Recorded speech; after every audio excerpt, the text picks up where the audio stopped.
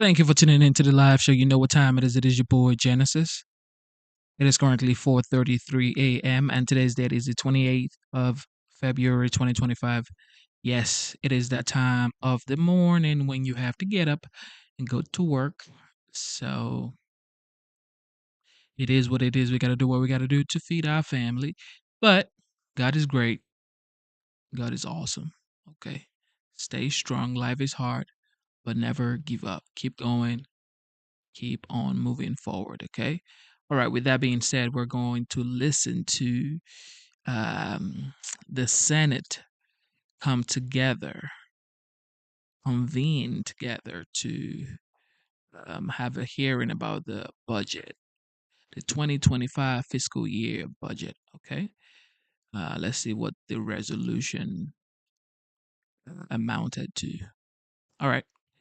Enjoy the show.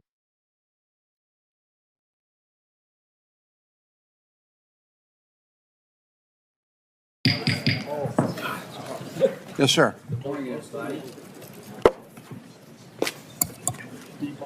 Yeah, can you hear me? There we go. Thank you all. Thank you very much. Good morning, everybody. We're going to move into the markup. I'll give an opening statement in a moment and kind of lay out the rules of what we're going to be doing today and look forward to the debate and the discussion. I think Senator Lujan is, I think he has COVID. COVID? We wish him well.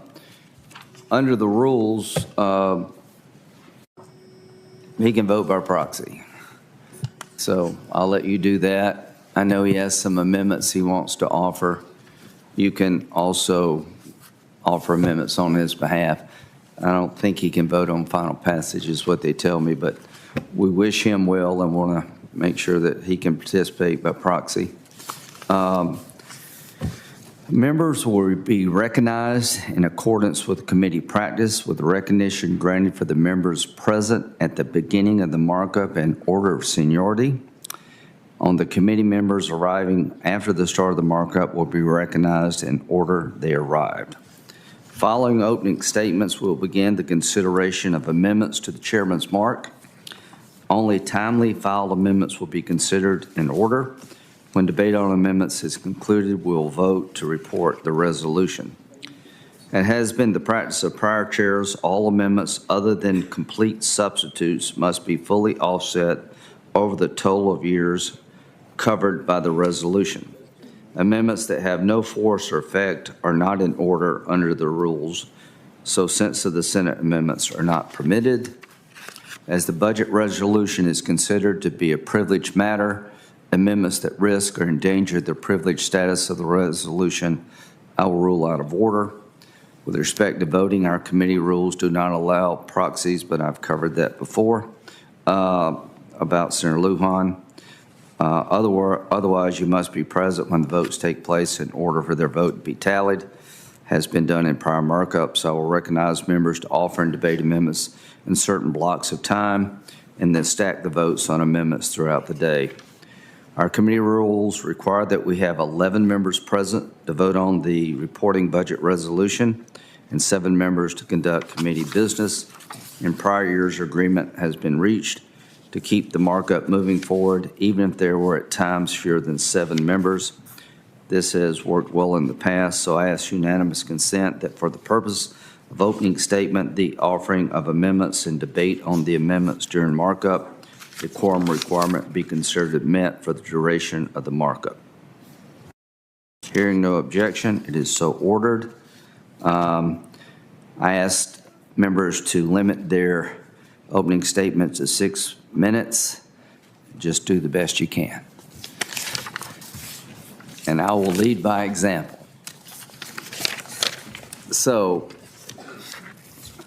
we're here to pass a budget resolution bill that would allow $175 billion to be spent to secure our border, $150 billion to be spent to increase our military capability, about $20 billion, I think, for the Coast Guard, And we're going to instruct the appropriate committees to do that.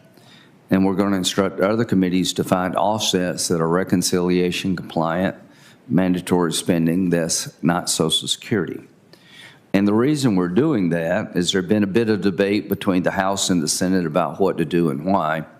The reason I want to start, and I want to start now, is because there's a sense of urgency about the immigration plan of President Trump in this regard. 87% of the people, according to the New York Times, support deporting immigrants who are here illegally and have criminal records. 87%. 65% support deporting immigrants who are here illegally and arrived over the last 4 years. 55% support deporting all immigrants who are here illegally. And that's sort of where the public is. The problem we have now is that ICE is running out of money. And to my colleagues in the House, I hope you can pass one big, beautiful bill meeting the priorities of President Trump and what we've been promising to do as a party. But we got to move on this issue. Tom Hollen said yesterday, the ICE czar, for lack of a better word, there are 300,000 children missing in this country, and if we get more money, we can find them quicker, and only God knows what they're going through. We need to finish the wall. Bed space is in short supply, so when we apprehend somebody, they just can't be deported right then on the spot. They have to be housed, and there's a legal process to go through, and we're running out of bed space, so we desperately need more detention space, and we need more ICE agents to make this happen. So what's happened here is that we're dealing with 4 years, in my view, of irresponsible immigration policy. For the last 4 years, people have been waved through the country, into the country, violating the parole statute. Lake and Riley. Morning. The young lady that was murdered in Georgia, the man convicted of killing her was in custody and was paroled because lack of detention space in Texas. That's not a legitimate reason to parole someone under our law. You can parole people for 2 reasons. A special need they offer to our country, or a unique humanitarian need that they have, not lack of bed space. We're going to fix this. We ran campaigns in 2024 about what to do on immigration, and our party said we were going to deport criminals, we're going to finish the wall, we're going to give ICE the tools they need to bring law and order back to America, and we need money to do that. To my Republican colleagues in the House, I'm pulling for one big, beautiful bill, but there's a sense of urgency. I hope you will consider what we do if you cannot produce the one big, beautiful bill quickly. To my Democratic colleagues, President Trump was right to run on the idea of mass deportations in response to mass illegal immigration. The number of people that have crossed into this country legally in the last 4 years is in the probably over 10 million. And now the hard work of getting the criminals out of the country begins, securing the border and hiring the people necessary to make that happen. This bill will allow the money to be spent to make that happen.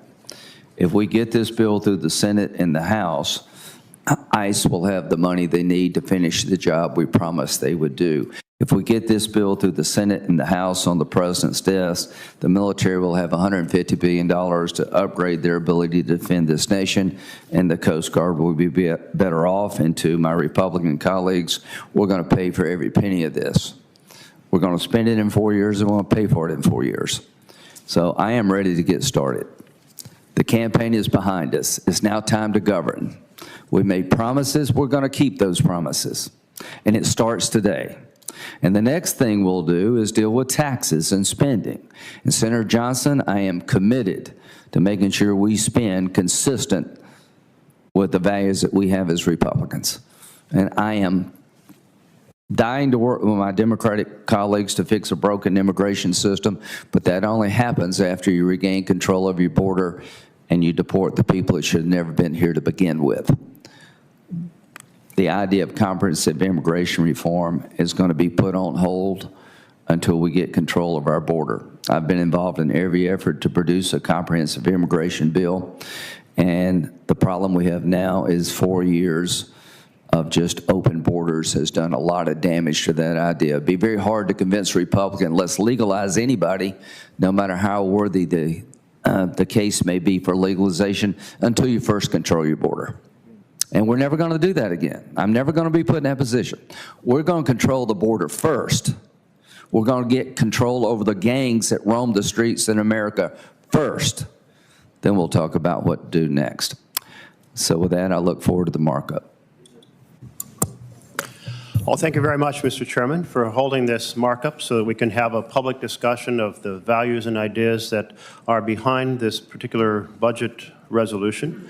Many of us share the concerns about border security. We were involved in the 2013 bipartisan bill that we passed through the Senate. And I might remind you that it was the Republican House that torpedoed that bill.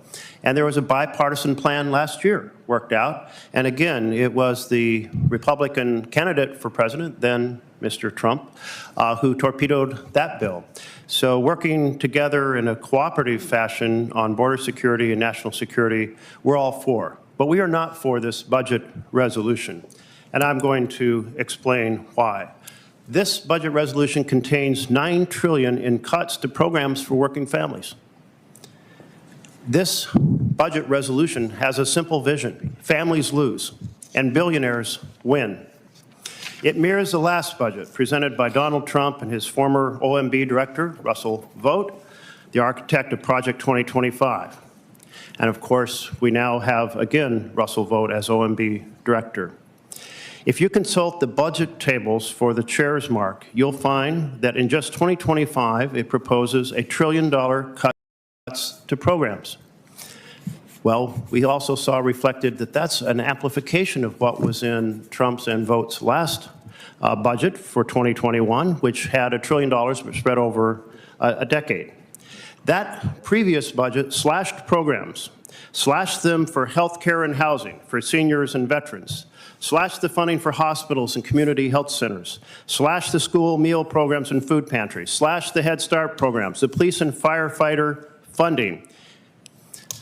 I did all that, and now we're seeing a replay of that strategy. Families on the chopping block, but big, massive giveaways to the richest Americans. This is the great betrayal, because President Trump campaigned on helping families, not destroying the programs that help them stand up, do well, thrive, move into the middle class. So that's why we're so opposed to this particular budget resolution. This resolution sets up a bill that opens the door to making student loans more expensive, closing off the opportunity for millions of students to thrive by attending college. This proposal eliminates the EPA's methane fee, which is a critical tool for encouraging the biggest polluters of this toxic global warming gas, the biggest incentive for them to control and reduce their leaks. This budget sets up a strategy for encouraging massive amounts of drilling for fossil fuels, which pours fuel on the fire of climate chaos, generating more disasters, more droughts, more powerful hurricanes, more floods, more forest fires, afflicting our communities all across this nation. And in turn, it drives up the cost of flood and fire insurance. We're already seeing insurers disappear from the markets in Florida, California, and in my home state of Oregon. And we know families are terribly upset about this vision. We're getting thousands and thousands of phone calls, voicemails, emails from families, every one of our offices. They're concerned about the impacts to education and housing and health care and child care. So, Mr. Chairman, that's not our only concern. Our other concern is that this will continue the record of Republicans driving us deeper into debt. As you will see by this proposed, or this chart behind me, if we look at the first year of deficits for each Republican administration and compare it to the last year, every single Republican administration increases the deficits over the term of their service in office. And every Democratic administration reduces the deficits during their time in office. So we see Republicans campaigning on fiscal responsibility and then proceeding through massive tax cuts to the wealthiest of driving our country deeper into debt. Indeed, this is a vision that's now existed for 40 years, We are seeing a replay of this charade one more time. The trickle down never trickles down. Now, we know that many of the cuts promised in this budget are very real and will hurt families, but we also know that many of them are a mirage.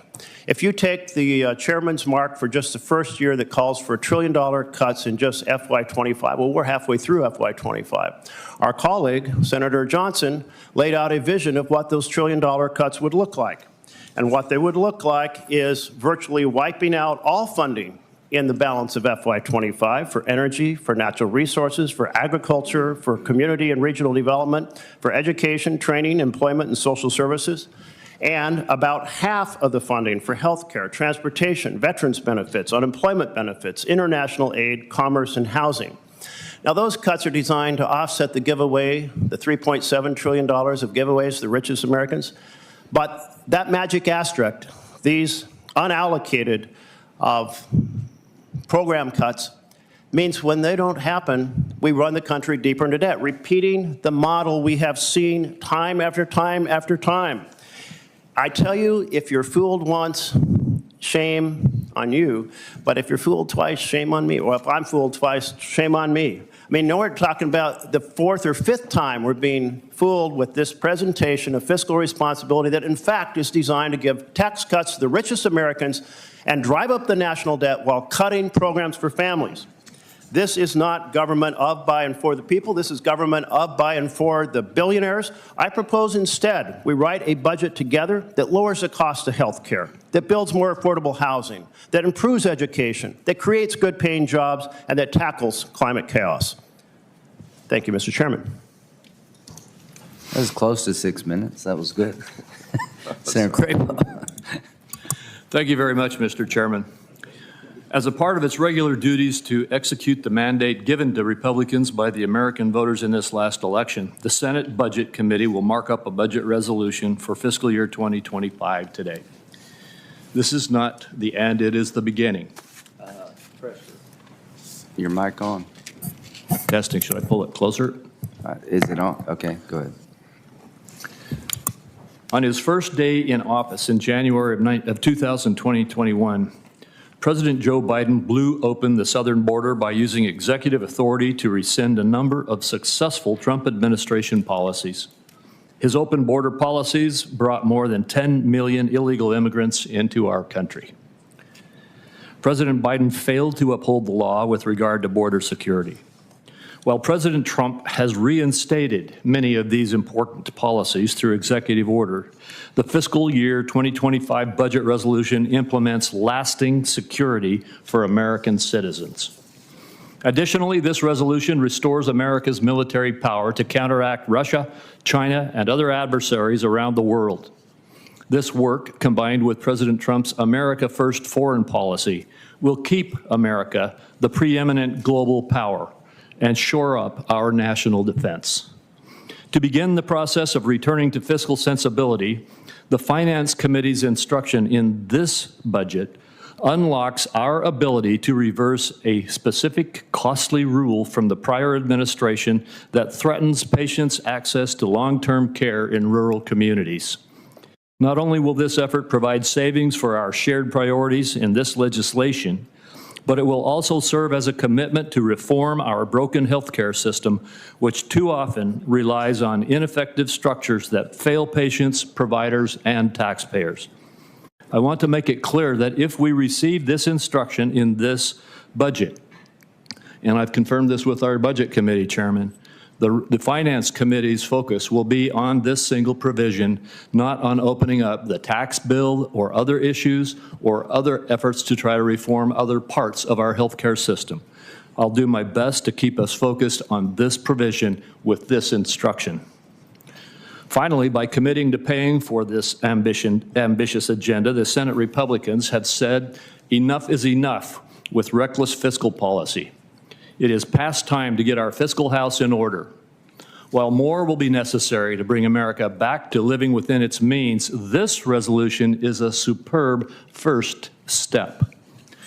Mr. Chairman, I just want to reply quickly to some of the comments that have already been made, because it's very obvious that the criticisms of what we are trying to do once again rely on the politics of fear saying that we're going to hurt every single person in America except those rich people, and blaming us for raising taxes or trying to get us to raise taxes on everybody in America, claiming that we want to give tax cuts to the wealthy.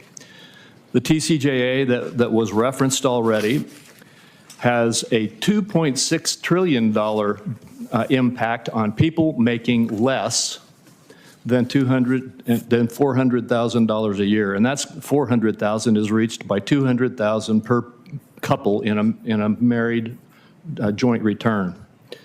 The vast majority of the numbers that we're talking about are not the wealthy, as is claimed, but they are in fact those who are in our middle and lower income brackets. And I might add, our pass-through entities, small businesses across this country. I think it's time to stop the politics of fear, admit that we've got to control our spending, and let us get on with trying to do the critical work of restoring our border security, restoring our national security, and unleashing the energy potential of this country so that we can again regain our preeminent posture as the strongest economy and the strongest nation in this world. Thank you. That was 5 minutes. That's good. Senator Murray. Thank you, Mr. Chairman. I'd like to remind my colleagues that we are just a month away from a deadline to pass the bills to fund our government. And as we approach that deadline, the entire world is watching as President Trump and Elon Musk effectively shut the government down piece by piece, bit by bit, whatever part Elon doesn't like. I want to repeat that. We are already in a partial shutdown. Trump and Musk are shuttering entire agencies, locking workers out of their devices and out of their buildings, and demanding the work of the American people come to a screeching halt. They are illegally blocking hundreds of billions in funding we all secured for the people that we represent back home, putting good-paying jobs on the chopping block, creating incredible uncertainty for businesses, and choking off key funds for infrastructure and energy projects and a lot more.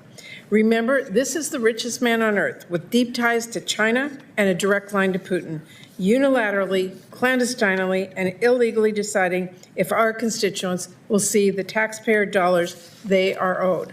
What they are doing is not just illegal, it is devastating for working people in every single zip code. Right now, we need to be speaking out with a unified voice to ensure that when Congress passes a bill, that law is followed.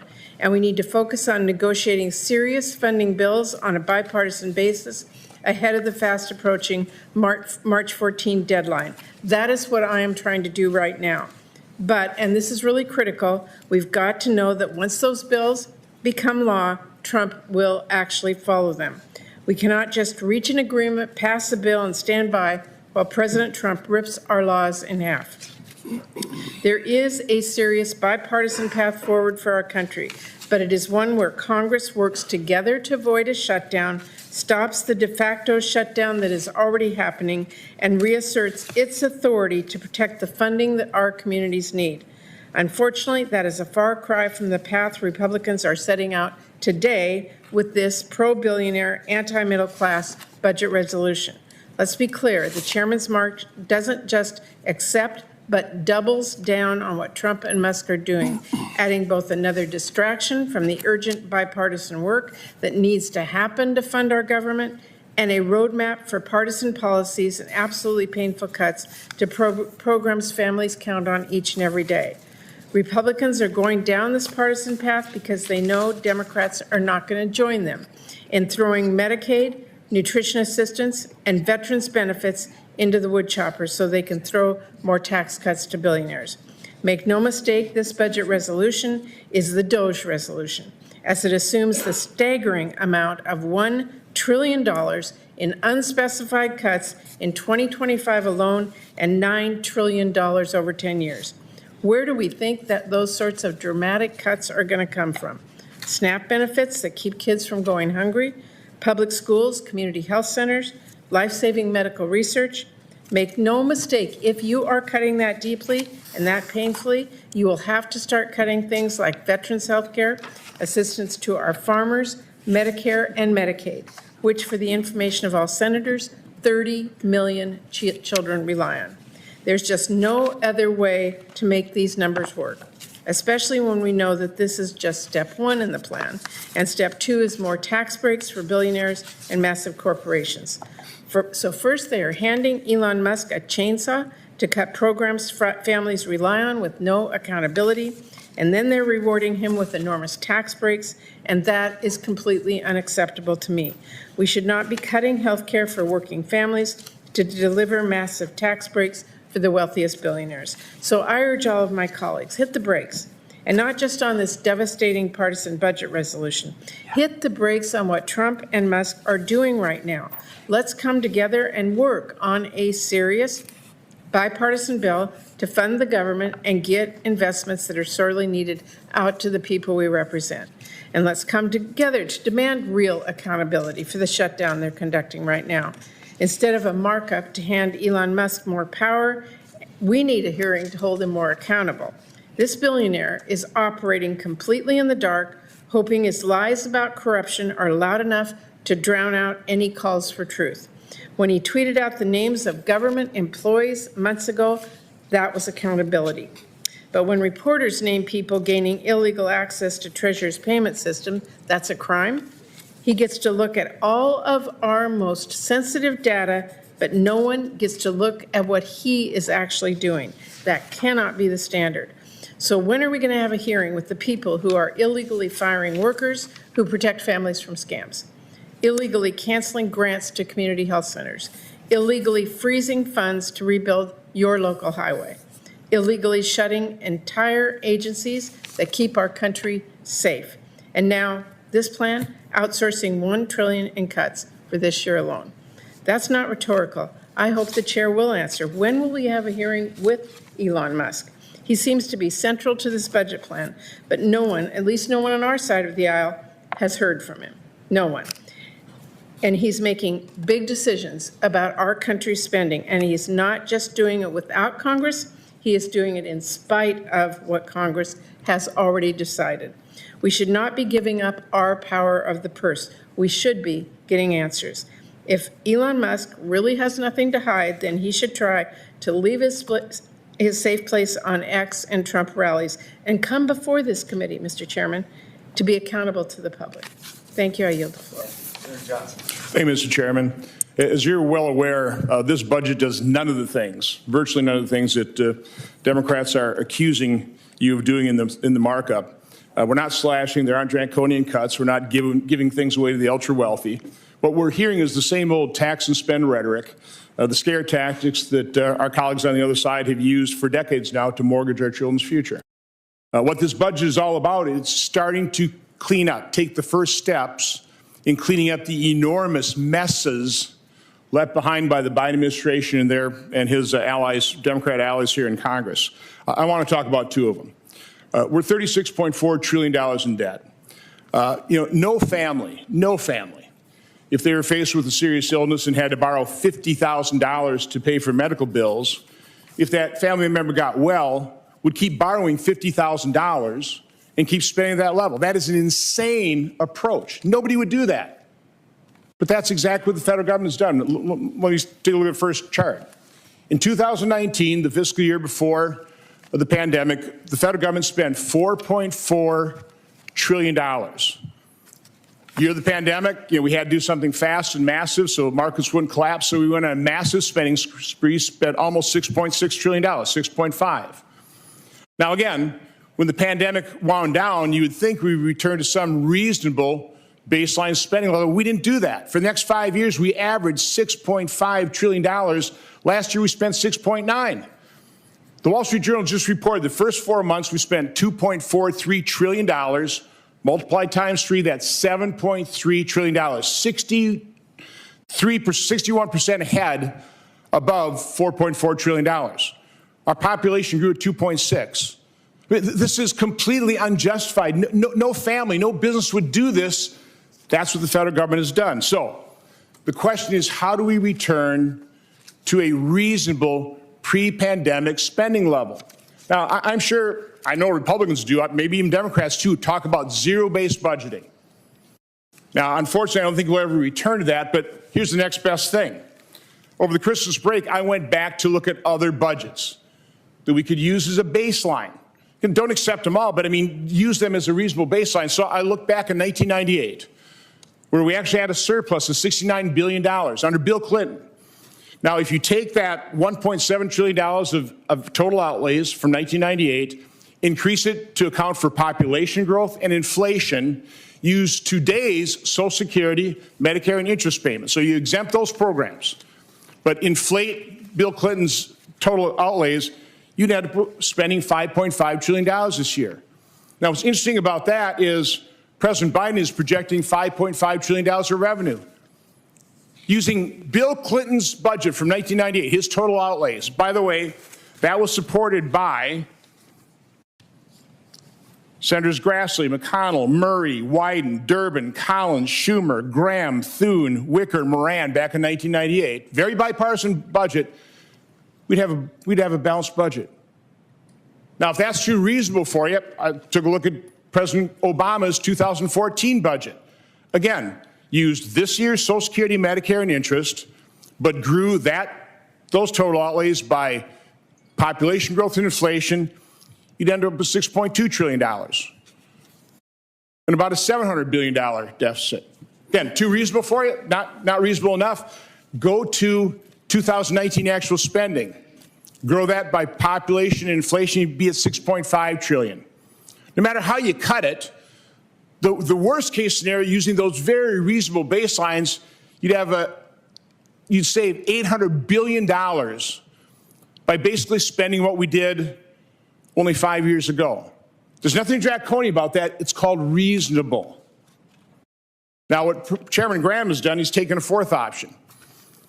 I took a look at what President Trump budgeted in his last year in office for 2025. That was $5.5 trillion. That also would balance the budget, but that wouldn't account for Social Security and Medicare at today's level. So if you put those figures in there, you're $6.061 trillion. That's the chairman's mark. Now, again, nobody's suggesting you use every line item in President Trump's budget. It's a top-line figure.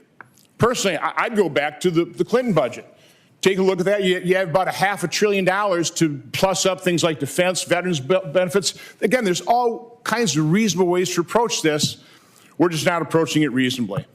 So again, we've got a pathway, a very reasonable way. We've got 4 different options here of how to return to a pre-pandemic level to clean up that mess, this massive amount of deficit spending and debt. But here's where we're really here today. Final chart. To clean up this mess. The open borders that President Biden used his presidential authority. You know, we kept hearing lies that we needed a bill. No, we didn't need a bill. President Trump used the presidential authority he had after his border crisis caused by DACA to secure the border before he left office. President Biden used that exact same presidential authority, open it wide up, create a clear and present danger that now we're having to clean up that mess. And by the way, just to prove they had the presidential authority to close it back down, when it became a political liability in 2024, he started using that authority and he started closing the border. What President Trump is doing, he's closing it. But he needs help. He needs another $175 billion, and that is the main purpose of this markup. We're not slashing, we're not giving away, tons of dollars to the wealthy. We're trying to clean up the mess of an open border that threatens every American. That's what we're trying to do here. Mr. Chairman, I appreciate your dedication to also coming up with a reasonable spending level, pre-pandemic spending level, in our next round of this. So thank you much. Thank you very much, Mr. Chairman. Is that on? Yeah. Mr. Chairman, I'm just going to start with a couple of quick comments about the big picture. This committee exists to serve as the foundation for our constitutional authority over the federal budget. According to our founding document, control over the federal purse begins, colleagues, in this room. Right now, Donald Trump and Elon Musk are making a mockery out of the constitutional authority I've cited with brazen acts of lawlessness on a daily basis. Trump and Musk seem to have gutted funding for cancer research. Folks in red states get cancer too. They've gutted higher education funding. We've seen students all over the Hill the last couple of days. Students in red states are going to suffer. And communities that depend on community colleges and universities as job centers and economic engines suffer too. Community health centers and rural hospitals teeter on the edge. Farmers are missing payments they're owed by the government. All of this is happening as a result of an unconstitutional power grab by the wealthiest man in the world, a man who paid for an election but received no votes. My view is senators can either stand up and fight, or they can beg for charity, as some already have begun to do, from those who are ripping our democracy apart. I wouldn't plan on that second approach working out for very long. Now I want to move to the resolution before us. I wish that we were having a real discussion about fixing the border. To do that, you got to start with the facts, and here's the Republican record. There was an effort in 2007 to get a bipartisan agreement on immigration. Republicans tanked it. There was another opportunity in 2013. A bipartisan bill even reached the Senate floor. Again, Republicans tanked it. Yet again in 2024, with an even more conservative proposal led by Jim Lankford, the Republicans tanked that as well. My view is Donald Trump doesn't really have a plan to fix the border. He's going to yell about the border. He's going to look tough while he's doing it. And apparently this committee is going to spend more than $100 billion of real money to help him with all that posturing. Now to the budget for today. This is about setting up a glide path to achieve two major Republican goals: giving another round of tax breaks to the ultra-wealthy and paying for it by ripping health insurance away from tens of millions of Americans, particularly in Medicaid. Now, Congress used to make bipartisan progress on Medicaid. We've got a lot of finance members around, and some remember that. That era of bipartisan progress on Medicaid, colleagues, closed in 2017 when Donald Trump first tried to gut it. He would have succeeded if not for a thumbs down from the late John McCain. In the days and weeks ahead here in the Senate, there's going to be an effort to keep the Medicaid cuts hidden behind the curtain, but they're going to come sooner or later. House Republicans have been floating documents talking about $2 trillion. As according to press reports, House Speaker Mike Johnson is expected to release a budget with between $1 and $2 trillion in cuts to the social safety net, with the Medicaid program target number 1. And I'd like to just comment briefly on the comments made by my colleague from Idaho. What he's been describing on this nursing home rule, the Republicans would literally take the nurse out of a nursing home. It would eliminate requirements that nursing homes have at least one nurse on site 24/7. That proposal that apparently they're talking about on the Republican side is going to make it harder for seniors in a nursing home to get a shower, go to the toilet, or get their meals on time. I don't think this is where the country wants to go. I'm going to fight this every step of the way. This goes back to Gray Panther days. This is real business if you're talking about cutting senior citizens on nursing homes. The fact is, this Medicaid budget is what keeps older people and the vulnerable out of squalor and destitution. Medicaid pays for 2 out of 3 nursing home beds in America. It provides home and community-based care for millions more, which is essential for Americans with disabilities. Where are our seniors going to turn to when nursing homes no longer accept Medicaid? And it's an essential building block for kids as well. Medicaid is especially important, and senators know this because we are a rural institution. Medicaid is a lifeline. It is the survival tool in rural America. If Republicans got Medicaid, rural America is going to become a healthcare desert. We're already seeing they're having problems delivering babies in rural America. To the vulnerable people whose lives are made worse as a result of these cuts, it's going to be cold comfort that their hardship allows some billionaire pal of some of these secretaries and Donald Trump to get a bigger yacht or more art for their private collection. We should not fall down on the job here. We ought to be defending the Constitution and making it possible for all Americans to have a chance to get ahead. We want people to do well. We appreciate it. But we don't want the brakes just to go to the people at the top. We want all Americans to get ahead. Those are our values, and that's what we're going to fight for. Thank you, Mr. Chairman. Thank you. Senator Cornyn. Thank you, Mr. Chairman. Americans know that the southern border has been in chaos under the previous administration, and nobody knows it better than my constituents in Texas with the 1,200-mile common border with Mexico. And Americans are quite aware that they are living in the most dangerous time since World War II, at a time that our military is stretched thin and underfunded and undermanned. I believe the Chairman's mark lays down the necessary groundwork to secure the border and strengthen our military. More importantly, these priorities will be funded not by spending more money that we don't have and adding to our national debt, but by redirecting lower priority federal programs, money from lower priority federal programs. That's what it means to budget. It's to choose, make choices. That's what families and then small businesses across the country do. I must say, while I will certainly support this budget resolution, I'm concerned that it does not go far enough. 15 years ago, retired Admiral Mike Mullen, former chairman of the Joint Chiefs of Staff, said, as the national debt grows, we are more beholden to creditors around the globe and have fewer resources to invest in strength at home. The national debt represents a clear threat to the United States to operate an efficient and effective response to its national defense. The national debt at that time was $14 trillion.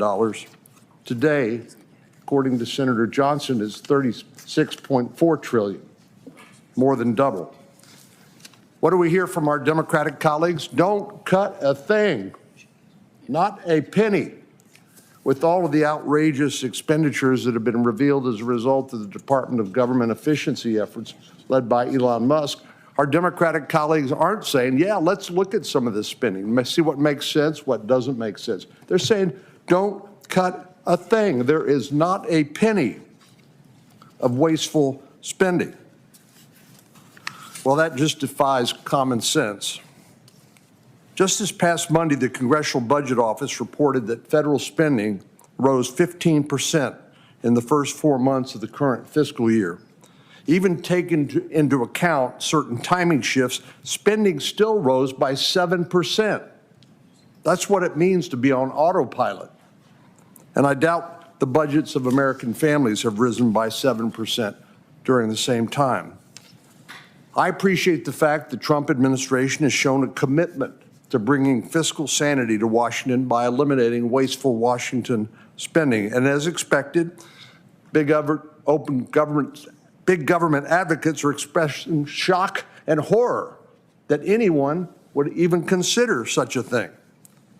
What is less shocking is that these same folks had no problem with the previous administration illegally ignoring Supreme Court decisions by issuing a blank check to college loan borrowers from paying bills that they agreed to pay in the first instance. In other words, taking billions of dollars from taxpayers who didn't go to college to pay for those who did, in defiance of a Supreme Court decision. Congress needs a reliable partner. The elections in November give us a once-in-a-lifetime opportunity, I believe, to act this year and to do serious work.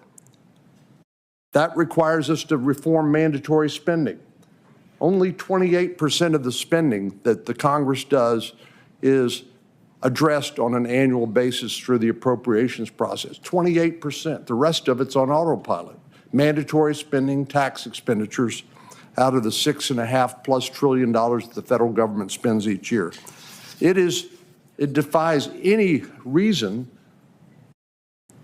to fail to look at that mandatory and tax expenditures and to try to balance the budget looking at only 28% of the federal spending. It just won't work.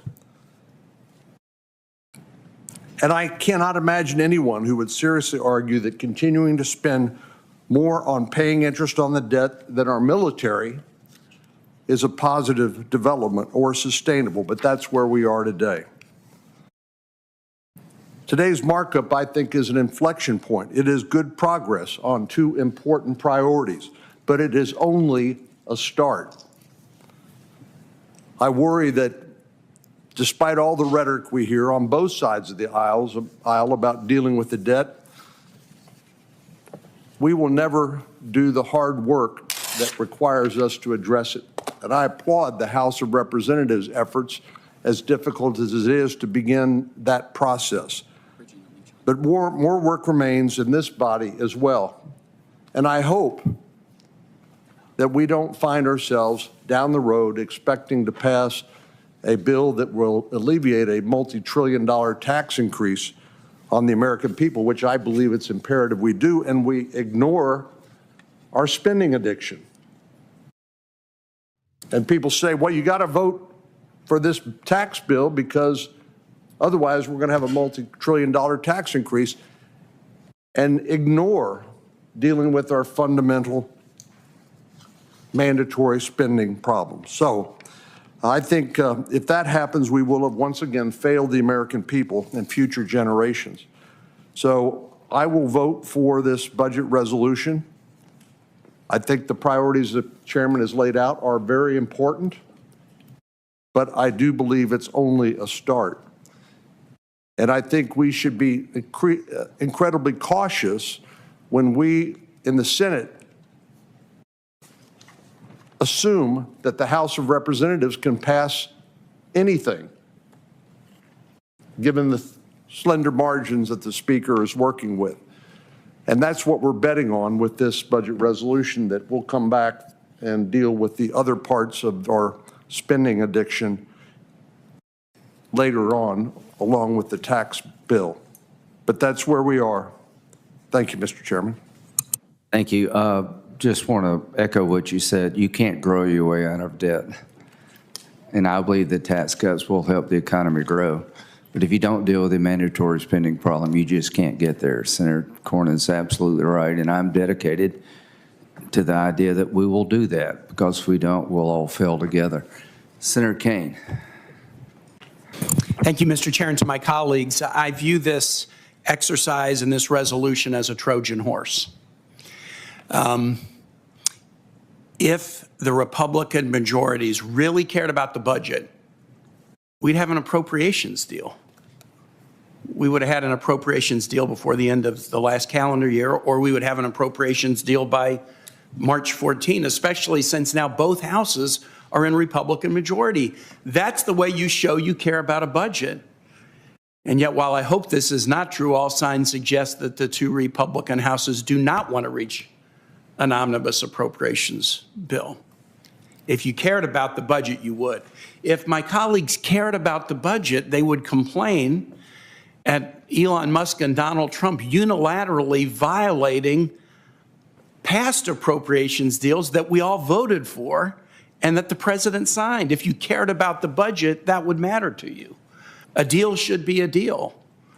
Instead, my colleagues are quietly acquiescing to Head Start programs in their states being closed down, to community health clinics in their states being closed down, to veterans, hospitals, and clinics being on reduced staff.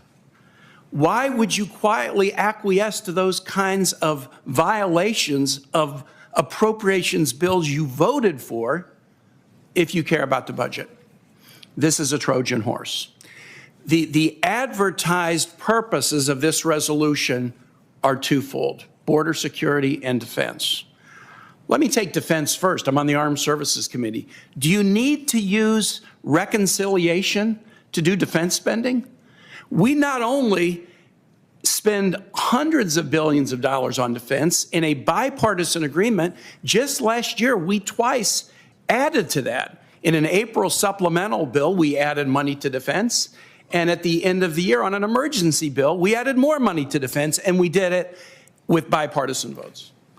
You don't need to use reconciliation to find spending on defense. We do it all the time in a bipartisan way.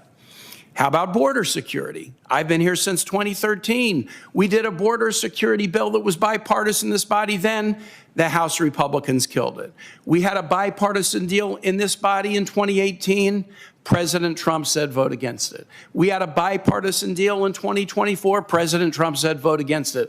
All of those bills had significant resources to invest in border security. Donald Trump and House Republicans opposed them. We just passed an immigration bill, the Laken-Riley Act, that got bipartisan votes. You do not need reconciliation to do defense. You do not need reconciliation to do border security. There's a demonstrated track record in this body that both of those can be done in a bipartisan way.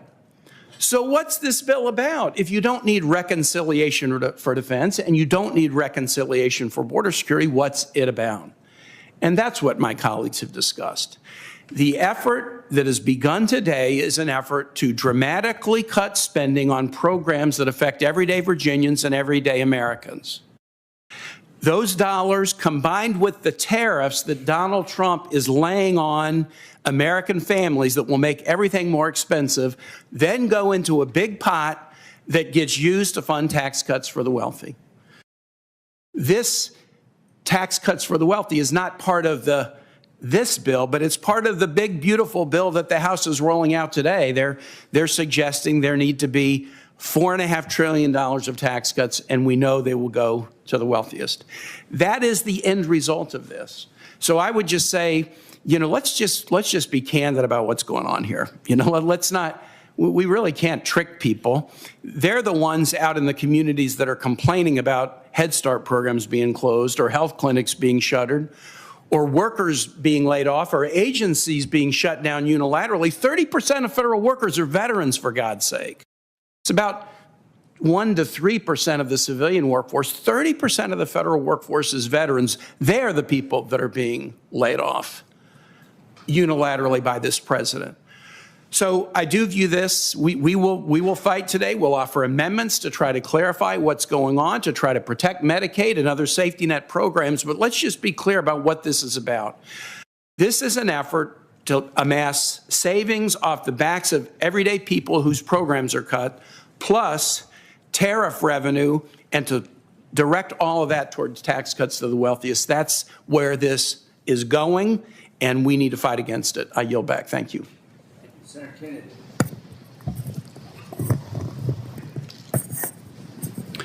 Thank you, Mr. Chairman. Point one, I don't care whether we do one bill or two bills.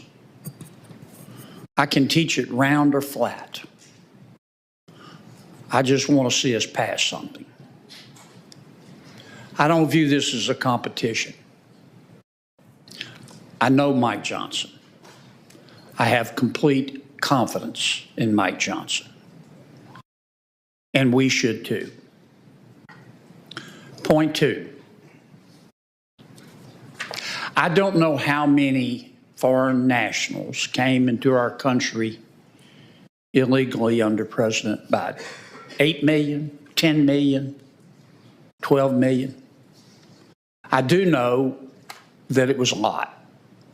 And using the most conservative efforts, we probably added about 4 Nebraskas to the United States. We don't have the slightest idea who they are. We know some of them are children. We don't have the slightest idea where they are. I believe it was intentional. I don't know why President Biden and his team decided to do it, but only one of two circumstances are possible. Either it was intentional, or the people in charge you wouldn't hire to manage a Costco food court. And I don't think it was the latter. I think an intentional decision was made. I don't hate President Biden. I don't hate anybody. I hope he finds peace in retirement. But the fact is, we have an extra 12 million people who are in our country illegally. Most Americans don't support illegal immigration. They think illegal immigration is illegal. Duh. It's not because they're racist. They look at the southern border like they look at the front door at their home. Most Americans lock their front door at night. They don't do that because they hate everybody on the outside. They lock their front door at night because they love the people on the inside. And they want to know who's going in and out of their home. We've got to fix the problem of illegal immigration, and we have to have money to do it. Point 3, defense. I am convinced, based on the classified and unclassified information that I've seen, that President Xi in China is working with President Putin in Russia and is working with the Ayatollah in Iran against the United States of America and Western values, including but not limited to freedom. I believe their ultimate goal is to have Russia dominate Central and Eastern Europe. I believe their ultimate goal is to have Iran dominate the Middle East. And President Xi's ultimate goal, he's the quarterback of this ball club, is to dominate the Indo-Pacific, be free to roam at will in sub-Saharan Africa and South America. Now, I don't want America to be the world's policeman, but I don't want President Xi or President Putin or the Ayatollah in Iran to be the world's policeman either. And the world I just described, if I am correct, the objectives of our enemies, if I am correct, is not a world that will be safe for America. Weakness invites the wolves.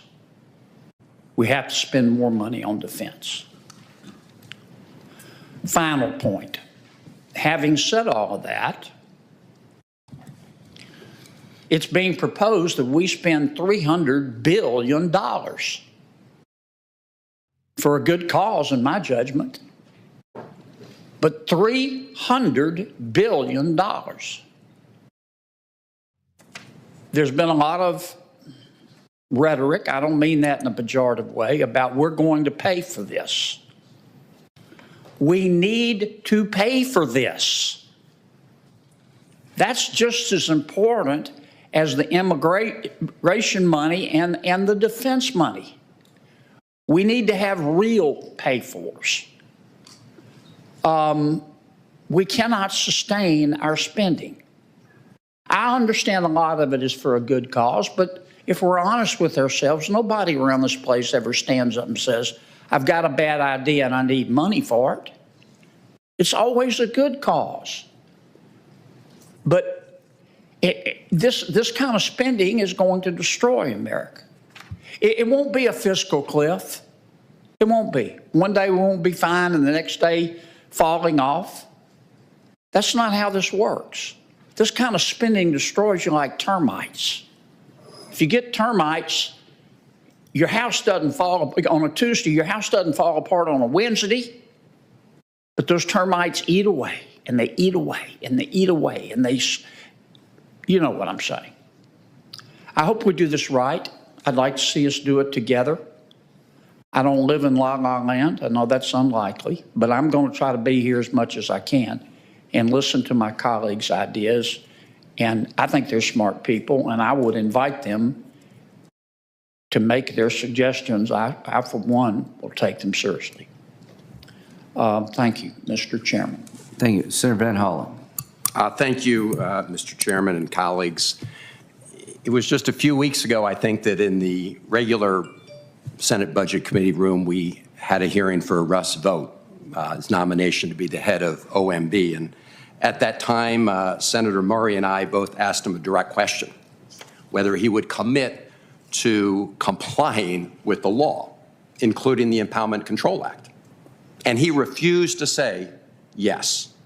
And now he's over at OMB, and we see a whole lot of illegal actions going on, which is why our courts are now filled with various actions and complaints, and judges are issuing TROs. It would be helpful if our colleagues would help those lawyers defend Article 1, because they're shredding Article 1. And I think it's also important to remember exactly who Russell Vought is, because he is the architect of Project 2025. What is Project 2025?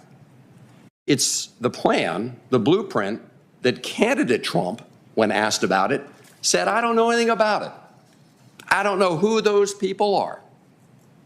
And yet he went about installing Russell Vought in the command and control center for the budget of the United States. And what they're doing now is implementing Project 2025. And the reason candidate Trump didn't want to talk about it is because he knew how unpopular it was. That's why he ran away from it on the campaign trail. And yet they now have Elon Musk doing a lot of their dirty work. He's not trying to save money. This isn't about government efficiency, right? If you care about government efficiency, you don't start by firing all the inspector generals whose job it is to root out waste, fraud, and abuse. In fact, by doing that, you clear the way for more potential corruption. And that is what they're talking about in terms of this so-called Schedule F. They want to get rid of 50 to 60,000 merit-based federal employees and replace them with political stooges. That just invites more waste and corruption. But I think we should take a good look at Project 2025, because I know that the subject of this resolution purports to be focused only on immigration and defense. But if you read the fine print, it opens the door for many of the unpopular proposals in Project 2025, like going after Medicaid, which helps working families, which helps seniors, which helps kids with disabilities, like going after the Children's Health Program, like going after food and nutrition programs for kids. That's all part of Project 2025 that candidate Trump said he knew nothing about, but installed Russ Vought to be the command center guy at OMB. And if you look at this resolution, they actually begin to pave the way for those cuts, just as they paved the way for big tax cuts to disproportionately go to the very wealthy and the biggest corporations.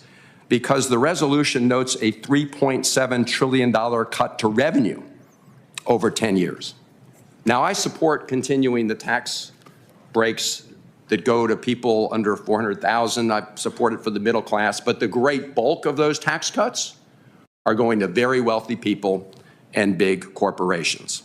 So that's laid out here. The resolution also has a spending decrease of $11.5 trillion over 10 years, including about $1 trillion cuts this year.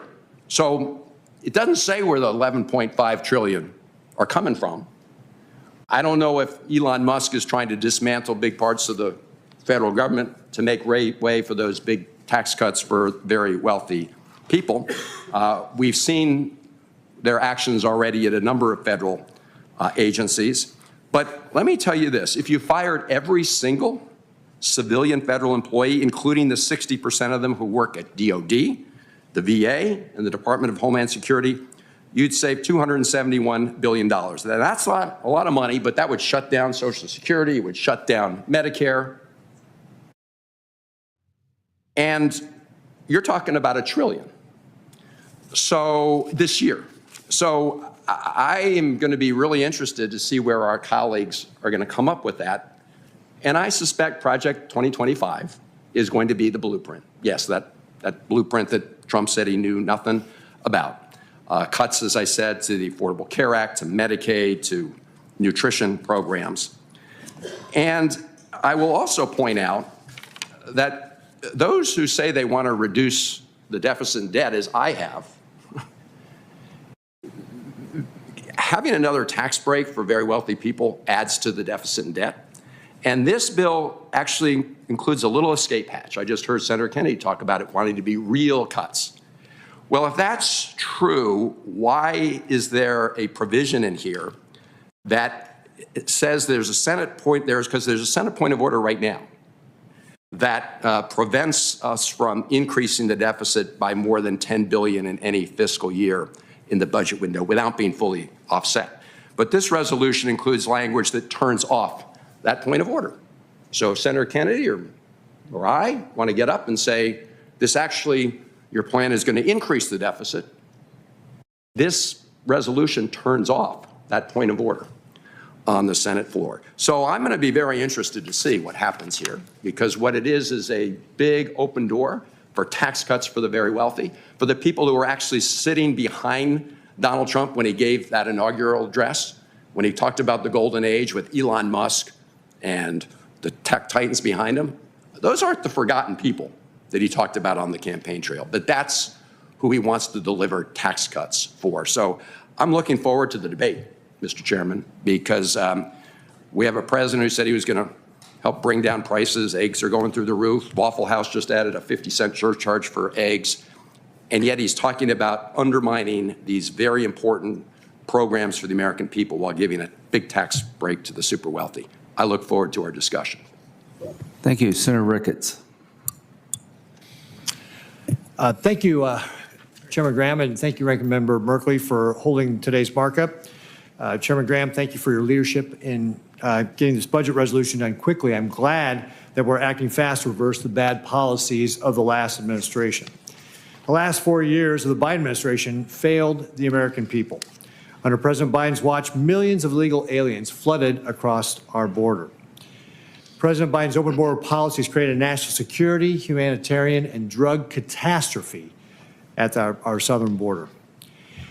Even worse, the Biden border crisis made Nebraska a border state. Let's through some of the numbers the last 4 years. We had 10.5 million border encounters since Biden took office. In 2023, Border Patrol agents encountered 169 people on the FBI's terrorist watch list and another 103 in 2024. Under the first Trump administration, in 2019, that number was zero and often in the single digits. On a single day in December, U.S. Customs and Border Protection encountered 12,600 people trying to enter the country illegally. It's at an all-time single-day record for the number of people trying to break into our country. In 2019, the former Obama administration Secretary of Homeland Security, Jay Johnson, said 1,000 crossings a day would be a crisis.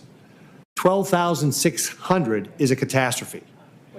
But crossings weren't the only cost. Record amounts of deadly drugs also came across Biden's open borders into the hands of our children and loved ones. We experienced this in Nebraska. Taryn Lee Griffin was a young mom of two who took a pill that she thought was Percocet, but it was laced with fentanyl, and she died from it. Sadly, that has occurred all across our country.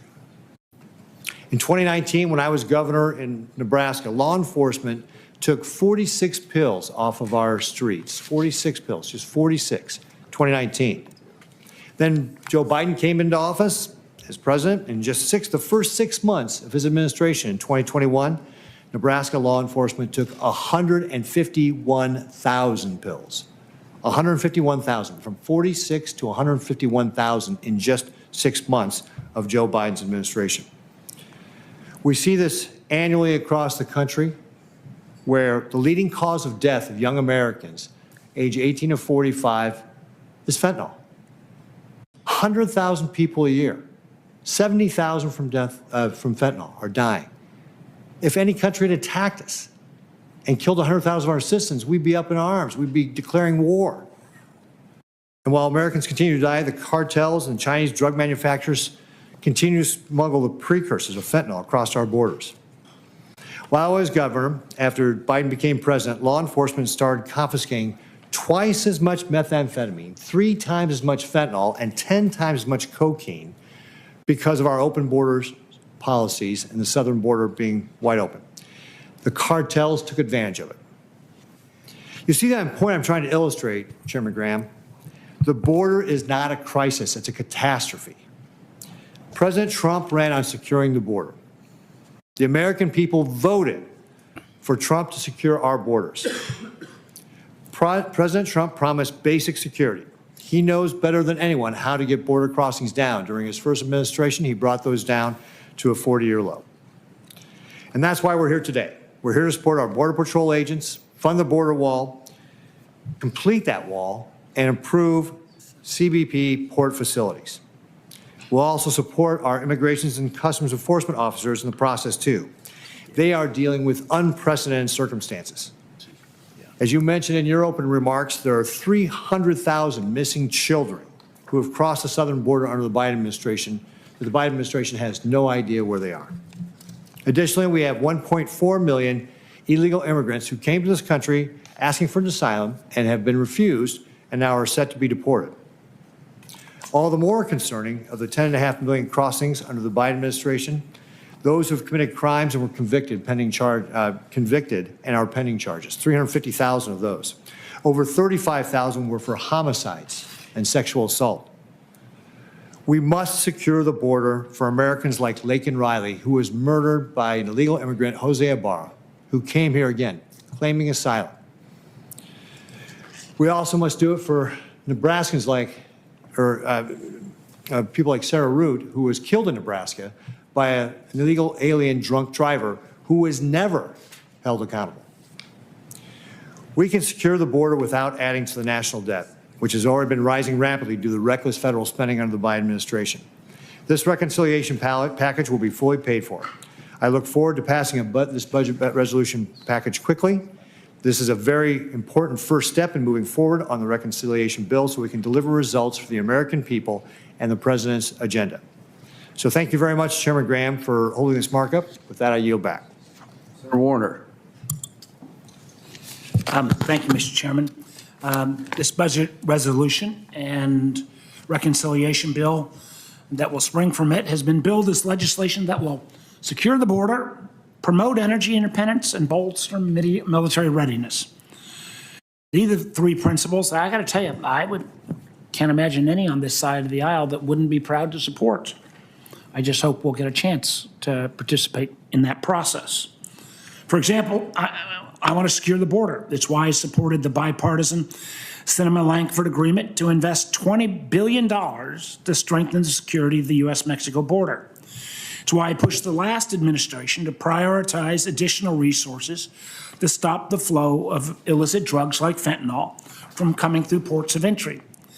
And as Vice Chair of the Senate Intel Committee, I know there are a number of threat actors that are seeking to exploit weakness in our security measures.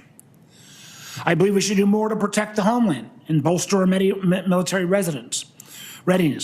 We should invest more ships and submarines, of course, built in Hampton Roads, of course, and we should do more to support service members and their families, both during their time in service and afterwards.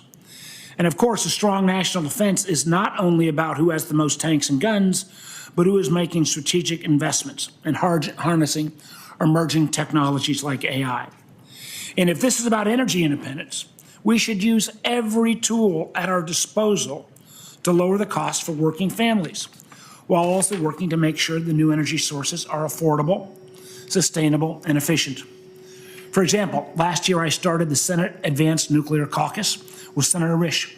We are focused on finding practical solutions to scale up both the volume and use of safe, clean nuclear energy. I think particularly in SMRs. Although smart investments made under the last administration, we're seeing more of my home state of Virginia taking a leading role in offshore wind production and producing clean energy vehicles built right in the heart of Southwest Virginia in Dublin. So if my Republican colleagues want to work in a bipartisan way to shore up our border, our defense, our energy policy, sign me up. But what I won't do and what I can't support is a one-sided partisan effort that slashes the programs that helps working families. Frankly, oftentimes to pay for tax cuts for those of us at the top. I object to the idea that we should kick seniors and children off Medicaid for this. Around 80 million Americans are covered by Medicaid and CHIP. Nearly half of them are kids. I can't support a budget that takes a sledgehammer to health care for sick kids. And it's downright irresponsible to slash our nation's most important anti-hunger program at a time when households are seeing increased prices for groceries. Under the Trump administration, the cost of a dozen eggs is now over $7, I heard those same eggs talked about a lot of times last year under the Biden prices. Now that we're up to $7 for a dozen eggs under the Trump administration, I would point out those same eggs were about $4 in October. Beef is more expensive, orange juice is more expensive, coffee is more expensive, and that's before we bring on the tariff costs. And a matter of fact, in the face of rising costs, we're talking about cutting benefits of about $6.20 per person per day. This is a short-sighted move that will lead to increased food insecurity, poverty, lower health education outcomes for working people. I also cannot believe during these challenging times, my colleagues would consider cutting vital education programs as we all think about schooling up for AI purposes. I'm hearing that the majority wants to slash student loan programs, raising costs for our young people. To my Republican friends who, like me, hear often from our constituents about the tremendous need for more American workers. Matter of fact, by going after student aid, you're cannibalizing the workforce of the future. If you're wondering, if you're a young person today watching this hearing, and I'm not sure what would drive you to be doing that, and you're struggling to pay back a student loan, get on the phone. Call a Republican senator now. If you're a parent who has plotted out that last student loan program, let me flash Senator Graham's number on the screen right now. Call now before noon and get an extra Genzai knives to go along with that decreased student loan. If you're a teacher, firefighter, a cop who's hoping that the promise of the public service loan forgiveness will come to you all, well, we're here to support it. Some of our colleagues on the other side are not. There are responsible ways for paying for a package like this. Those of us who were involved in the Simpson-Bowles Dodd-Frank effort, or the Simpson-Bowles effort around debt and deficit, we laid out very bold cuts that spread the pain. I hope that we can go back and look at some of those ideas as well, and at the meantime, make sure that we do not end up going into long-term investments that were created by the bipartisan infrastructure bill. We need to have a lot more conversation about supporting our defense industrial base, securing the border, but frankly, Mr. Chairman, I think we can do better than what's been presented. Thank you, and I yield back. Well, the chair knows that Senator Warner has been involved in bipartisan efforts to make hard decisions for a long time. It's much appreciated. Unsuccessfully. Well, just keep plugging. We have a vote on. Let's just keep going with opening statements, so then we'll break for lunch and do amendments. Senator Scott. Mr. Chairman, last November, the American people made their voices heard. President Trump was elected with a very clear mandate to secure a border and keep Americans safe. Under 4 years of the Biden administration, our border completely collapsed because of his radical policies and open border agenda. America is a more dangerous place because President Biden allowed criminals, drugs, terrorists, and other dangerous people into our communities. There are real consequences to Biden's failure to secure the border, and each victim has a name. Real Americans have been killed. Real Americans have been torn apart by vicious crimes and deadly drugs because of Biden's open border. Over 10 million people illegally crossed into our country, while millions were allowed to stay and had the red carpet rolled out for them, courtesy of the American taxpayer, thanks to Joe Biden. There have been sexual assaults and murders committed by illegal aliens all over the country. Even in my home state of Florida, where a young man was killed, the man charged for his death is an illegal alien. In 2023 alone, former Secretary Mayorkas approved the transit of 320,000 inadmissible illegal aliens to 43 U.S. airports, pre-approved by DHS through the CBP-1 app. Many of them go through Florida on commercial flights. My colleagues, my Democrat colleagues, voted against deporting illegal aliens who hurt police, like the violent attack on uniformed police officers in New York, cited by a group of illegal migrants, some with known gang affiliations who unlawfully entered the country under Biden's watch. And Democrats vote against the Lincoln-Riley Act, which simply requires ICE to take illegal aliens who commit crimes into custody before tragedies strike. I want to thank President Trump for signing the bill into law just days after taking office. Democrats have also voted for open borders and against keeping our country and law enforcement officers safe. Unfortunately, that's their record. Millions of illegal aliens who Joe Biden allowed to enter, move into, and remain in our country unlawfully. There have also been 70,000 fentanyl deaths in the U.S. each year. Violent crime was up 5% under the failed Biden administration because it had no regard for public safety or border security. Here are Americans that were killed by illegal criminal aliens. Jocelyn Ngari, age 12, was killed by 2 illegal aliens from Venezuela who were charged with capital murder. Her body was found in a creek in Houston. Gloria Casio, age 53, died in a car accident when an illegal alien hit a minivan and pickup truck about 30 miles south of Portland, Maine. Ruby Garcia, age 25, was killed during a carjacking attempt in Michigan by an illegal alien who was deported to Mexico in 2020, but entered the U.S. again without permission. She was found dead on a road with a gunshot wound to the head. Washington State Trooper Christopher Gadd was killed when an illegal alien crashed into his cruiser at more than 100 miles per hour. He was a husband and father of a beautiful daughter. Travis Wolf was just 12 years old when an illegal alien from Venezuela crashed into the car carrying Travis and his parents.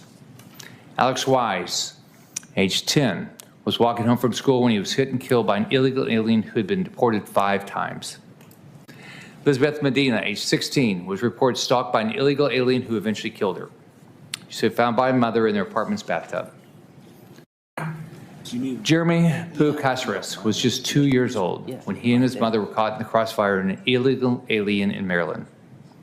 We all know Laken Riley, the nursing student who was killed on the campus of the University of Georgia by an illegal alien from Venezuela while jogging.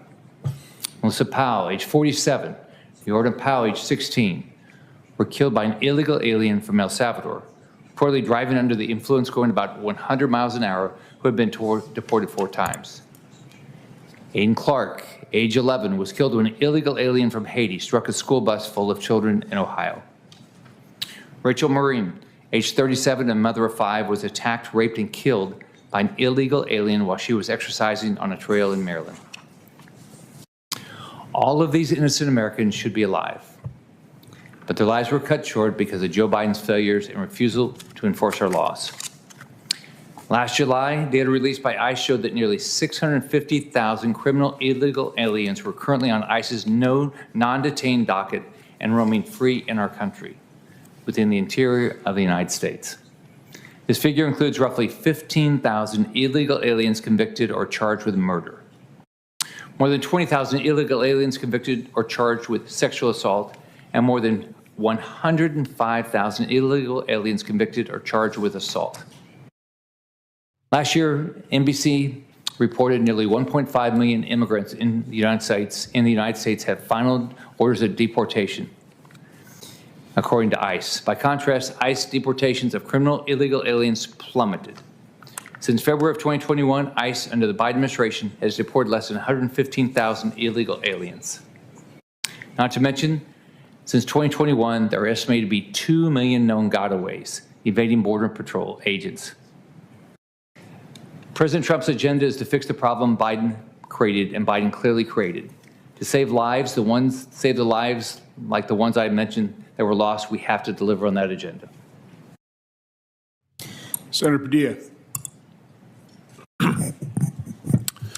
Thank you, Mr. Chair. Before I begin, I just want to join with my colleagues on this side of the aisle in this committee that are troubled at how the second Trump administration has begun, clearly laying the groundwork to cut crucial programs that American families are relying on in order to fund yet another round of tax breaks for the ultra-wealthy. So I'm glad we're here in the Budget Committee, where we say the budget is a reflection of our values and our priorities. And I want to talk about priorities, not the president's priorities. I want to talk about the American people's priorities. I've heard over and over again that the outcome of last fall's election was a mandate, and that the important takeaway from the election was Americans' frustrations with a high cost of living. Up until this morning, I guess, that was the main message. That was the main takeaway. Too many families, Republicans and Democrats, struggling to pay for groceries, to afford gas, struggling to pay the rent or the mortgage every month. But for a nation that came out of last November trying to vote for lower prices, boy, are they in for a rude awakening.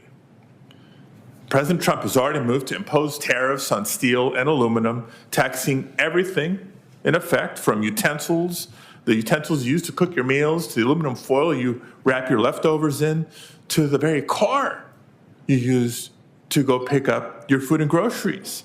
Yes, even cars built in the United States have import parts. And it's not just a 25% tax on imported goods. He's threatening our workforce too.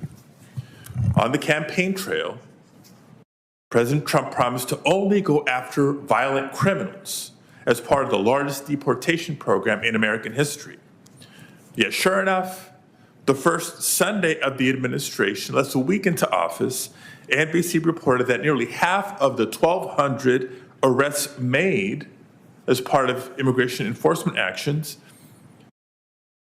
were people with no criminal record. Now, look, we all agree that we should target all violent criminals. I hope I speak for all of us when we say we should target all violent criminals, whether they're immigrants or non-immigrants. Violent criminals are violent criminals.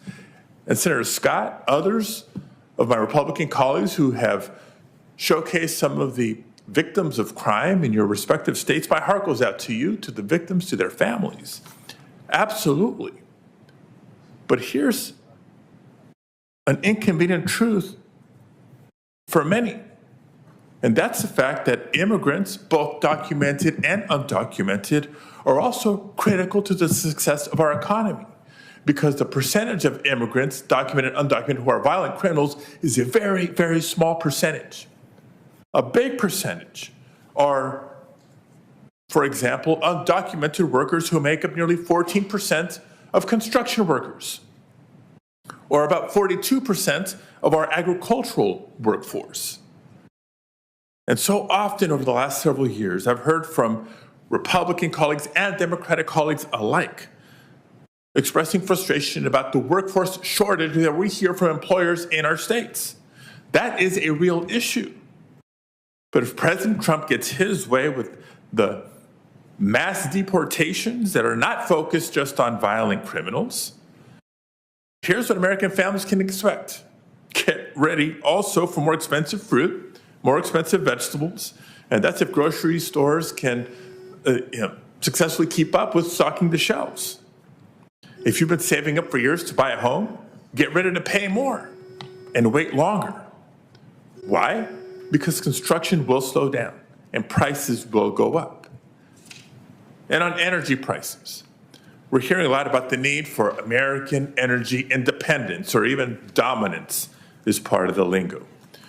But the president's executive orders and the budget resolution in front of us today would actually undo historic investments that we've made to diversify the energy sector. Because unlike fossil fuels, whose prices are dependent on global markets, renewable energy sources represent the ultimate in energy independence. So undermining renewables isn't just undermining energy independence, it's a threat to our national security, and it's a threat to the good-paying jobs we've created across the country in red states and blue states alike. So folks, make no mistake, under these plans, life will be more expensive for working families. And all for what? That's really the big question I have. All for what? It's crystal clear. To help pay for hundreds of billions of dollars in tax breaks for billionaires and large corporations. And to achieve this, President Trump and his allies here in Congress seem determined to slash the programs that American families depend on the most. Medicaid, nutrition assistance programs, Pell Grants, affordable health care coverage, cancer research, investments in our energy sector, including for hydrogen, biofuels, and carbon capture. And that's what the budget resolution before us suggests. Meanwhile, colleagues, as I'm sure you've heard, the House Republicans have finally shared their draft plan. In a race with Senate Republicans, apparently, they unleashed a plan that, by the way, doesn't even include instructions for the Senate. Not the best work product here. It does include, by the way, a debt limit increase, because I guess even they recognize that to pay for all the increases in spending that y'all are suggesting, you're going to have to raise the debt limit. For the folks watching at home, rest assured, we'll get through this. Just another minute, Mr. Chairman. We'll get through this. And Democrats are prepared to negotiate in good faith with our Republican colleagues. But one of the first key steps we need in this process is for Republicans to finish negotiating with Republicans. And as they get their act together, it's nothing but a painful start for the American people. Because this is just the beginning. Elon Musk is already digging into Social Security and Medicare as part of their effort to target working class Americans. Seems like funding for roads and bridges may be next. And in closing, I know that over the next several weeks, several months, there's no doubt we'll hear a lot of talking points and misinformation by Republicans trying to distract the American people from what's really happening. So to folks watching at home, I have this to say. Follow the money, because it's going to start with cutting hundreds of billions of dollars in benefits that you've paid into. And it's going to end with billionaires getting yet another tax break. So yes, Mr. Chairman, I'm ready for this conversation, and we'll also lay out that for every cut that is proposed, the American people demand an answer for why a billionaire deserves more of a tax break over the interest of working families. Thank you. Senator Lee. Thank you, Mr. Chairman. I'll note at the outset that on no planet, literally no planet, is Doge, Vivek Ramaswamy, Elon Musk, or anyone else working as part of their effort looking into messing with people's Social Security or Medicare benefits. That's not a thing. That is an invented fiction. It's fantasy, and it does not exist. We are here today to talk about budgetary matters and budgetary matters that are brought about as a result of a unique crisis that we've faced over the last 4 years, a crisis that relates to our border security. Border security is something that I've given a fair amount of thought to. So I spent 2 years of my life living on along the U.S. border in the lower Rio Grande Valley of the state of Texas. Beautiful state, beautiful people, loved living and working among them. One of the things that I discovered when I lived there for 2 years was that people prosper when the border is protected. And those who are most adversely affected by lapses in border security, especially by uncontrolled waves of illegal immigration, very often are themselves recent immigrants. And as I observed them in that context, recent immigrants living right on or near the U.S. border, it is their neighborhoods, their children's schools, their jobs, their livelihoods, their safety and security, and that of their loved ones is most directly put at risk when there are uncontrolled waves of illegal immigration. The Biden-created border crisis is as real as it was preventable. Its consequences are as widespread as they are tragic. Americans across every corner of our country, every square inch, are worse off because a combination of criminals, contraband, drugs have flowed across the border freely into the United States. Cities and towns across our country are being overwhelmed by droves of non-citizens being relocated with their own hard-earned federal taxpayer dollars. Fatal fentanyl-caused poisoning deaths are on the rise. And during 1 month alone of last year, U.S. authorities seized enough fentanyl to kill more than 510 million people. To put that in perspective, that's roughly every person, man, woman, and child, in the United States, Canada, and Mexico. That's the number of people who can be killed by the amount of fentanyl seized by U.S. authorities during 1 month of last year. And this was made much, much worse by virtue of the porous border. And violent criminal non-citizens let into our country unvetted by the previous administration continue to murder innocent Americans. We're here today to take the next step in the process that will give President Trump and Republicans in Congress the resources necessary to help end the Biden border crisis. Now, make no mistake, this is a monumental task, and it'll require nothing less than a Herculean effort. But that's why we're here. That's why we're doing this. The funding will be used to deport violent felons, secure our borders, stop illegal immigration, and curb the flow of fentanyl into our country. Importantly, this budget is built on a fiscally responsible foundation, one with new spending fully offset within the first 4 years it's to be spent. This is important, Mr. Chairman, because, of course, what sometimes happens in the past is when funds are appropriated through the reconciliation process, sometimes there's a temptation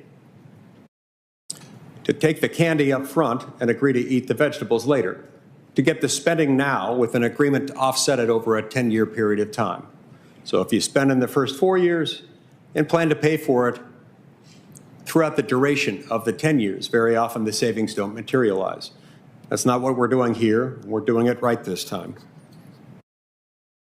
There's no priority that's more urgent than putting an end to the Biden border crisis.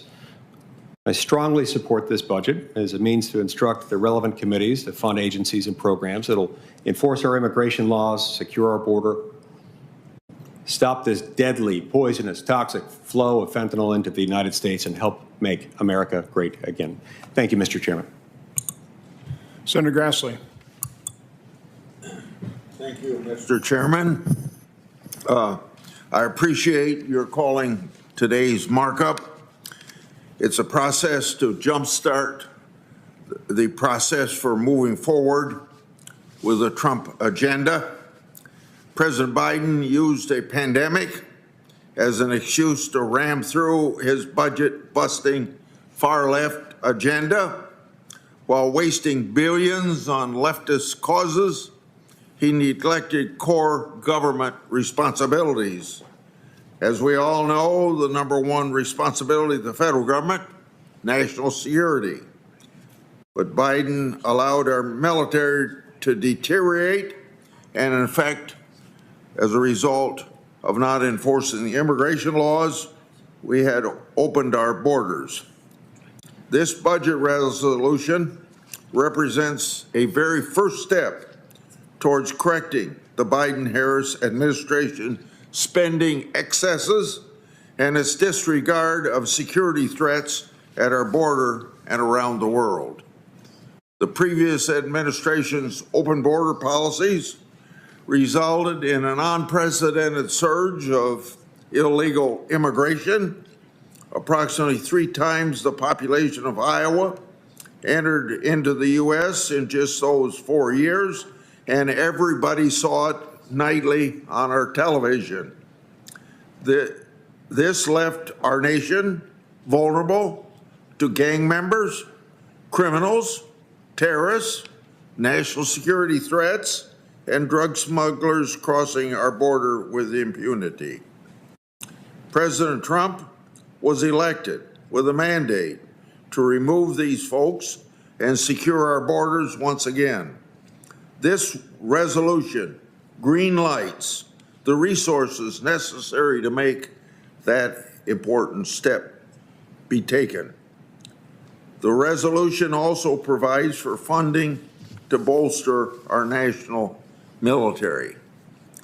Over the past several years, the world has become increasingly frightening place. Russia has revealed expansionist ambitions in Europe, which would result in the recreation of the Soviet Union.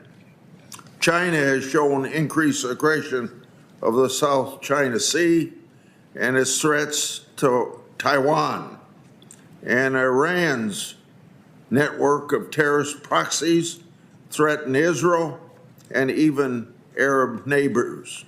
Yet, our military is ill-equipped for today's challenges, as President Reagan proved by staring down the Soviet Union.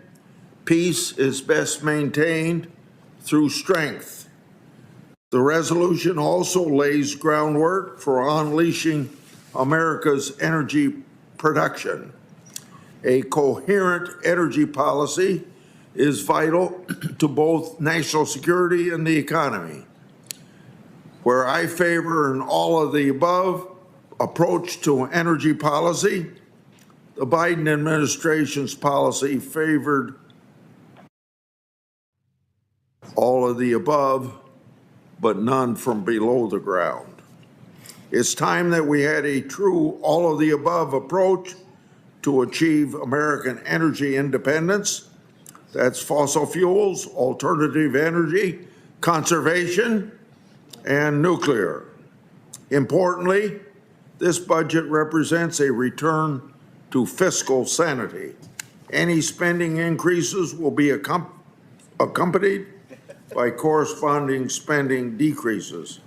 While the pandemic is years behind us, spending as a share of the economy remains at levels previously reserved for national emergencies and for war, in other words, defending America. During the height of the pandemic, we all agreed it was common sense for the government to step in to help individuals and families and small businesses weather the storm that was created by a government shutdown of the economy. But once the crisis subsides, so should the programs and the spending enacted in response to the pandemic. That's very much a common sense approach to spending. Our national debt is on a path to eclipse World War II era records relative to the size of our economy, and that's in just a few years. We must begin to right our fiscal ship. So in this process of bringing about this budget resolution, don't forget the voter mandate. As part of the November mandate, President Trump is looking for ways to reduce wasteful government spending. Congress should not simply cede initiative to the president. Congress holds the powers of the purse. So in this action today and tomorrow, we must show leadership to spare the American people from inflation and the crippling debt burden that comes from overspending. I yield the floor. Senator Sanders. Thank you, Mr. Chairman. Federal budget is about our national priorities. It's about who we are as a nation, what we believe in. And what the committee is discussing today is very, very serious business. In my view, no family, no business, no local or state government can responsibly write a budget without first understanding the problems and challenges that it faces, whether it's a business, a country, a city, or whatever. As I examined the budget brought forth in the Senate and the House by Republicans, this is how I see how they analyze where we are as a country. At a time of massive and unprecedented income and wealth inequality, the Republicans look around them and they say, wow, we got 3 people owning more wealth than the bottom half of American society. Very richest people are becoming phenomenally richer. Working people are struggling. What's the solution? Well, obviously the solution is to give massive tax breaks to the rich and make a very bad situation even worse. It is apparently not good enough that the top 1% today own more wealth than the bottom 90%. That is rather phenomenal. But in my Republican colleagues' eyes, the wealthy and the powerful need even more help.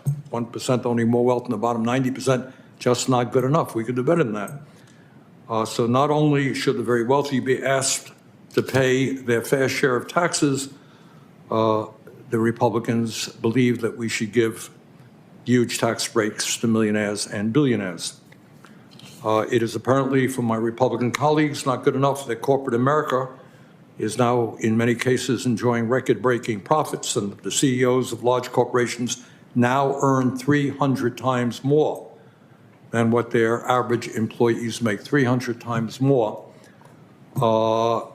It is apparently not good enough that since 1975, there has been a $50 trillion, that's with a T, trillion-dollar transfer in wealth from the bottom 90% of our population to the top 1%. That's apparently not good enough.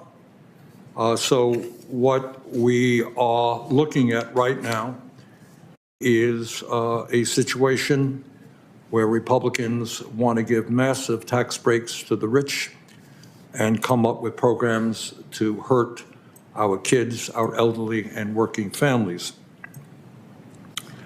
Mr. Chairman, as I'm sure you are aware, the United States of America is the only major country on earth not to guarantee health care to all people. And I think most Americans would agree with me that whether you're rich, you're poor, you're young, you're old, health care is a human right. All of us get sick.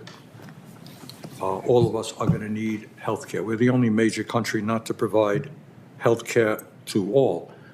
And the result of that is not just that 85 million people in our country are uninsured or underinsured, despite spending twice as much per capita on health care as the people of other countries. Here's the reality we don't talk about, Mr. Chairman. Over 60,000 people in this country die every single year because they can't afford to get to a doctor on time. People die because they can't afford the outrageously high cost of prescription drugs. So I think what we are talking about is priorities. Are we comfortable, as apparently some are, that at a time of massive income and wealth inequality, the goal is to give more tax breaks to the rich? Are we comfortable at a time when so many of our people are uninsured or underinsured, when we're the only country on earth, major country, not to guarantee health care at all?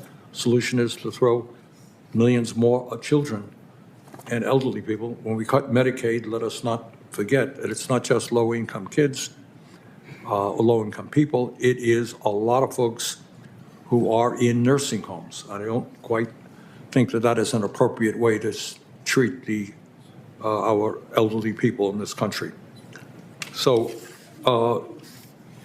one other point, Mr. President, I have been hearing from the President and Mr. Musk about military spending.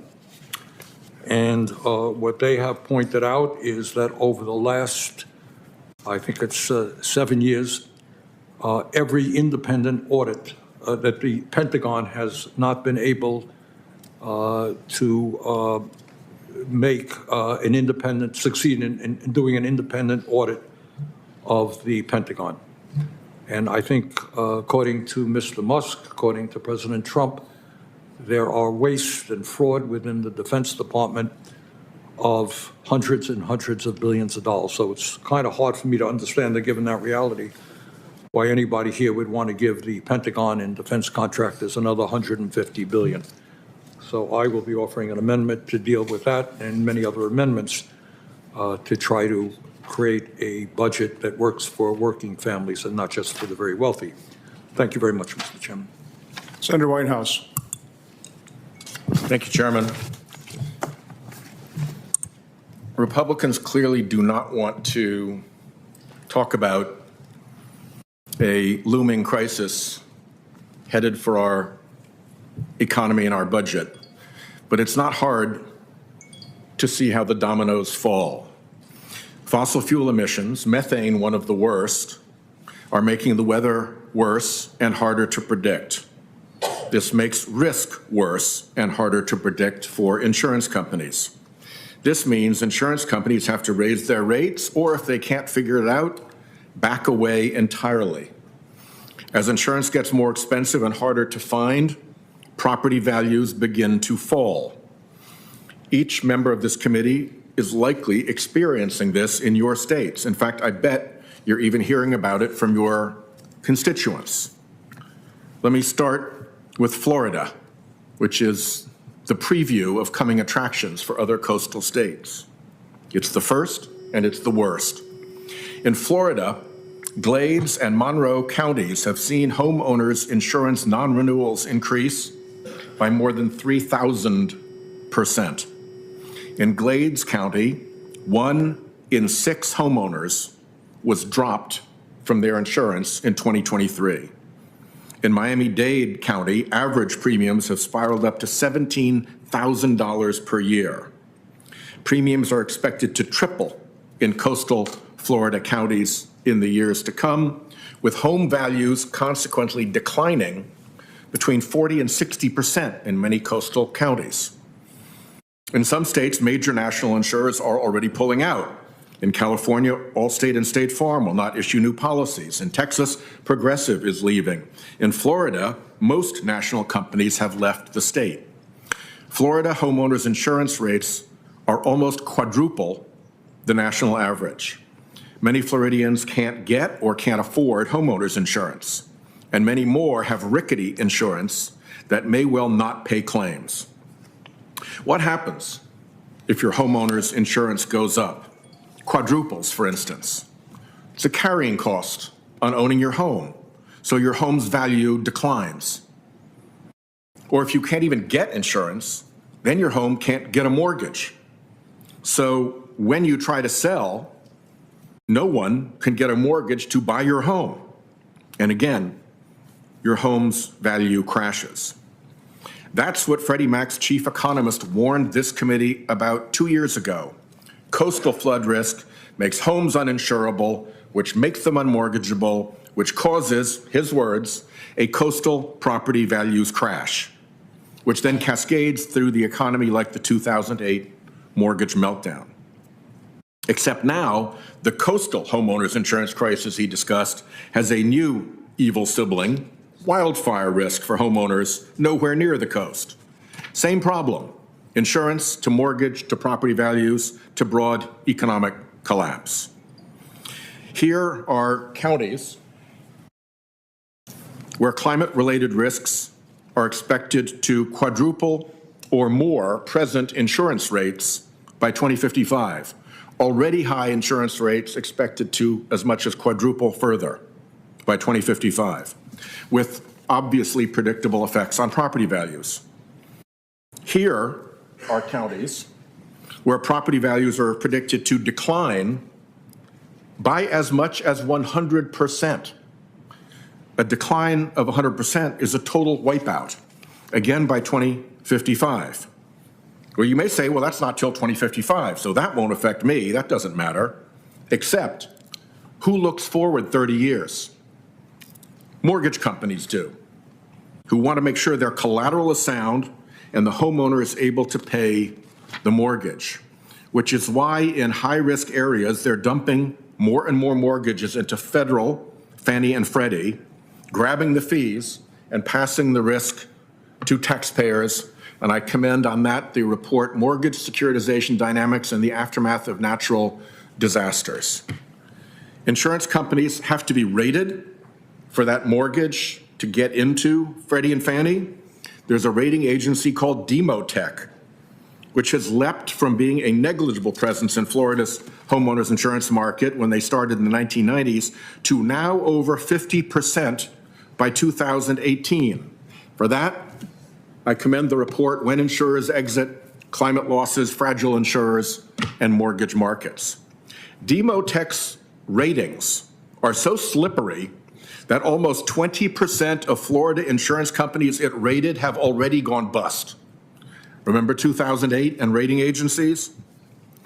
All this is happening because the fossil fuel industry has been allowed to maintain a free-to-pollute business model, contrary to basic principles of market economics, not to mention basic morality and decency.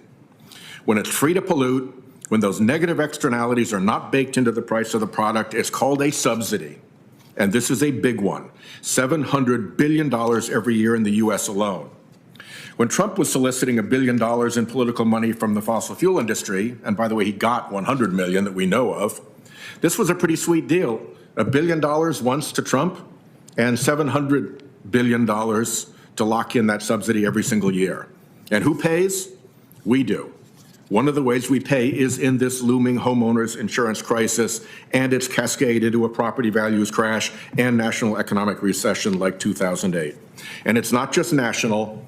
Here's The Economist magazine warning of a $25 trillion hit to the global real estate market and the global economy, joined by the Financial Stability Board, which warns of systemic risks to banks as property values fall from insurance unavailability, joined by the Commodities Futures Trading Commission, which under the first Trump administration warned that climate change, I'm quoting here, poses a major risk to the ability of the U.S. financial system and to its ability to sustain the American economy. That's the backdrop for the amendments I'll be offering to strike the EPW instruction. That instruction is a giveaway to big polluters who won't even maintain their valves and pipes and wells, and it will only make the climate crisis and the economic effects of it worse. I'll have more to say as I discuss each amendment, and I thank the chair for allowing me the extra minute. Thank you very much. Is anyone else need to make an opening statement? Not an opening statement, Mr. Chairman, but a quick comment. Okay. Thank you. I just want to note that the $9 trillion in cuts have not been explained during any of the presentations by my Republican colleagues, but we know whether they don't want to explain it because those $9 trillion are going to attack the programs for working families across the board, the great betrayal. Second of all, the Trump tax cuts, which were referred to as helping working families, well, let's get the actual story. The bottom 10% of Americans who are struggling to stand on their streets, they get $6, not $6 a day or a week or a month, $6 a year. Well, that's one cup of coffee. Don't drink it all at once because you got to spread it over an entire year. Meanwhile, the richest 0.1% get a tax cut of about $314,000. They represent 1/1000th of the population, but they get 1/7 of the benefits. This is just increasing the wealth disparity that is haunting us and corrupting our we the people democracy. Finally, I wanted to know, while we were talking here, the House put out their budget resolution, and it contains the following: $4.5 trillion in tax giveaways for the richest Americans, or for Americans overall, but mostly the richest Americans, $1.5 trillion in spending cuts, leaving a hole of $3 trillion to be borrowed from the Treasury on top of what was already going to be borrowed. And so to cover this additional massive increase in the national deficit, this fiscal irresponsibility, they also propose putting in an elimination of the debt ceiling. So we see the same issues being raised in the House that Democrats here have been talking about, that this vision is a vision of cutting programs for families, increasing the wealth of the wealthiest Americans, and funding that through a massive borrowing from the Treasury, running up the debt. I do have a final in the source of, for the record, my colleague, Senator Lujan, who is ill today, has. Is it on? Okay, good. Yeah, my colleague, Senator Lujan, you couldn't hear me? Yeah, I can repeat it all. No. I'll read the book. He is ill today. But he did have a statement for the record representing his views, which echo many of the comments. So with unanimous consent, I'd have this submitted. Without objection. Thank you. Senator Moran. Thank you, Chairman, for starting this process. The vote is on. Second vote is on. I have voted. Okay. That's why Great. I'm here last. So we are good to go. We have another cabinet confirmation from President Trump, which is very exciting. We got to get his team in place. Thank you for starting this process. Thank you for getting this going. I think we need to kind of go back in time for just a little bit, not quite as much as in Back to the Future. Let's just go back to 2020. There was an election in 2020. The Democrats gained control of the Senate and the White House. And what's been the result? During the 4 years of President Trump, his first term, It was never better for working class Americans. Real wage growth grew. The middle class was doing better. Our economy was doing fantastic. The Republicans had passed the TCJA, which gave tax relief to all Americans. And we received, and this is very important, the federal government received a record amount of revenue. So even though there was tax cuts for the wealthy was the headline. By the way, that line is as old as dirt, and it's totally false. While the tax rates were cut, tax revenue was at a record level. It would be fascinating if there was just one Democrat that acknowledged that we received a record amount of revenue in the federal coffers. Do you think to yourself, well, wait a second, like I'm a business guy, like if my revenue was at an all-time high and I was losing money, I'd say we have a huge expense problem. Like, oh my God, how could I get record revenue and yet have record deficits? Why? Because when you give Democrats control of our budget, what happens? I'll give you some examples. When my colleagues talk about how they defend the working class, I think the working class spoke pretty clearly on November 5th of 2024 and said, thank you, but no thank you. So what can happen in my old world of owning car dealerships? Mr. Chairman, you could walk into one of my dealerships, be a multimillionaire, pick out a beautiful custom-made Rolls-Royce Spectre where the audio system upgrade is $21,000. The logoed headrest in the back seat are $1,500. The umbrella with a logo could be 10 grand. You can lease that car. And thanks to the amazing and remarkable policies from the Democrat Party, the federal government will give you a check for $7,500. Think about that for just a second. That is a bill that became law called the Inflation Reduction Act, giving Rolls-Royce lease customers $7,500 lowers inflation, and every one of them voted for that bill. How did that bill become law, you ask? Did it get 60 votes? Rigorous debate? No. They did it through reconciliation. And Kamala Harris broke the tie-breaking vote so that multimillionaires could have their fifth vehicle parked in Palm Beach with a check for $7,500 thanks to the U.S. taxpayer. We have seen program after program that the Democrats are crying foul about, saying Americans did not vote for this. Oh, absolutely they did. Americans are sick and tired of political people here in Washington, D.C. spending our money and burning it. They're not even using it wisely. They're putting it into a pit and burning it. The reason I'm here and not on a beach in Florida today is because I was sick and tired of elected leaders here who spend their money in such a callous way and then coach it as, oh, we're here to help you. You're not helping us. They unleash generationally high inflation. They're more interested in giving hundreds of billions of dollars to foreign countries than helping the real people in my state and around the country who need help from our leaders. Look, I was in New York City, it's where my daughter lived, driving down Fifth Avenue. There's a hotel that I remember going to as a kid. Incredible luxury hotel.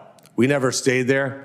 We had 7 kids in our family. My parents weren't going to be able to afford it. It's called the Roosevelt Hotel.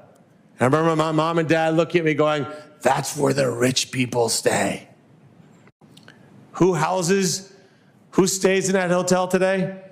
1,050 plus rooms, all full every single day with illegal aliens at a cost of over $6,000 per room per night.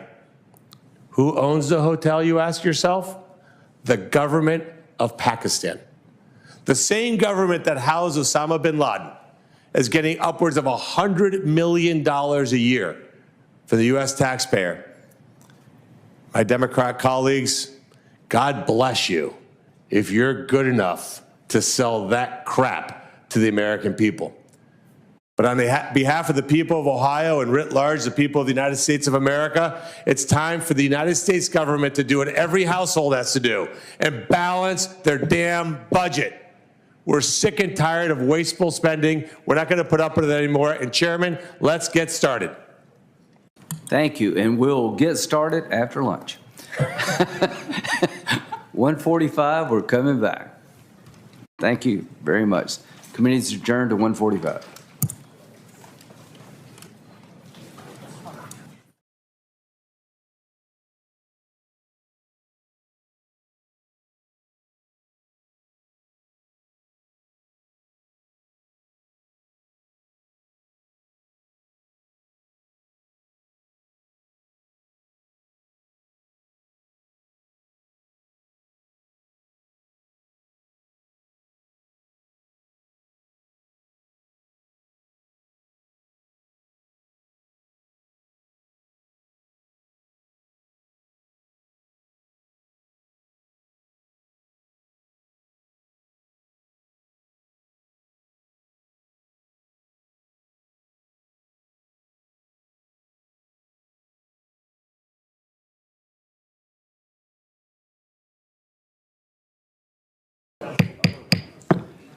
Thank you all for coming back. I call the markup back to order with the business quorum being present. The committee resumes its meeting today for the purpose of considering the budget resolution for fiscal year 2025 and ordering it reported consistent with the requirements of the Budget Act. Only timely filed amendments will be in order. Members will be recognized for 3 minutes to explain their amendment. A member opposed will be given 2 minutes in opposition. We will then put the amendment aside until we have our stacked votes. There will be an additional minute evenly divided just prior to each of those votes. I'll ask unanimous consent that the reading of the amendments be waived. Hearing no objection, it is ordered. With respect to voting, our committee rules do not allow for proxies. We've covered that with Senator Lujan. He will be allowed to do that. Members must be present when votes take place in order for their votes to be tallied, except for him. Has been done in prior budget markups. I will recognize members to offer and debate amendments in certain blocks of time. The ranking member and I have agreed to stack the votes on these amendments. Is that fair to say? We're all good? Let the games begin. Yep. Senator Merkley. Thank you very much, Chair Graham. And I'm going to start with Merkley Amendment number 1. And this amendment takes us back to the original purpose of reconciliation. In 1974, all 100 senators of the U.S. Senate agreed to create a filibuster-free pathway for one purpose: reducing the deficit. Now, during the debate that we had earlier today, I heard a lot of colleagues across the aisle say they're all for reducing the deficit.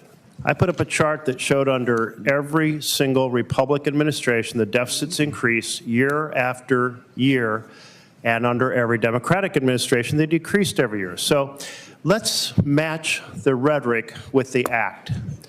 Let's put the walk into the talk and restore the principle that reconciliation is to either create a deficit neutral, that is not increase the deficit, or better yet, decrease the deficits rather than to increase them. So this amendment simply restores that vision. It's consistent with what Chairman Graham has said he wants to do with this reconciliation bill.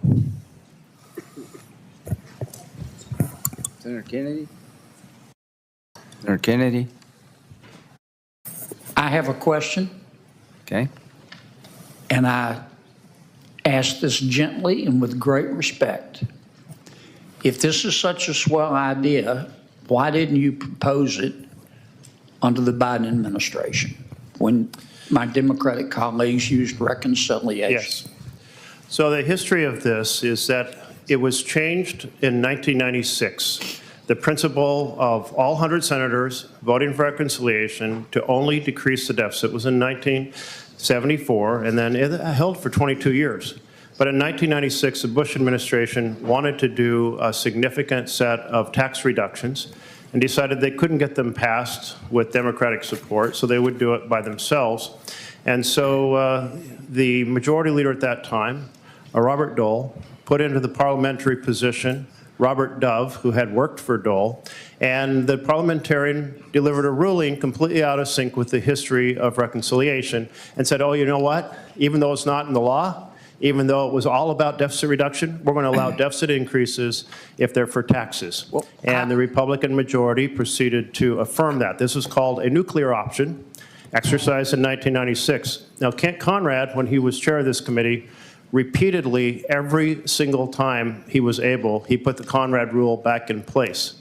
Since then, we've had multiple Republican tax bills that have gone through this committee, increasing the deficit, but we've also had one Democratic bill that increased the deficit. That was the American Rescue Plan. That is the and only time the Democrats increased the deficit, and that was because of response to the challenge we faced with COVID and the collapse of the economy. But my question remains, why didn't you want to make this change when you guys were in the majority under President Biden?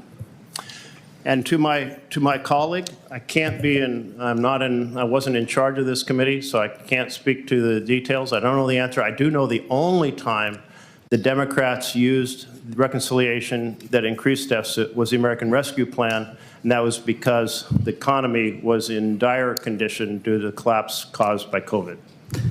All right, thank you. And along with what Senator Kennedy said, the last Congress, you passed 2 reconciliation bills that blow up the deficit. The American Rescue Plan, as you indicated, increased the deficit by $2 trillion. CBO and the Joint Committee on Taxation badly underestimated the cost of the Inflation Reduction Act's green energy tax credits, which now are expected to cost over $1 trillion by some estimates. Republicans' border reconciliation bill is going to be fully paid for, so this amendment is unnecessary. Thank you very much. But totally consistent with the chairman's vision. There you go. Next. Well, I thought we were going to stack them. We are stacking. Yeah, just reiterate at the end. Time has expired on debate for the amendment. A recorded vote will be taken at the agreed upon time. What? Senator Murray. Write all this down. Senator Murray. Well, thank you. This is a very straightforward amendment. It strikes Title II, which contains the reconciliation instructions as well as an accompanying reserve fund. And 2, it creates a new reserve fund to implement a bipartisan multi-year agreement to provide $171 billion in discretionary funding for defense and $171 billion in discretionary funding for non-defense. That will let us address defense, border, veterans, farmers, food, nutrition, biomedical research, disaster relief, childcare, and a lot of other needs on a bipartisan basis. Mr. Chairman, I agree with you. We face a lot of really serious challenges that require new investments, and I think you will find agreement up and down my side of the dais on that point. Democrats share many of the concerns about investing in our national security, providing more resources to address the challenges at the border, and making sure that we counter China. We also want to make sure that we address critical areas like veterans, ag, wildfires, disaster response, biomedical research, child care, a lot more. So the approach in my amendment is simple. It's just to say we should all work together on a bipartisan basis, and this should be part of the top line conversations we're having now as we hurtle towards that March 14th deadline. I want to make something very clear right now. Democrats are at the table on FY25. Top line, but it is getting pretty lonely for us when we see Republicans assume $1 trillion for this year alone in unilateral DOGE cuts, remain quiet as Russ Vought and the administration continue to unlawfully impound those funds, and now propose to jam through $342 billion in funding for your priorities on a partisan basis, while we are in the room trying to negotiate a good faith bipartisan four-corner top line for fiscal year 25. So I urge my Republican colleagues to let's get serious. Let's keep our eye on the ball regarding the funding lapse that's coming up on March 14th, not to mention the sequester cuts that will go into effect at the end of April. They're big challenges. Democrats stand ready to work with you, but we need to know at some point you want to work with us. And by the way, working with us means actually working with us and not telling us to accept $1 trillion in cuts to our priorities at the same time that you are spending $342 billion on your own. Yeah. So I'm asking for my amendments to be considered. I will, this amendment explains why we're here better than any amendment we've got. We want to increase defense spending because we believe we have threats from China, Russia, and Iran, terrorist levels that are really unprecedented. We want to rebuild our military as quickly as we can. The budget agreement that you alluded to has defense under inflation. And you and Senator Collins, to your great credit, added new money for defense. I appreciate that very much. But all of us believe we need to increase defense spending seriously now, and we don't need $171 billion more for non-defense spending.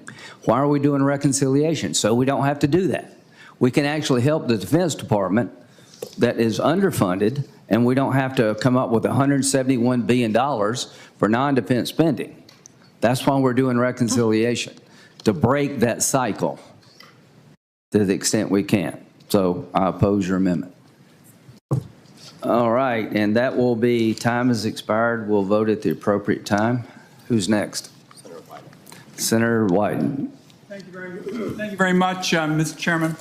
Colleagues, this instruction is to, in effect, prevent Medicaid from being cut. We would strike the finance instruction because it allows the opportunity to cut Medicaid. And as I said, our choice here is, are we going to be there for working people? Because most of the folks who are on Medicaid are working. And they're also taking care of families, and they're walking an economic tightrope every month, balancing the food bill against the fuel bill and the fuel bill against the health care costs. And we had some discussion earlier about, nursing homes. Nursing home patients take much of the Medicaid budget. So if you're for the patients, if you're for vulnerable people, and I'll just close with this. The Senate is a rural institution, and you get these deep Medicaid cuts. And by the way, House Republicans released their budget today. Their plans spelled out what's ahead, colleagues. This is not some abstract deal. There's cuts of nearly $1 trillion or more aimed at Medicaid. And for rural America, for the vulnerable across the land, this is the safety net they rely on. So I'd urge all my colleagues to support striking the finance instruction, because otherwise we would open up the door here in the Senate to cut Medicaid, and that'd be a grave mistake. Senator Crapo. Thank you, Mr. Chairman. First of all, I just want to make the point, this is not the House Republican budget that is being proposed to be considered in the House. This is a very specific budget reconciliation bill that focuses specifically on border, on national defense, and on energy enhancement. There is a very narrow, as I explained in my introductory statement, a very narrow instruction to the Finance Committee that focuses solely on nursing homes, not on Medicaid. And it focuses on a nursing home regulation, not on a spending authorization. This regulation, by the way, if implemented, would increase taxpayer costs by billions and jeopardize patient access in rural areas to long-term care. This is going to help patients and save spending. Mr. Chairman, very briefly. Absolutely. As I said, earlier, what this rule means is we'll have a lot of nursing homes in America without nurses. And there has been a great effort to try to work out something in this area that would be bipartisan. For example, as I mentioned, rural areas being so important in the Senate, we give them 5 years, essentially, to work this out. So I would just say, I think it'll be a grievous error to cut the most vulnerable in our society. You can prevent that by supporting this amendment, and I yield back. Thank you. All time has expired. We'll vote at the appropriate time. Senator Sanders. Thank you, Mr. Chairman. This amendment that I'm offering is quite simple and very straightforward. Mr. Chairman, at a time when we spend more on the military than the next 9 nations combined, at a time when the Pentagon failed its 7th financial audit in a row and cannot account for trillions of dollars in assets. I mean, even in Washington, $1 trillion is a lot of money. At a time of massive fraud, waste, and cost overruns at the Department of Defense, this amendment says that no, we should not be giving the Pentagon an additional $150 billion. Mr. Chairman, as you well know, we already spend close to $1 trillion a year on the military. And if some people think it is important to build more ships or develop more air and missile defense systems, there is more than enough money to do that within the existing Pentagon budget. They do not need another $150 billion. But, Mr. Chairman, don't take my word for it. I will give you the feelings of some people you might pay more attention to than me. The President of the United States, Donald Trump, vowed to cut the bloated Pentagon budget. He said, quote, "Let's check the military. We're going to find billions, hundreds of billions of dollars in fraud and abuse." End of quote. Well, that's not Bernie Sanders, that is Donald Trump. And I know that on the other side of the aisle, we take what Mr. Trump says very, very seriously. Mike Waltz, President Trump's national security advisor, recently told NBC, quote, "The American people have said enough. Enough with the bloat and the waste and the debt. We do need to go in there and absolutely reform the Pentagon's acquisition process." Last but not least, my good friend Elon Musk, who is currently running the United States government. And what Mr. Musk says is that the Pentagon has little, quote, "has little idea how its annual budget of more than $800 billion is spent." Mr. Musk, let's talk about the waste. I know, I would hope, you know, I was a mayor and we went after waste and there was a lot of it, and there's waste in the federal government. I think no one denies that. But if you're going to talk about waste in the federal government, don't just go after what goes on in you know, programs that impact working people. Take a hard look at what the military-industrial complex is doing.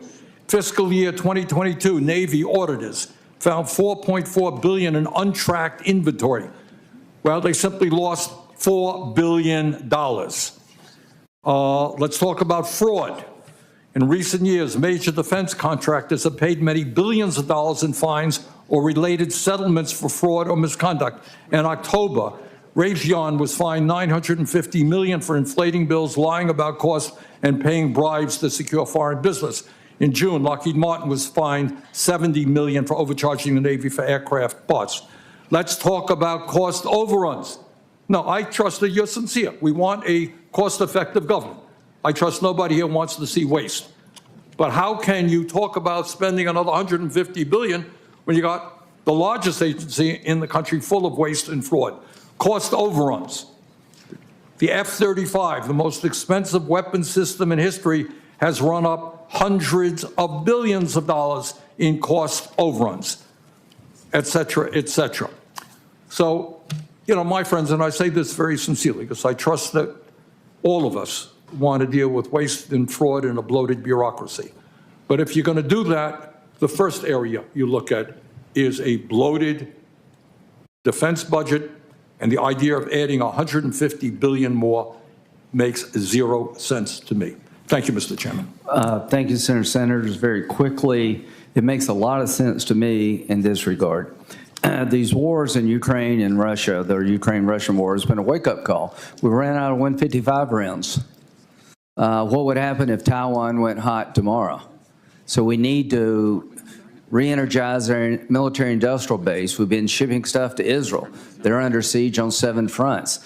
What I've learned from these conflicts, that America needs to increase its military-industrial capability, we need to be smarter. Drones seem to be fashionable. To my friends from Virginia, y'all are great Navy guys. We got 296 ships. At the end of the decade, we're going to have 297.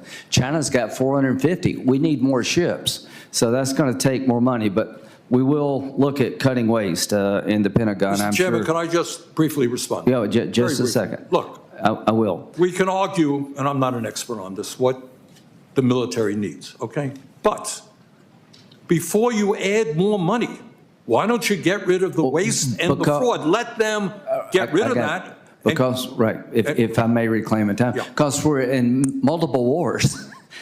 We're at war. ISIS is reemerging. So the technology we need to keep them over there so they can't get here. We need to help allies that have been under a lot of strain.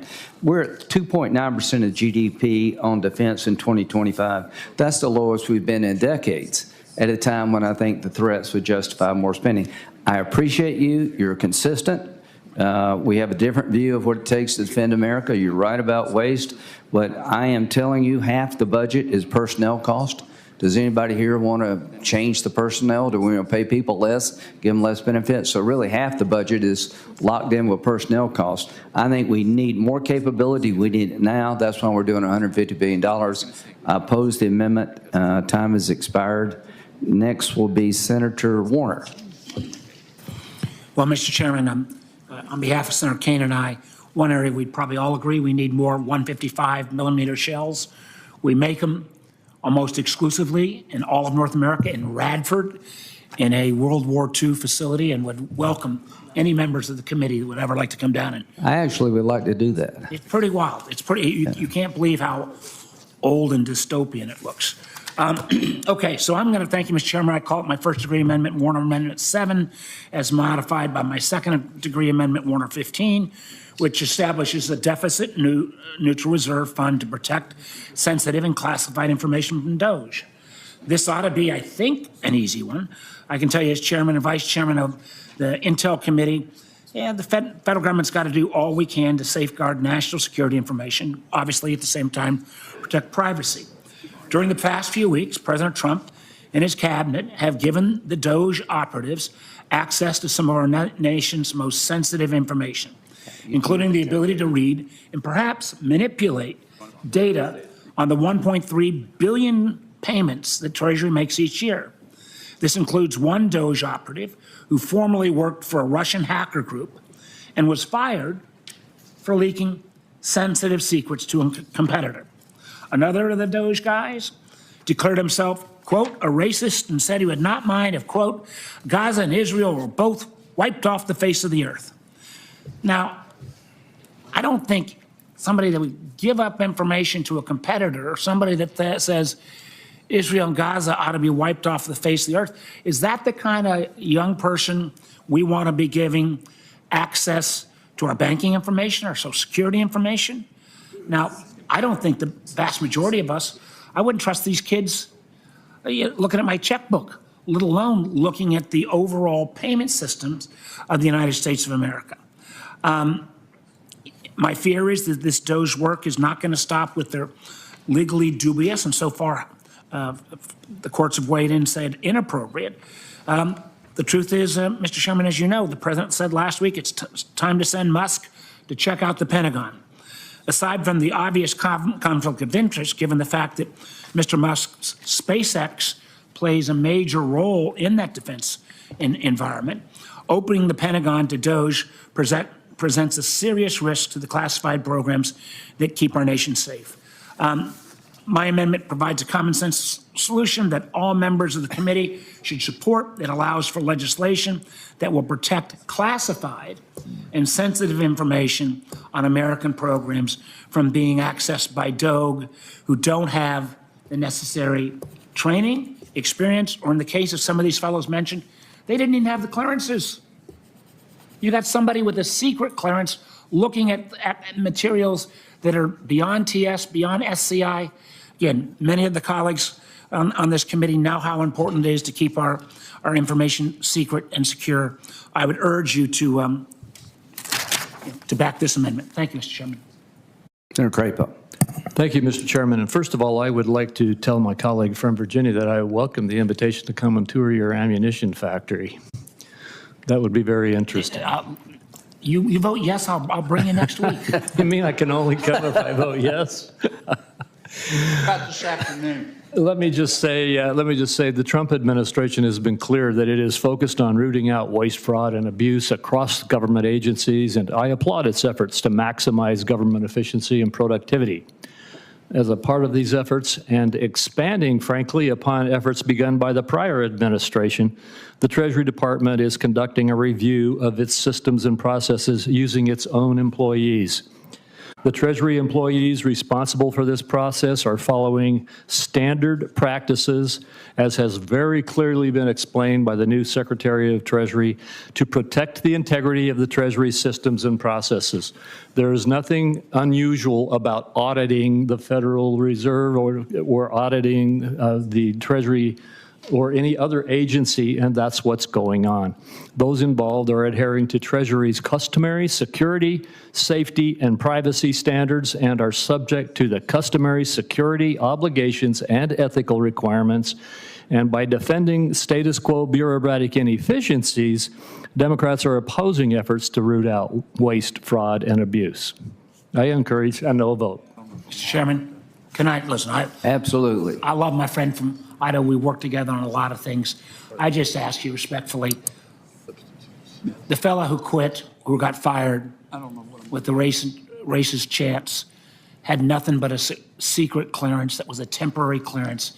You have allowed him to be exposed, or someone has allowed him to be exposed to a level of payment markers that even people with an SCI clearance happen. Maybe it was just a mistake the first time, but I completely fear that these DOJ folks are not coming in with appropriate security clearances. And I would ask the committee, you know, if I'm wrong, prove me wrong. But let's, in the meantime, let's look at what the actual reporting says about the individuals. No. Because so far, at least, the criteria that Mike Crapo raised are not being adhered to.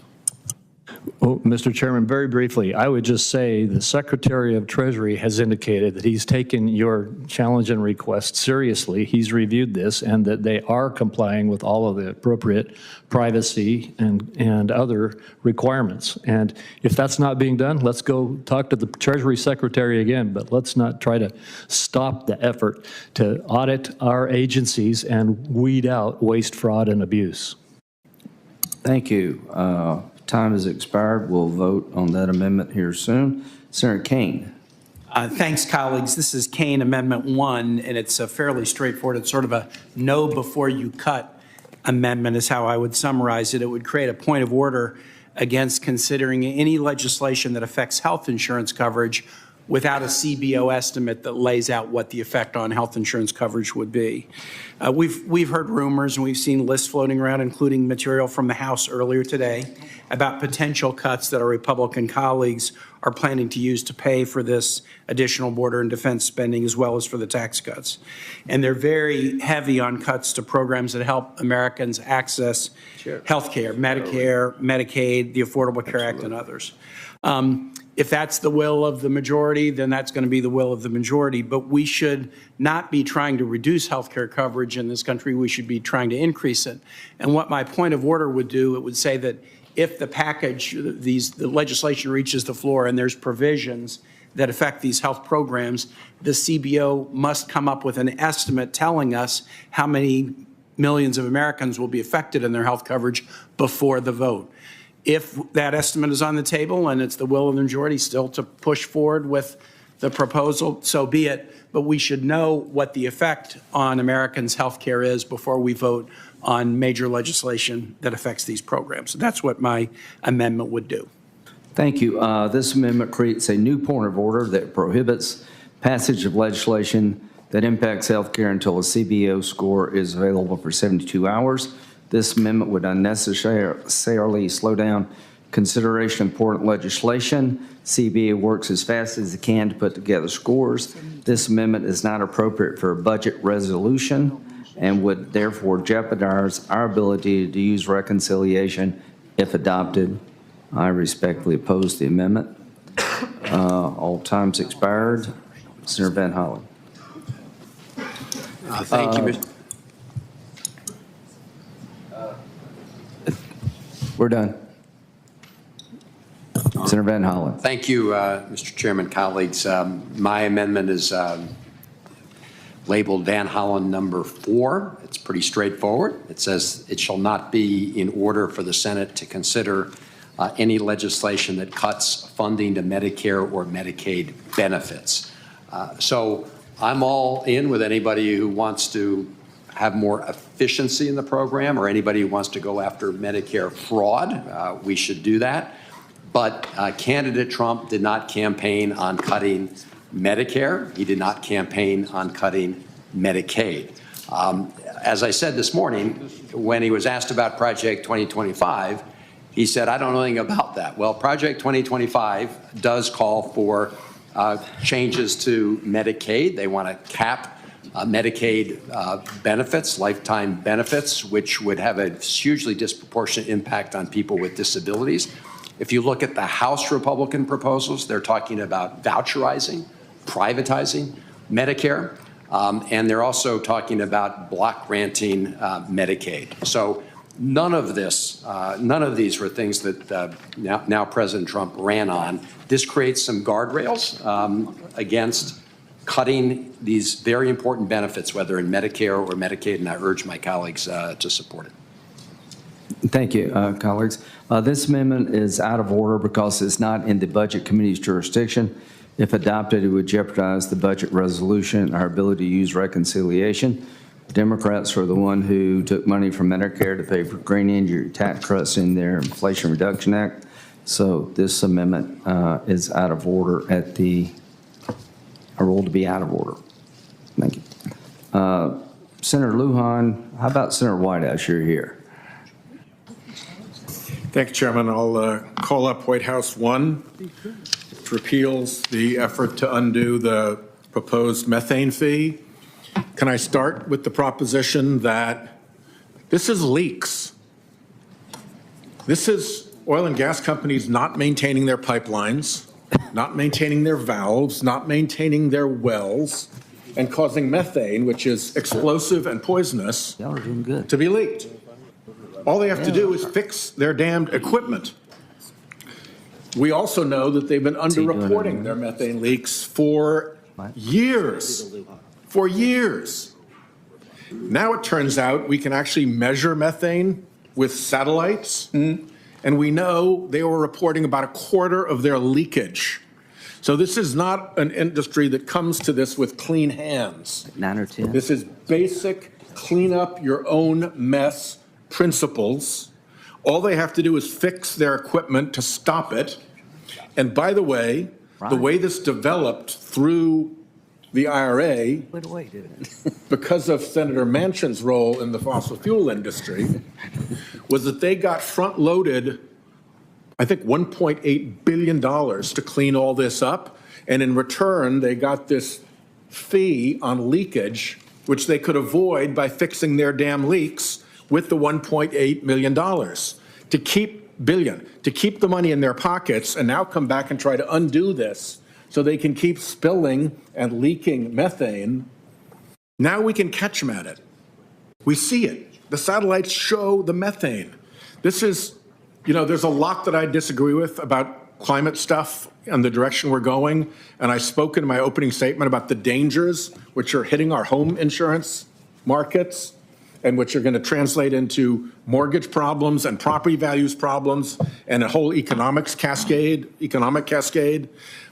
But setting all that aside, this is just really dirty pool by this industry to ask all of you to allow them to maintain free leaks of poisonous explosive methane wherever they go. Find something else. There are better ways to do whatever you want to do in this reconciliation than letting it be free for these companies to leak. A lot of this is in your states. It's your folks who have to breathe this. It's your folks who get in explosions when they go off.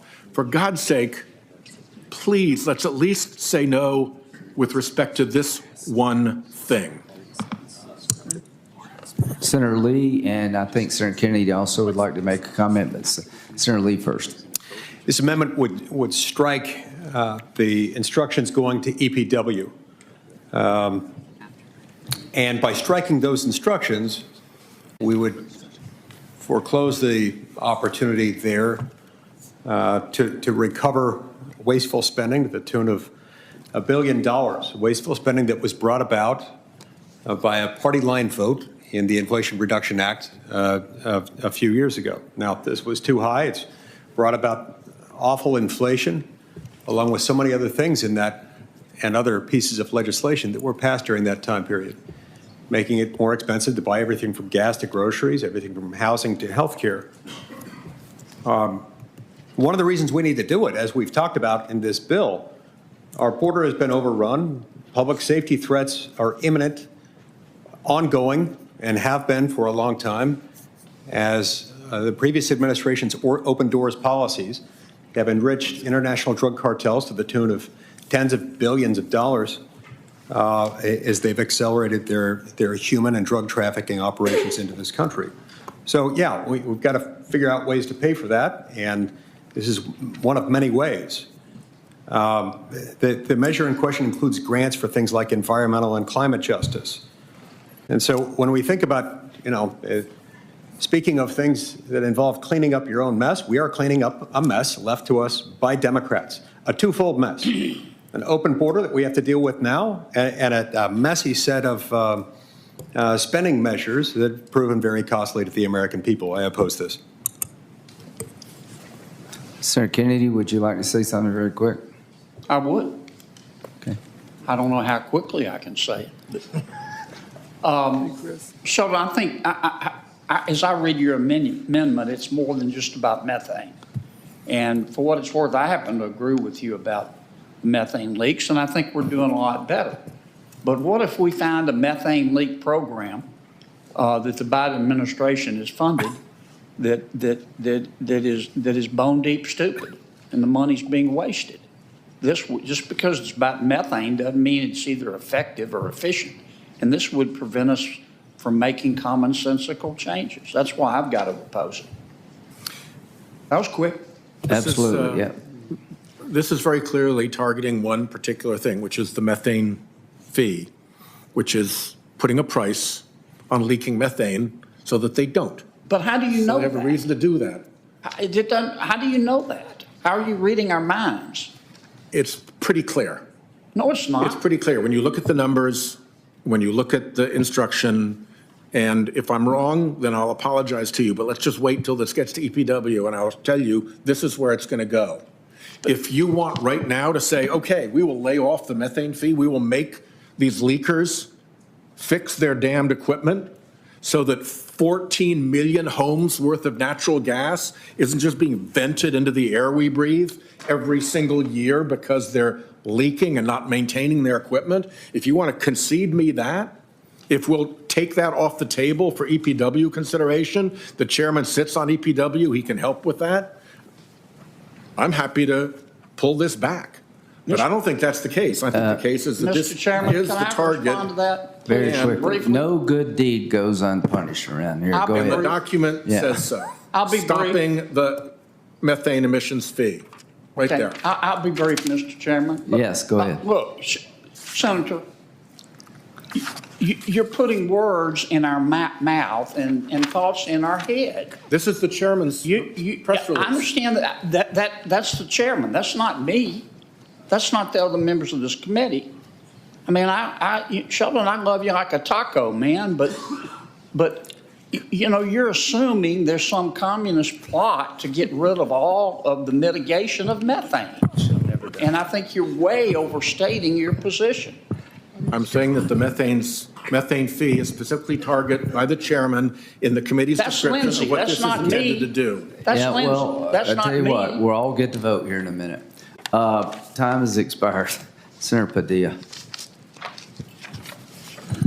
Thank you, Mr. Chair. Senator Lujan filed an amendment marked Lujan 37. I ask unanimous consent that I be listed as the primary sponsor of that amendment. Without objection. That Senator Lujan be listed as a co-sponsor, and I be recognized to offer this amendment. This amendment, colleagues, would strike the reconciliation instructions for the Senate Committee on Agriculture, Nutrition, and Forestry.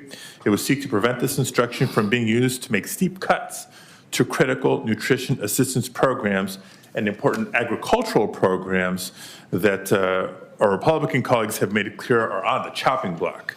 The nutrition assistance programs are the most effective and important tool to fight hunger, including childhood hunger. The program supports 1 in 8 Americans, or about 40 million people across the country, including 1 in 5 children. Folks, $1 in SNAP benefits generates $1.50 in economic activity, reducing food insecurity and lowering healthcare costs for children, parents, older adults, disabled individuals, and more. Despite this, the administration has said they want to cut benefits for participants across the board, eliminating benefits for our most vulnerable neighbors. Let's be clear. SNAP currently represents less than 0.5% of GDP and will continue to fall as a share of GDP over the next decade. So cutting or eliminating food assistance won't go very far in covering the more than $4.7 trillion needed for another round of Republican tax cuts for the wealthy, but it will hurt working class Americans. Colleagues, we've invested billions of dollars in climate-smart agriculture and conservation through the Inflation Reduction Act that benefits farmers, forest landowners, and ranchers in every single state. These previously underfunded programs help farmers build more resilient operations and help ranchers sustainably manage their land. We've seen the increase in extreme weather from California to Texas to the Southeast and beyond.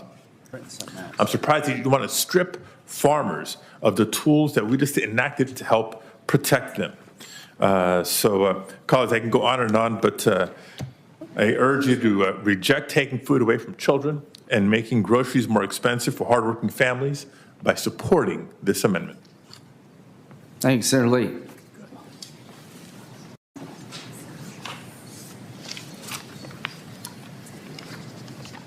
Am I handling this or is Lee? No, just get me one that I'm supposed to handle. I don't want to take Lee's. Get with them and get it straight. My mic's on. Right. Okay, Senator Kennedy. All right, let me read real quickly what staff wrote for me. This amendment would require reconciliation legislation, not make cuts to critical nutrition programs. This amendment strikes the Agricultural Committee reconciliation instruction from the budget resolution. Let me tell you what this means briefly. This would take Agricultural Committee and any savings we can find there out of the picture. I don't think there's a person at this table that believes that every nutrition program that the United States of America's federal government has no waste or abuse. This would prevent us from together eliminating any wasteful nutrition programs, and for that reason I object. All time has expired on that amendment. If it's okay, Senator Merkley will vote on the first tranche. Is that all right? Mr. Chairman. Oh, you have one more. I'm sorry. I apologize. Yes. Thank you, Mr. Chairman. Yes, you do. I apologize. Colleagues, I call up Padilla Amendment number 7. This amendment would strike the reconciliation instructions for the Senate Committee on Energy and Natural Resources. As you know from prior political attacks on the Inflation Reduction Act, this instruction is aimed at undoing the critical federal investments that have spurred private investment and created hundreds of thousands of good-paying jobs across the country. And we should be clear that despite Republican rhetoric, undoing the IRA and its programs to diversify our energy mix would actually undermine our energy independence, not strengthen it. Our Republican colleagues know that the IRA has actually been good for the economy. They know it's been good for America's energy independence, so much so that many Republicans have gone out to events celebrating new manufacturing facilities and infrastructure investments after having voted against the bill. As of November 2024, hundreds of billions of dollars have been funneled into energy projects, and the overwhelming majority of this funding has actually gone to Republican districts, and not by a small share. Nearly 80% of the $243 billion worth of projects that are either completed or under construction have been in GOP districts. If this investment is cut off by Republicans, it'll hurt their local economies, their rural communities, their manufacturing communities who have benefited the most. Talk about a waste of taxpayer dollars. Last year, House Republicans sent a letter to their leadership opposing their party's own IRA repeal efforts. They said of a repeal, and I quote, "We would have spent billions of taxpayer dollars and received next to nothing in return," end quote. They want to see the IRA projects finished. So I'm curious to know if the same Republican colleagues who were so eager to attend ribbon cuttings will be as vocal about announcing its repeal. And Mr. Chairman, you specifically highlighted energy independence in your announcement on this resolution. I couldn't agree more that the United States should be energy independent. That's why the IRA supports an all of the above energy approach, including wind and solar, along with nuclear power, biofuels, and newer industries like hydrogen and carbon capture. What will actually get us to energy independence is diversifying our energy sources. It's not just relying on the same old fossil fuels whose prices are determined by global markets that we don't control. If we really want energy independence, we need to advance renewable energy and the investments that were made in the Inflation Reduction Act. That's why I urge that all my colleagues who truly want to achieve energy independence support this amendment. Senator Lee. As chairman of the Senate Energy and Natural Resources Committee, I urge my colleagues to oppose this amendment. This is an amendment that would offer still additional funding for the very projects that received billions upon billions of dollars in handouts under the Biden administration through the bipartisan infrastructure law and also the Inflation Reduction Act. Projects funded by those bills are often opposed by the impacted communities, including some wind projects linked to the deaths of locally significant wildlife and solar projects that prevent multiple use, like recreational use or grazing on federal lands. I oppose it and encourage my colleagues to do the same. All time has expired. Now we'll start voting. Thank you for all getting here. You've been very prompt. We will vote on the amendments in the order in which they were offered. I will recognize each side for 30 seconds before each vote, and all of the debate time has expired. So the first is Senator Merkley 1. Thank you, Mr. Chairman. Very simply, the purpose of reconciliation was to do deficit neutral or deficit decreasing legislation. And my understanding that is the goal of the budget resolution before us. And so let's restore that principle so a bunch of proposals don't come back from the authorizing committees that in fact violate that and increase the deficit. Thank you. What I said before. Senator Murray. Are you debating all of them and then voting? Yeah, no, we're gonna. You're not. You asked the clerk to call the roll. I'll call the roll now? Yeah. Okay. Yeah, call the roll, I'm sorry. Thank you. Senator Grassley. No. Mr. Crapo. No. Mr. Johnson. No. Mr. Marshall. No. Mr. Cornyn. Mr. Lee. No. Mr. Kennedy. No. Mr. Ricketts. No. Mr. Moreno. No. Mr. Scott. No. Mr. Merkley. Aye. Mrs. Murray. Aye. Mr. Wyden. Aye. Mr. Sanders. Mr. Whitehouse. Aye. Mr. Warner. Aye. Mr. Kaine. Aye. Mr. Van Hollen. Mr. Lujan. Lujan votes aye. Mr. Padilla. Aye. Mr. Chairman. No. Where's it going?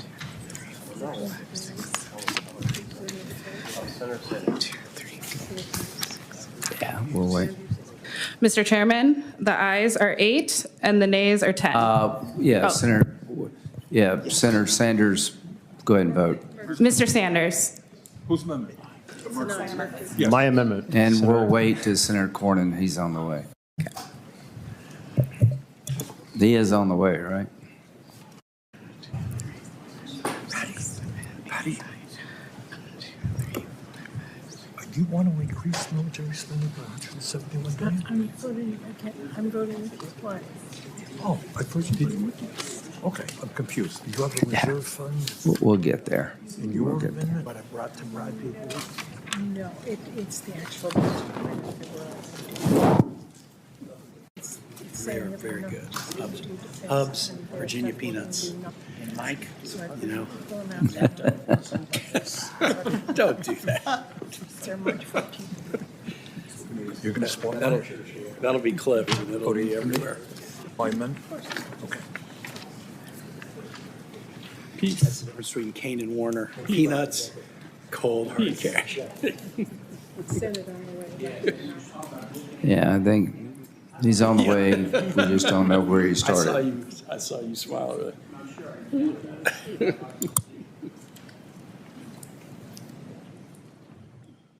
These are all going to be party on votes. I think so. Maybe a couple later on that are a little more. Yeah, it's really. Well, let's just go ahead and call the vote. Mr. Chairman, the yeas are 9, the nays are 10. I Okay, replaced thanks. Next, Senator Murray, succeed. 1. Yeah, he can't be replaced. This amendment contains the reconciliation instruction as well as the accompanying. Sorry. My amendment does two things. It strikes Title II, which contains the reconciliation instructions and the accompanying reserve fund. It creates a new reserve fund to implement a bipartisan multi-year agreement to provide $171 billion in funding for defense and $171 billion for non-defense. So it allows us to address the national security needs and challenges at the border, but it makes sure that we are also tackling wildfires, biomedical research, childcare, disaster response, and supporting our veterans, and a lot more. I urge my colleagues to support the amendment. Again, what I said before, I mean, we need a lot more ships than we got, and military spending is at a historic low, and every dollar we get in the military now would be a blessing to the warfighter. So I oppose the amendment. The clerk will call the roll. Mr. Grassley. Oh. Mr. Crapo. Mr. Johnson. Mr. Marshall. Mr. Cornyn. Mr. Lee. Mr. Kennedy. Mr. Ricketts. No. Mr. Moreno. No. Mr. Scott. Mr. Merkley. Nearly $1 trillion. Mrs. Murray. Yeah, I thought that was it.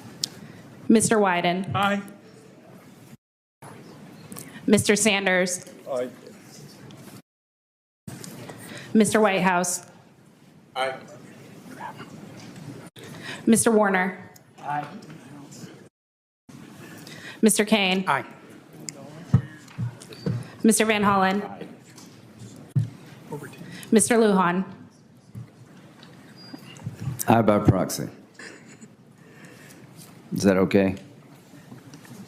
Thank you. Yeah, thank you. Keep the momentum here. Here we go. Mr. Padilla. Mr. Chairman. No. Mr. Chairman, the yeas are 10, the nays are 11. Senator Wyden, 1. Thank you, Mr. Chairman. Colleagues, this takes Medicaid off the chopping block in the United States Senate. And we know that Medicaid is a lifeline for nursing home patients and families.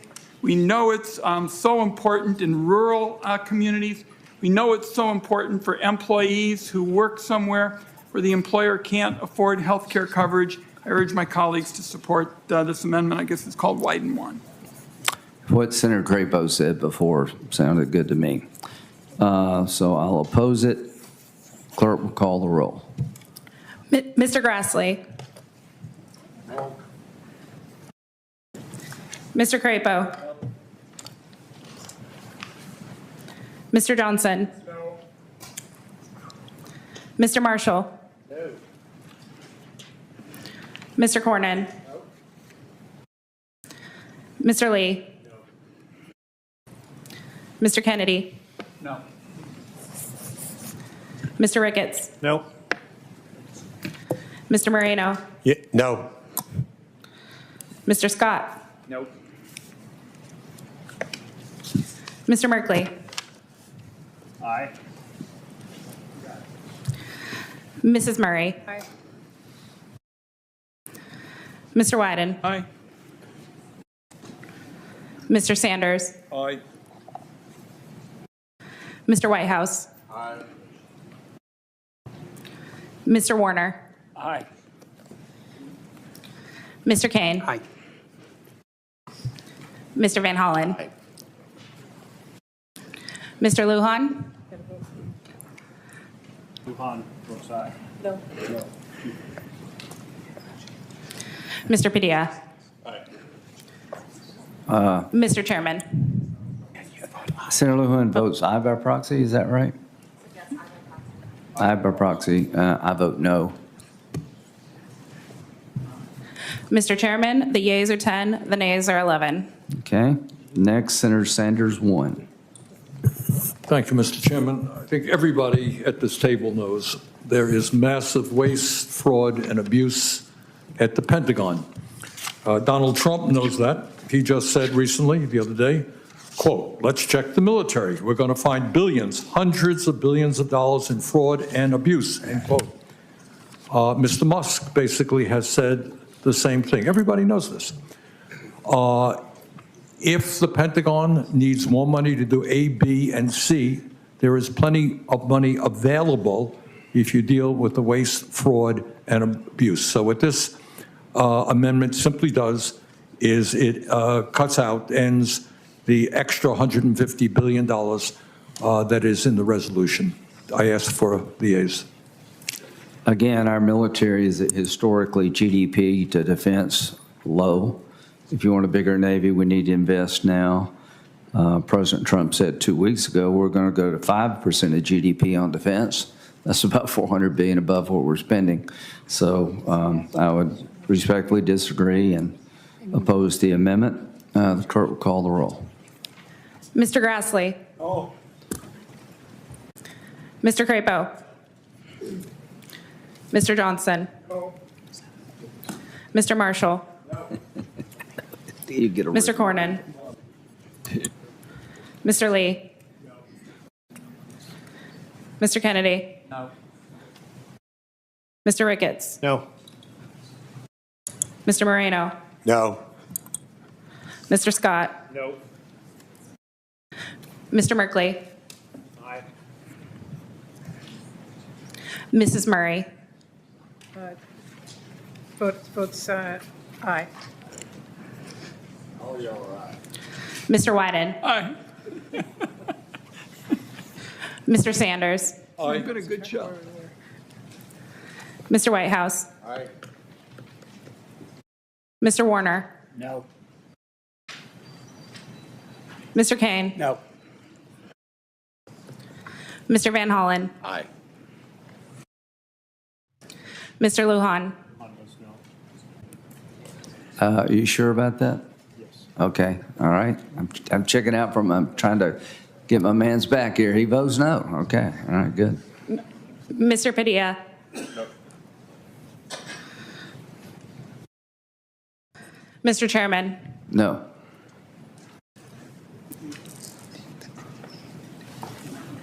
Mr. Chairman, the yeas are 6, the nays are 15. Thank you. Senator Whitehouse, 1.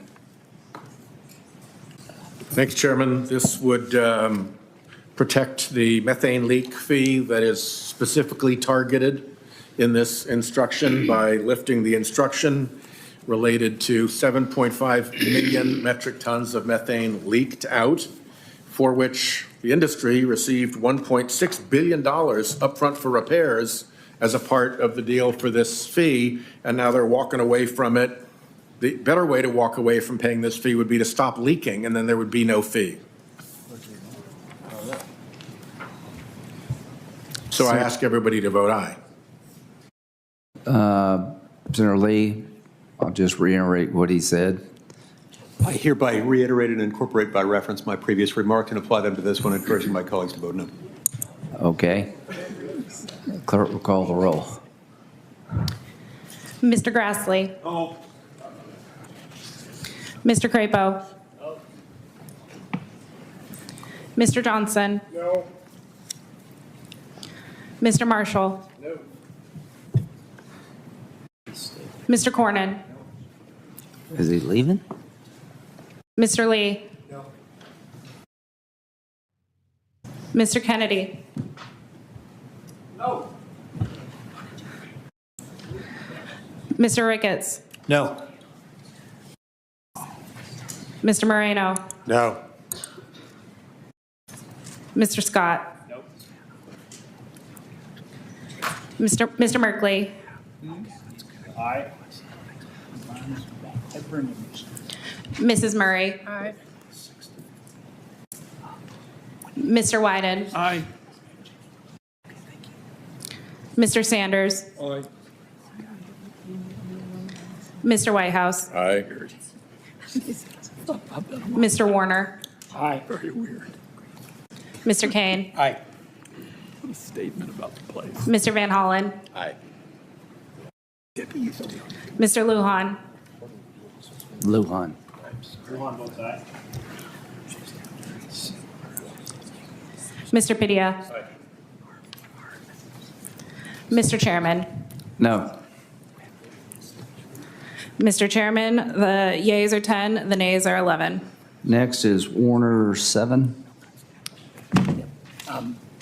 Thank you, Mr. Chairman. As I explained earlier, this would try to just put in place for these DOJ officials, many of who do not have appropriate clearances, to make sure that we can do all we can to protect this national security and the information that are in these classified accounts. My fear is either by malfeasance or just plain stupidity, some of this is going to get out and our nation is going to be made less strong. I urge adoption of the amendment. Thank you, Senator Crapo. I think explanation Okay. stands. Call the roll, please. Faster. Mr. Grassley. No. Mr. Crapo. Mr. Johnson.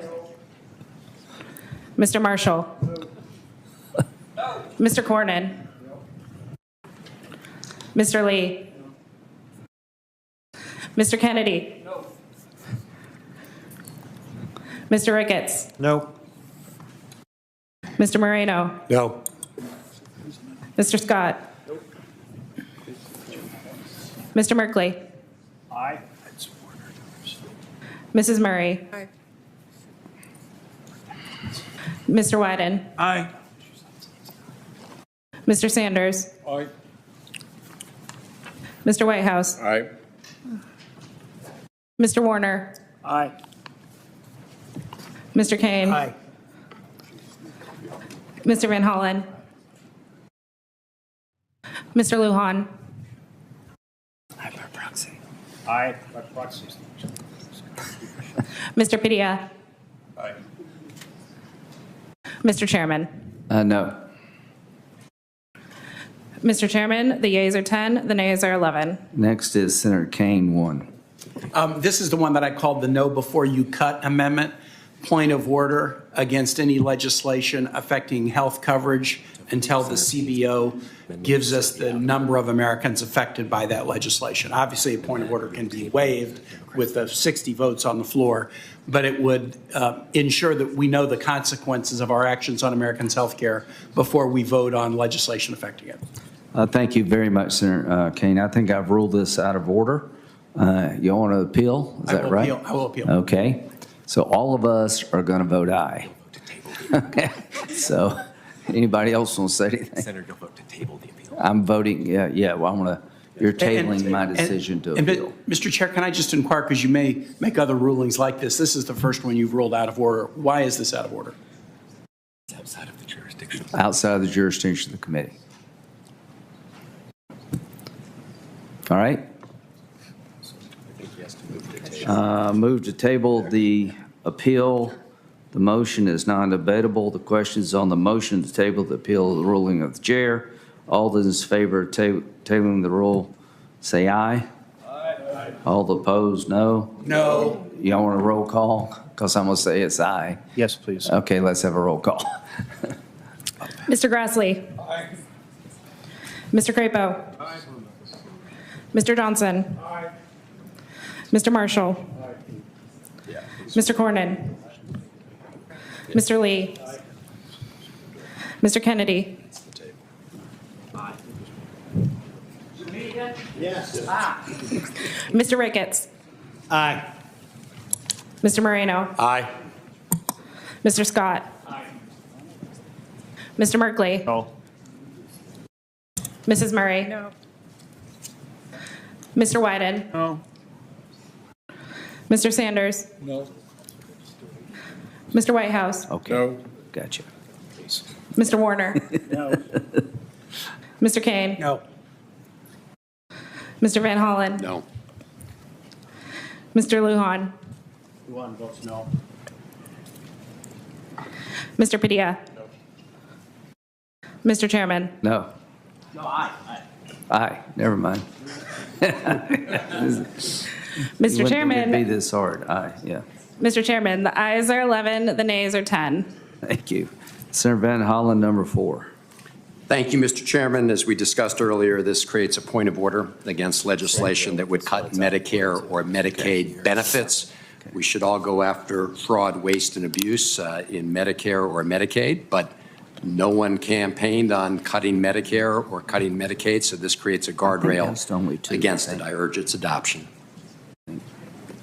Thank you. I have determined the amendment threatens the privilege of the budget resolution, therefore rule it out of order. I move to table the motion, to table the appeal. The motion is non-debatable. Questions on the motion? Well, you're ahead of me. I hadn't yet appealed the motion, but okay. I do appeal the motion of the chair, and I do call for a vote on your motion to table. Being omnipotent, knowing that he would do that, the question is on the motion to appeal the ruling of the chair. All those in favor of tabling the appeal say aye. And they want a roll call vote, call the roll. Mr. Grassley. Aye. Mr. Crapo. Aye. Mr. Johnson. Aye. Mr. Marshall. Aye. Mr. Cornyn. Mr. Lee.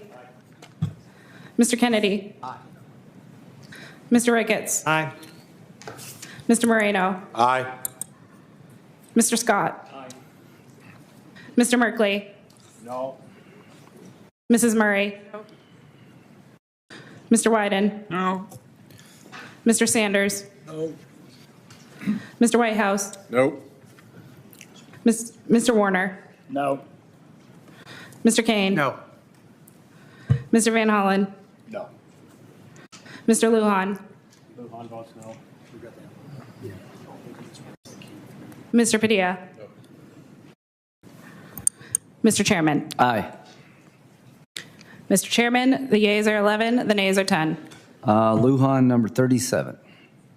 Thank you, Mr. Chair. Just a reminder, this is would strike the reconciliation instructions for Senate Committee on Agriculture, Nutrition, and Forestry, seeking to prevent this instruction from being used to make steep cuts in critical nutrition assistance programs and the important agricultural programs that so many rely on because they're clearly on the chopping block. Urge you to not turn back on our constituents. Please join me in supporting this amendment. What Senator Kennedy said before was very compelling. These programs can be looked at and should be looked at. The clerk will call the roll. Mr. Grassley. Aye. No, no, Go for it. no. Yes.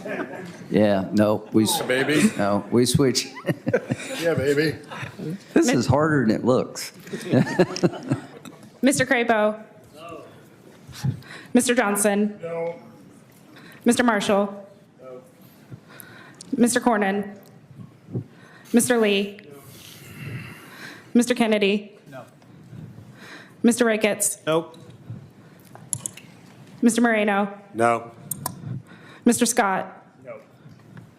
Mr. Merkley? Mrs. Murray? Aye. Mr. Wyden? Aye. Mr. Sanders? Aye. Mr. Whitehouse? Aye. Mr. Warner? Aye. Mr. Kaine? Mr. Van Hollen? Aye. Excuse me. Mr. Lujan? Lujan votes aye. Mr. Padilla? Mr. Chairman? No, we have one more in this tranche, and we'll get back to offering amendments. She has Do I? she needs to announce the vote. Oh, I'm sorry. I thought you had. Mr. Chairman, the yeas are 10, the nays are 11. Sorry about that. Senator Padilla. Thank you, Mr. Chair. Colleagues, this amendment would strike the reconciliation instructions for the Senate Committee on Energy, Natural Resources.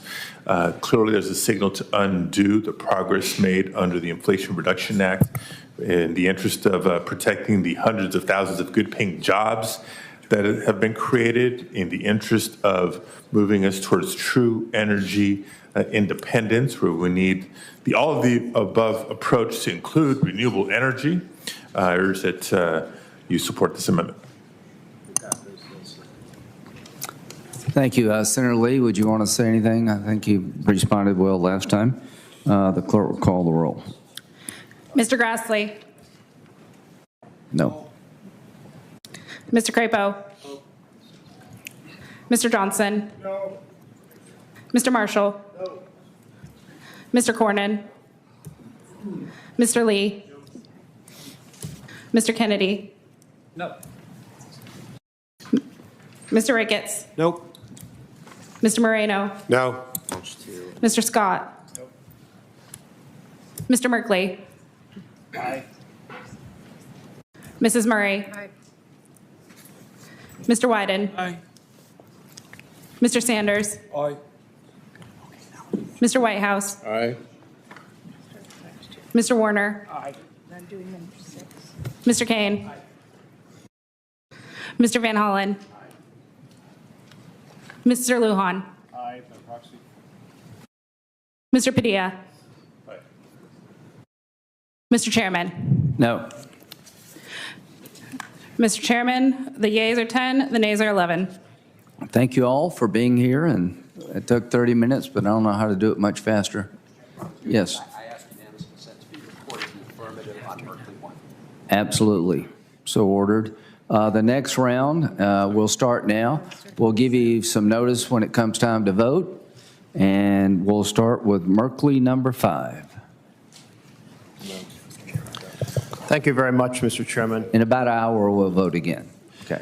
Perhaps the top issue that many people across the country are worried about is the price of housing, the cost of homes.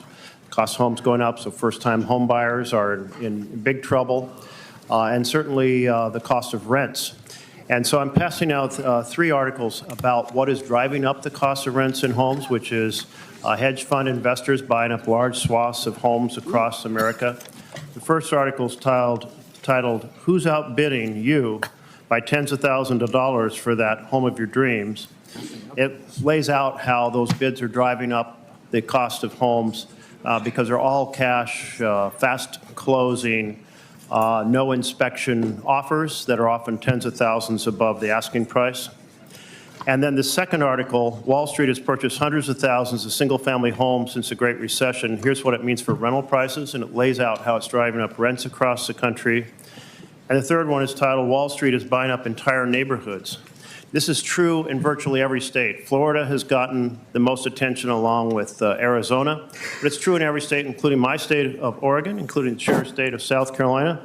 In fact, I just read an article that is titled, well, let's see. all cash-in offers. And it speaks to a realtor is quoted as saying, their offers are always cash. They do and this is Columbia, South Carolina, they do very short due diligence. They always buy as is. They typically close in about 2 weeks. And then there is a site called We Buy Homes in South Carolina as is, and it's at hedgefundoffers.co. This is a huge factor destroying the major source of wealth to middle-class Americans, which is home ownership. That slice of the American pie is being shifted onto the place of the wealthiest Americans through these hedge funds controlled by mega millionaires and billionaires. This is really, if you believe in the American dream for families, this is something we have to address. So my amendment creates a deficit-neutral reserve fund relating to bills that try to take this on. I think it's an issue we should all be concerned about. It's affecting not only the rents and the home prices, but this is also right in line with President Trump's desire to lower the cost to real Americans on real issues. And there's nothing more real than having a roof over your head. I hope you'll all support it. Senator Ricketts. Thank you, Mr. Chairman. This amendment would create a deficit-neutral reserve fund relating to the impacts of hedge fund ownership on single-family homes and rent prices. The Biden administration and Democrats' reckless spending drove up inflation and interest rates, made home ownership less affordable. The average 30-year fixed-rate mortgage is 6.9%. When Joe Biden took office, that number was 2.8%. I would note that also 25% of the cost of a single-family home is actually regulatory. If we could reduce regulations, that would bring down the price of homes. This budget resolution is about unlocking reconciliation to secure the border and keep Americans safe. Reserve funds that accomplish nothing beyond political messaging and are unnecessary and distract or delay from this budgeting process. I urge my colleagues to vote no. Mr. Chairman. Absolutely. All this does is gives an opportunity to address an issue that is very significant to folks in every one of our states. I acknowledge high interest rates are an issue affecting home ownership, but there's no question that hedge funds competing with all cash, no inspection, fast closing officers at tens of thousands above asking price are a huge driver as well. So let's all team up together and help be prepared to take on one of the biggest issues affecting working families across this country. Thank you. All time has expired. We'll vote on it in the second tranche of votes. Senator Murray, number 6. Yeah, thank you, Mr. Chairman. My amendment is really straightforward. It establishes a deficit-neutral reserve fund to make sure that no president can unilaterally impound, delay, or withhold congressionally appropriated funds in violation of the U.S. Constitution or the Impoundment Control Act of 1974. This is not a partisan issue. It is actually about upholding our laws and Congress's constitutional authority over federal spending. The Constitution grants Congress, not the president, the power of the purse. This has been affirmed time and again by the Supreme Court, by Congress, by the Government Accountability Office, and others. And yet today, Trump, Elon Musk, and Russ Vought have been holding up huge chunks of funding that Congress passed, often on a bipartisan basis. When presidents ignore our spending laws and the power of the purse, our Constitution gives Congress, not the president, it doesn't just block funding for the American people, it erodes the trust necessary for bipartisan negotiations here in Congress. As I have emphasized, members of Congress on both sides must know a deal is a deal. This amendment is about protecting the integrity of our democratic process, our most fundamental checks and balances.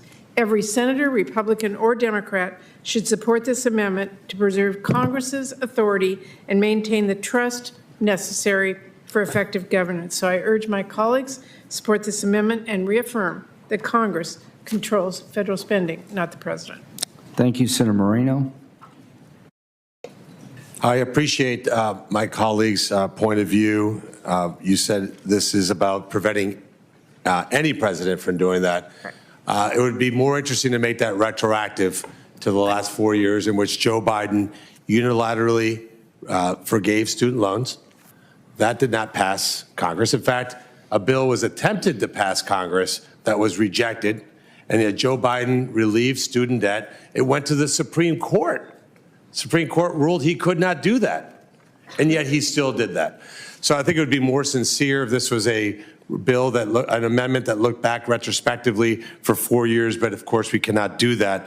I would also point out that Joe Biden put in place many policies, not just student debt. For example, using FEMA money to resettle migrants, using VA money to provide health care for illegals. So let's call a spade a spade. This is about political messaging, not about actually cutting the deficit in any way possible. And I hope that my colleagues get to the point in time where we say, let's work together, because here's the one thing I know about this administration versus the last one. We have a commander-in-chief who's actually calling the shots. Elon Musk is doing things at his direction. His cabinet is doing things at his direction. Joe Biden didn't know what day it was. And we have no idea who is actually calling the shots. Mr. Chairman. Absolutely. Not a political speech, a statement of fact. We can't go backward, but I think we should reestablish Congress's authority. And everyone knows, as Chair of Appropriations Committee, as Vice Chair of Appropriations Committee, I have worked with my partners on both sides of the aisle to get bipartisan spending agreements. There's no way we can have that trust to vote on either side anytime in the future for any president if we don't know that our agreement is an agreement and will be abided by the Constitution and the law to go into effect. So I urge my colleagues who want to talk about what happened with President Biden to support this amendment to assure that that is there in the future. Thank you. All time has expired. We'll vote on that here in a bit. Senator Wyden, number 2. Thank you very much, Mr. Chairman.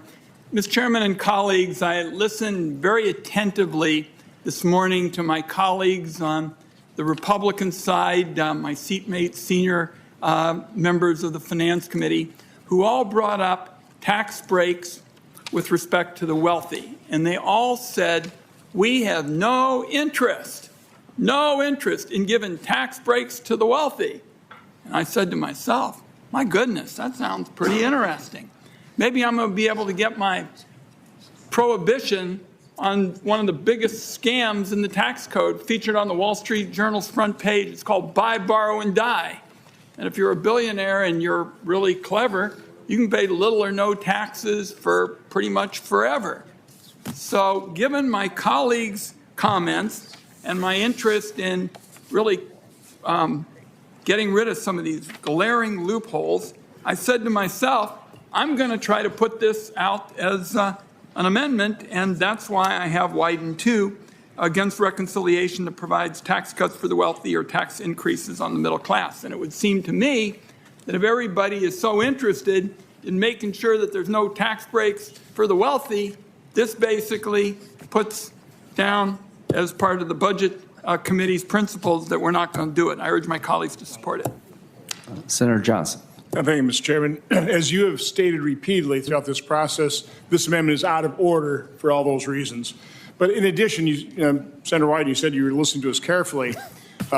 This budget reconciliation process here is about trying to clean up two messes. We need to secure the border. We need funding for that. It's not about taxes. The only thing in this budget about taxes is we're using current policy, as we should. But again, we open up the border. The administration needs the funding to secure the border. That's unfortunate. Had Biden not opened it up, we wouldn't need the extra funding. But we're going to pay for this, and that's what this thing's about. It's not about giving tax breaks for anybody. When we do address taxes, if we do cut taxes, it'll be for every American, as we did in the Tax Cut and Jobs Act. Yeah, Mr. Chairman, just very quickly to respond. I was not the one who brought this up initially. It was brought up by my colleagues on the other side who clearly are trying to make a case that they somehow don't want these big tax breaks for the ultra wealthy. I'd just like to have some accountability on it. Thank you, Mr. Chairman. Thank you. Debate is expired. We'll vote in a bit here.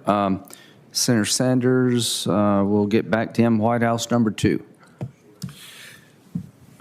Thank you, Chairman. Like the last one, this would lift the EPW instruction that targets the methane leakage fee and change the finance instruction to raise revenue, which of course would reduce the deficit. Just a quick word on the looming insurance danger that I've been talking about and how it's landing in your states.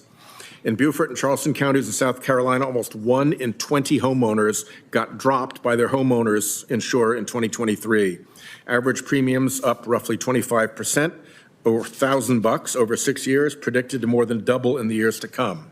Buchanan County, Iowa, non-renewals up more than 200%. Mitchell County up more than 150%. Blaine County, Idaho, non-renewals up more than 400%. Boise County up almost 200%. Boise County home values predicted to decline by roughly 60% over the next 30-year mortgage window. Sawyer County, Wisconsin, non-renewals up almost 150%. Marion County, Kansas, non-renewals up 550%. 9 Kansas counties are expected to see average home values decline by more than 20% over the next 30-year mortgage window. In Texas, Chambers County has seen non-renewals increase by 940%. More than 60 counties in Texas are predicted to see average home values fall by 20%, with some experiencing declines of 60 or even 80%. In Utah, Summit and Wasatch counties have seen non-renewals increase by more than 150%. Louisiana wins the prize. Vermilion Parish has seen non-renewals increase by more than 1,500%. 29 other Louisiana parishes are in the top 10% nationally for non-renewal rate increase, with increases of between 130 and 1,400%.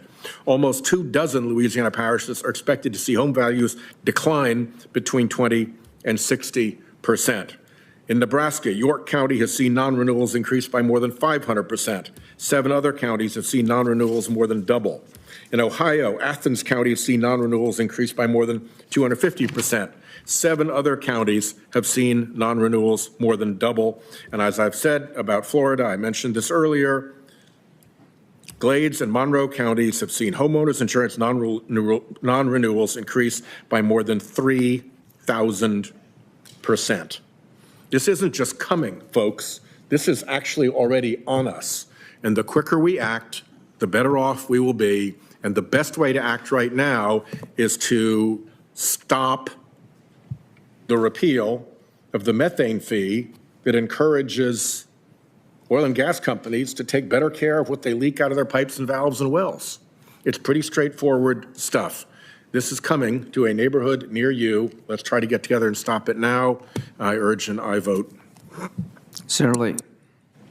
Mr. Chairman, this amendment would strike the EPW instruction and require a revenue increasing instruction for the Finance Committee rather than repealing a costly and harmful nursing home rule. So if we were to adopt it, it would impair our ability to offset the cost of the bill. I oppose it and urge my colleagues to do the same. All times expired. We'll vote on this in a bit. Senator Warner, number 1. Thank you, Mr. Chairman. I call it my amendment, Warner 1. My amendment creates a point of order against legislation that provides a new budget authority for the office of the president during any period when there is litigation pending against the president alleging a violation of the Take Care Clause. The Take Care Clause of the Constitution sets out one of the president's most central duties to ensure that federal laws are fully executed. By faithful execution, the Constitution means carrying out all of Congress's statutory directions. The law that Congress passes are not optional, and the Constitution does not give the president any legislative power. He can't choose to follow the laws he likes and disregard the ones he dislikes. The president must take care to carry out Congress's exact directions. If Congress requires the United States Agency for International Development to exist, then the president must take care to ensure that USAID exists. If Congress requires the president spend a certain amount of money on providing community health care in Virginia, then the president must take care to spend exactly that much money and not a penny more or less. President Trump has already shown his contempt for the Take Care Clause by refusing to follow the directions that Congress has set out in duly passed law. He's essentially shut down USAID, risking America's goodwill around the world. He put Russ Vought, who obviously has a lot of contempt for government and Congress, in charge of both OMB and CFPB. Vought promptly issued a stop order to the CFPB, grinding another congressionally created agency to a halt. While these abuses of power continue, Congress should cut off funding for the office of the president. My amendment does just that. Republicans and Democrats on this committee can't stand by while the president walks all over constitutional powers that rightfully belong before the Congress. I urge all my members to vote yes. Senator Lee. Mr. Chairman, this is an amendment that would create a point of order against any spending provision to provide funding to the executive office while there's active litigation against the president and his administration in inhibiting the vital functions of the executive branch, which the president is charged under the Constitution with carrying out. We've seen how vexatious, dilatory litigation can be, and in fact has been abused. We've seen the weaponization of the law carried out for partisan political reasons over the last year or two, in particular against President Trump. We have no reason to be assured that it wouldn't be abused here. And so all they'd have to do is make sure there's litigation brought, and they could halt any and every measure through this point of order to provide funding to the office of the president. In any event, creation of this point of order is outside the jurisdiction of the Budget Committee and is therefore not appropriate for inclusion in this budget resolution. And the specificity of the language also threatens the privilege of the resolution and is not in order. Therefore, I oppose the amendment. Thank you. All debates expired. We'll deal with this in a minute. Senator Kaine, number 3. Kaine 3 is about protecting the health care of American families who have access to the Affordable Care Act. And it deals with the family glitch issue, which I think we all are familiar with. When the Affordable Care Act was written, someone who does not have access to an affordable policy can access premiums, tax credits to bring down the premiums of policies they would buy. But the measure of affordability measured the affordability to an individual, not the affordability of a family policy. So someone who's married with kids once gets family policy that doesn't have access to an affordable policy can't get tax credits. The Biden administration, by regulation, fixed this, and 5 million American families have benefited as a result. My proposal would create a deficit-neutral reserve fund, allowing that to be made permanent should Congress choose to do so. This has been, the repeal of the Biden regulation has been discussed by especially folks on the House Republican side as a way to rack up savings in this reconciliation process. So the purpose of Kaine 3 is just to preserve our ability to protect American families who have been able to access tax credits under the Affordable Care Act. And I would ask for a yes vote. Senator Crapo. Thank you, Mr. President. I'm going to once again make the point that this, Mr. Chairman, excuse me. You'd like that, wouldn't you? Yes. I'm going to once again make the point that this amendment is not germane. As I said at the outset, the instruction to the Finance Committee in this particular budget reconciliation procedure is a very limited one-topic issue, which relates to nursing homes, and that's a rule, not a program in either Medicare or Medicaid. And so for that purpose, this amendment is not necessary. Now, we will, at some point, hopefully be doing another reconciliation process in this committee. And at that time, I expect that we will have a broader instruction for the Finance Committee. And so when that day comes, I welcome the opportunity to talk to my colleagues about some of the reforms that are necessary in our entitlement programs.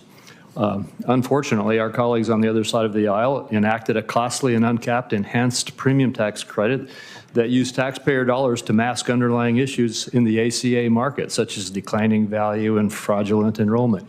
Let's get into these issues, but this is not the procedure to do that. All debate. Time has expired. Senator Van Hollen, number 6. Thank you, Mr. Chairman, colleagues. This would establish a point of order against any legislation to repeal the prescription drug negotiation provisions of the Inflation Reduction Act. Mr. Chairman, earlier I offered an amendment to prohibit any cuts to Medicare benefits. You responded that as part of the Inflation Reduction Act, we had cut Medicare, but you didn't point out we didn't cut a penny of Medicare benefits. What we did was require negotiations for prescription drugs under Medicare. You know, just like a big insurance company gets to negotiate on behalf of their members, we wanted the Medicare program to be able to negotiate on behalf of the American people. And the result of that was to dramatically lower, yes, costs for Medicare, but also reduce prescription drug costs for everybody in Medicare. And so as a result, prices for blockbuster, very expensive drugs are going down for people on Medicare. We've capped Medicare expenditures to $2,000 a person. That was because of what we did in the Inflation Reduction Act, not cutting a penny of benefits, but getting a good deal for the American people on Medicare. So what this says is, let's keep that. If you want to keep it, if you want to keep those lower drug prices, vote yes for my amendment. If you want to risk getting rid of it, then you would oppose it. I urge a yes vote. Senator Crapo. Thank you, Mr. Chairman, and I'll make 2 points with regard to this amendment. First, it is out of order for a budget reconciliation process such as this. Second, like the other, and I expect some more amendments to come, it is not germane to the instruction in this process to the Finance Committee, which is limited, as I have said, to specifically the nursing home rule that we are addressing in this particular instruction. We will hopefully have further instructions in a separate process before this committee, at which time I expect we'll have a much broader instruction to the Finance Committee, and then we can get into these issues. I've got a lot of argument, as you know, with the approach to prescription drug pricing that the Democratic caucus has taken in the past, and so we can have a lively debate about how we should go, but we should have a debate about how to lower the price of all health care services, including prescription drugs. We'll have that time, not in this particular reconciliation bill. Thank you. All debates expired on that amendment. Now, Senator Lujan, 41. Mr. Chairman, Senator Lujan filed an amendment marked Lujan 41.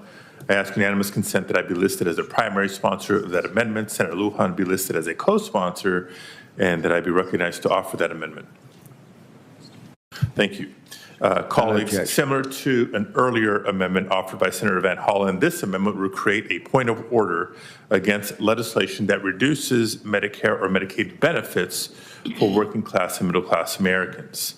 Sure. Now, it seems like every time President Trump is in the White House, his #1 legislative priority is tax cuts for the ultra wealthy. The Trump tax cut from his first administration raised federal deficits and debts by more than $2 trillion over its first 10 years. To top it off, the boom in investment that Americans were promised never materialized. And now a second round of tax cuts is projected to be even more expensive. And I see that our Republican colleagues are looking for $5.3 to $5.7 trillion in cuts, and potentially even more, to not only popular, but in many instances necessary government programs. But of all the unprecedented and far-reaching cuts being proposed to safety net programs, Medicaid seems to be at the top of the list. Specifically, Republicans are proposing $2.3 trillion in cuts to Medicaid and $479 billion in cuts to Medicare. A $2.3 trillion cut to Medicaid over 10 years would be nearly a third reduction in projected federal Medicaid spending, and 39% of all Medicaid revenues to states. The policies being proposed, like imposing a per capita cap, reducing the AC expansion match rate, repealing the incentive for states to adopt Medicaid expansion, and more, would fundamentally change how Medicaid financing works. And the impossibly large cuts would put states at financial risk, reducing spending by eliminating coverage, reducing covered services, and cutting rates paid to physicians, hospitals, and nursing homes. Millions of Americans will no doubt lose health coverage as a result. And by the way, this would also exacerbate the already alarming workforce shortage in the healthcare industry. So I urge you colleagues to publicly commit to preserving Medicare and Medicaid benefits by supporting this amendment. Senator Crapo. Mr. Chairman, thank you. And as I said, I would probably be repetitive on some of these amendments. This amendment also is out of order as not appropriate to a budget resolution. It is also not germane for the reasons I've said several times in regard to previous amendments. We will get into a much broader debate, and I can assure you that we do not seek to reduce benefits to Medicare or Medicaid. And I look forward to a robust discussion about how to deal with that. All debate has expired on that amendment. Senator Padilla, number 6. Thank you very much, Mr. Chairman. To call up Padilla Amendment number 6. This amendment would create a definite neutral reserve fund relating to achieving energy dominance and independence for the United States by continuing investments in renewable energy development as part of an all-of-the-above energy approach, which would include solar, wind, and hydrogen. I've already spoken on the importance of preventing planned cuts to the Inflation Reduction Act and Republican efforts to unwind the hundreds of billions of dollars in federal and private sector energy investments that we've unlocked across the country. These investments are critical to achieving our shared goal of energy independence. To achieve energy independence, yes, we have to reduce our reliance on fossil fuels that are subject to international supply chain disruptions that affect prices at the pump. But it's also about securing critical energy infrastructure against threats and improving the resilience of our power system against both market volatility and extreme weather, something specifically that I've worked on with Senator Cornyn over the years. But unfortunately, the Trump administration, and it seems like Republicans in Congress, want to return to the outdated playbook of prioritizing fossil fuels at the expense of newer, renewable, and increasingly cheaper technologies. Even oil and gas companies have said they don't intend to drill more, even if additional public lands are opened up to drilling. So what are we doing at this point? Accelerating the growth of new domestic energy sources increases our energy security.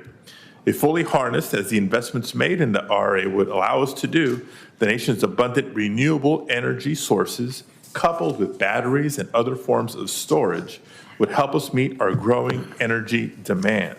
And diversifying our energy supply would also help improve our resiliency against geopolitical threats. Colleagues, you know as well as I do the many success stories in our home states of many of these investments and many of the projects that are increasing domestic manufacturing and American jobs. Let's continue to invest in the all-of-the-above approach, which includes renewable energy as the only way to achieve true energy independence while strengthening the economy and safeguarding our national security. I ask for your support of this amendment. Senator Kennedy. Mr. Chairman, the amendment, I oppose this amendment.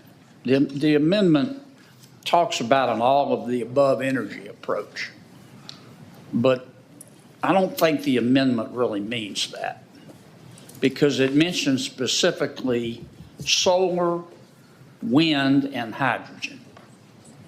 It never doesn't mention fossil fuels.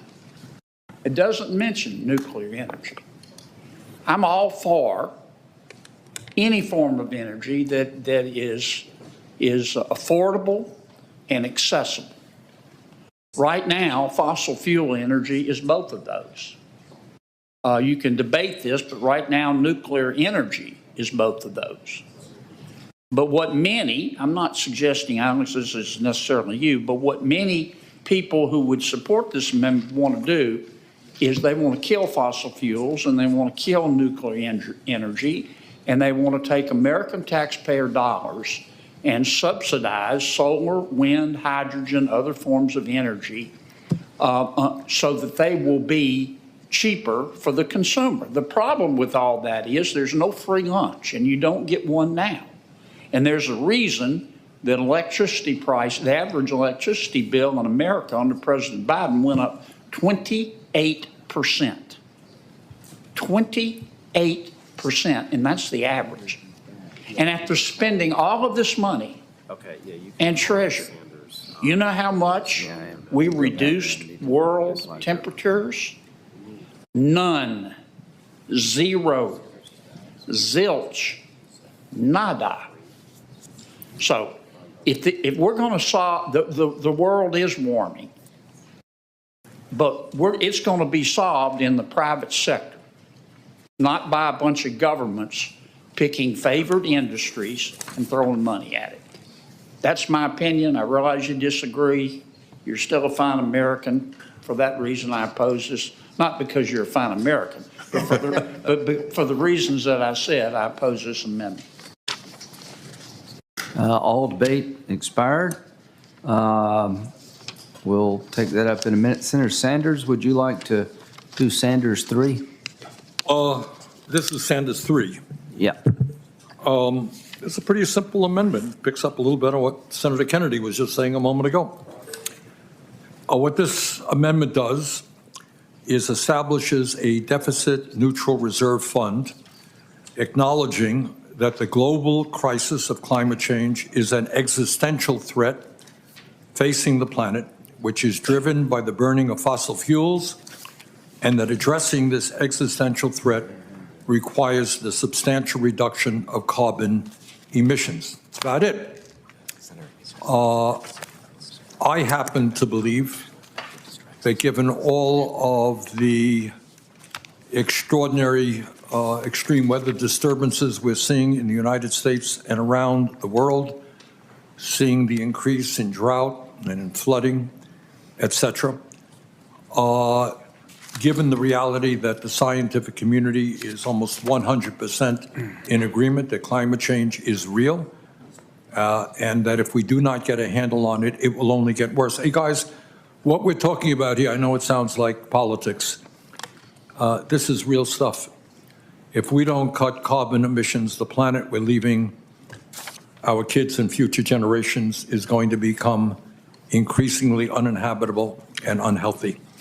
So all I'm asking you here is to acknowledge the reality of climate change, the need for a deficit neutral reserve fund to help us reduce carbon emissions. About it, nothing more complicated than that. Senator Lee. My friend and colleague, and he is both, has introduced an amendment that I must oppose. I oppose it obviously in my individual capacity, but also as chairman of the Energy and Natural Resources Committee.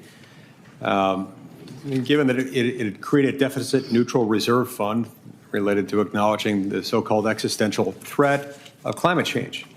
Now, in my view, respectfully, this is a measure that would prioritize climate alarmism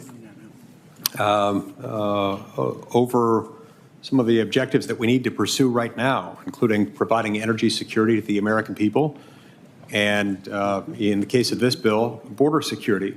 Look, the Biden administration did everything in its power to destroy domestic energy production. This has made every aspect of life more expensive, from gas to groceries, from housing to healthcare, everything in between. It's all more expensive. It's going to get worse if we don't fix this problem.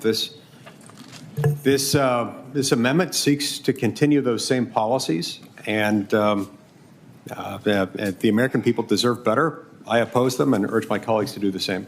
Brief, Mr. Chairman, just a very brief response. Absolutely. Let me just ask my friend, Senator Lee, and he's a friend. We've worked together on some issues. You use the word climate alarmism. The 10 last years are the warmest years ever recorded. We're seeing massive extreme weather disturbances all over the world, not just in the United States. Do you think that that is alarmism, or is it the reality that climate change is an enormous threat to this planet? I think acknowledging weather conditions and temperature conditions around the world can tell us things. I don't think that throwing hundreds of billions of dollars at a problem with an eye toward ultimately spending tens of trillions of dollars on a problem, one that's going to impoverish the American people, impoverish people throughout the world, unduly enrich other nations, including countries like China that are generating more greenhouse gases every day, show no signs of slowing. and are known to, cheat on international commitments regarding emissions and things like that. I think that's climate alarmism. And I think the American people have suffered as a result of this. Look, human beings have benefited to a tremendous degree as a result of our ability to utilize the resources that nature has given us and uniquely given us as Americans. Human flourishing depends for its existence on our ability to utilize those sources of energy.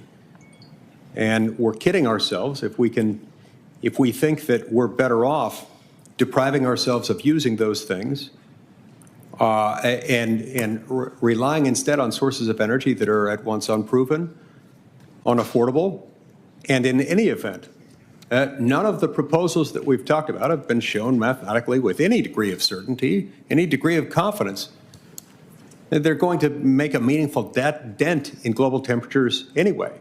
I'm not on board with this, and most of the American people aren't either. Mr. Chairman, You will have the final word. Thank you very much.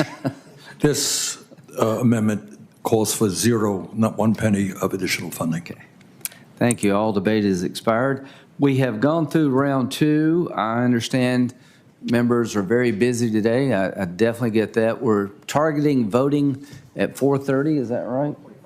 4:45. So why don't we keep going? Y'all have a lot of amendments, and I want to get to as many of them as we can. So we'll vote at 4:45, and we'll keep going on if that's okay with y'all. Senator Merkley, number 9. Thank you. And with the chair's permission, I'm correcting a typo on page 2, line 1. The word facilitating should say prohibiting. Without objection.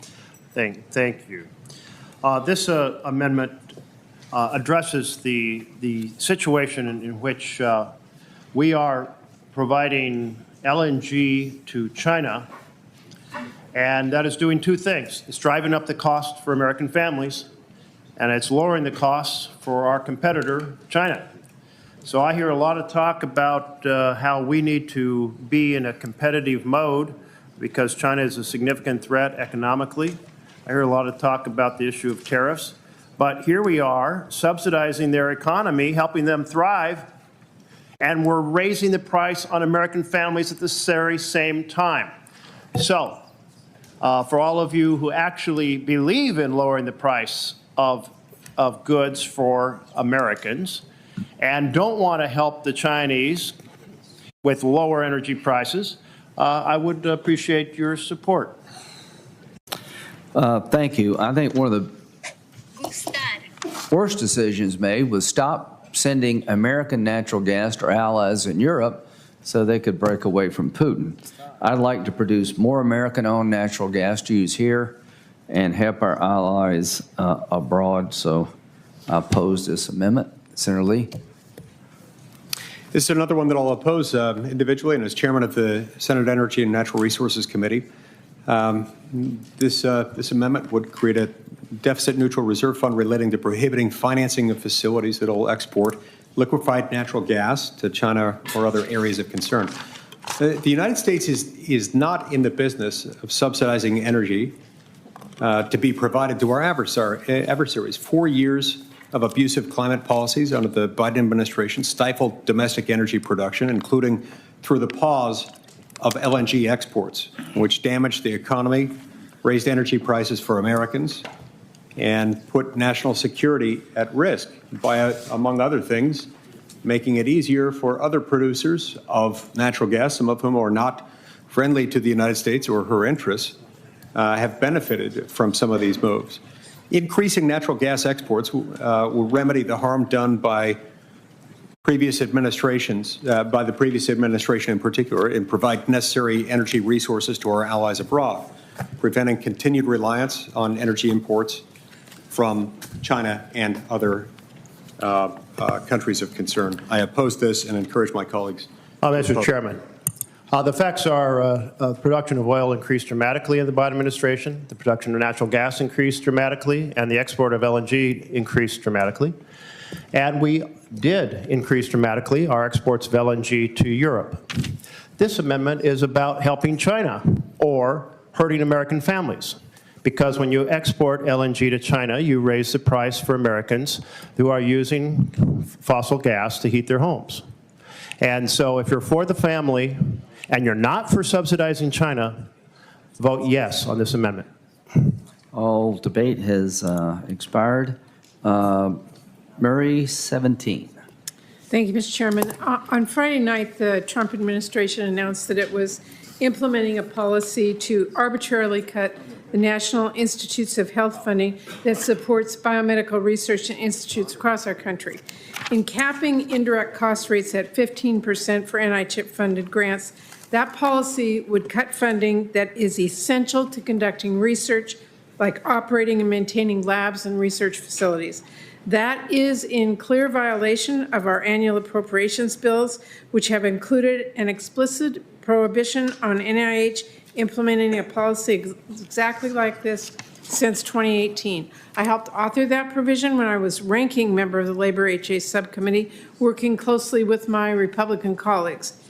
Fortunately, now a court has temporarily paused the policy, but let's be clear, if the Trump administration were to be successful in gutting NIH funding in this way, it would be absolutely catastrophic for life-saving research patients and families are counting on, including life-saving cancer research at Fred Hutch in my home state of Washington and at many other institutions in red and blue states nationwide.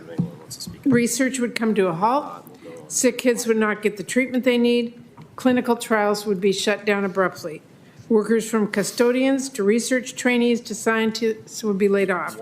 Our commitment to supporting basic research infrastructure, which this policy does, is what help make the American research enterprise the best in the world. This is funding that helps produce medical breakthroughs and change patients' lives and ensure that the U.S.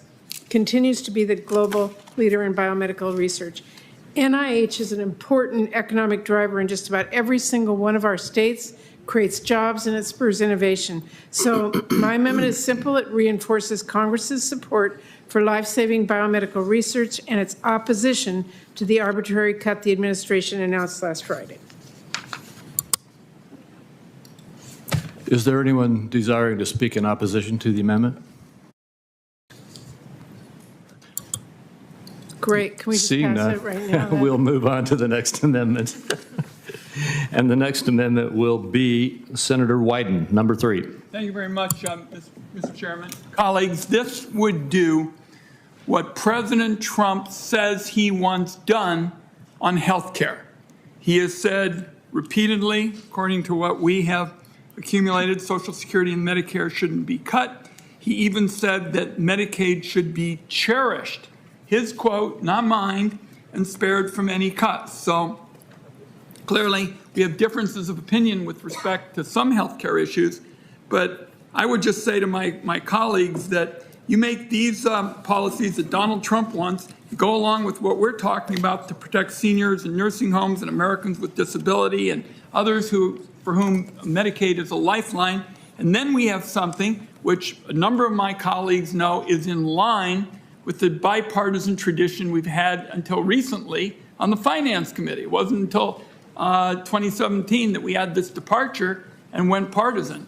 So I hope my colleagues will support this proposal, Wyden 3, which is basically putting into the budget Donald Trump's priorities with respect to health care, his words. Thank you, Mr. Chairman.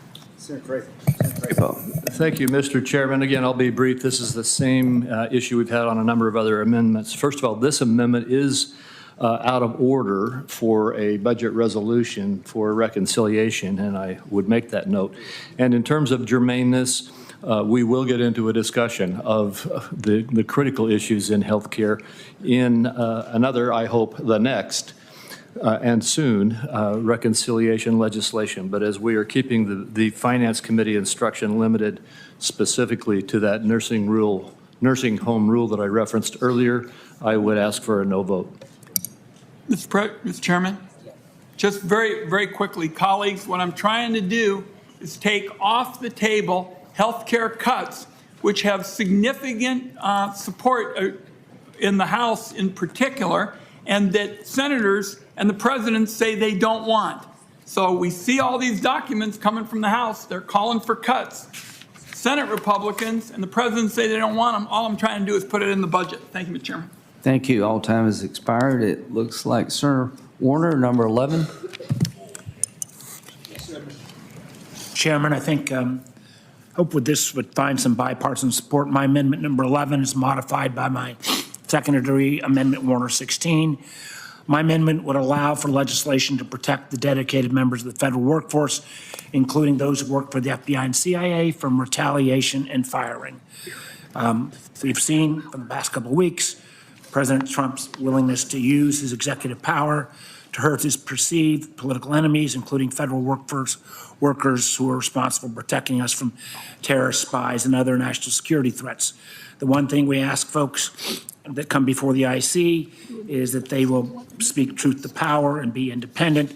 I fear that willingness to speak truth to power is being undermined.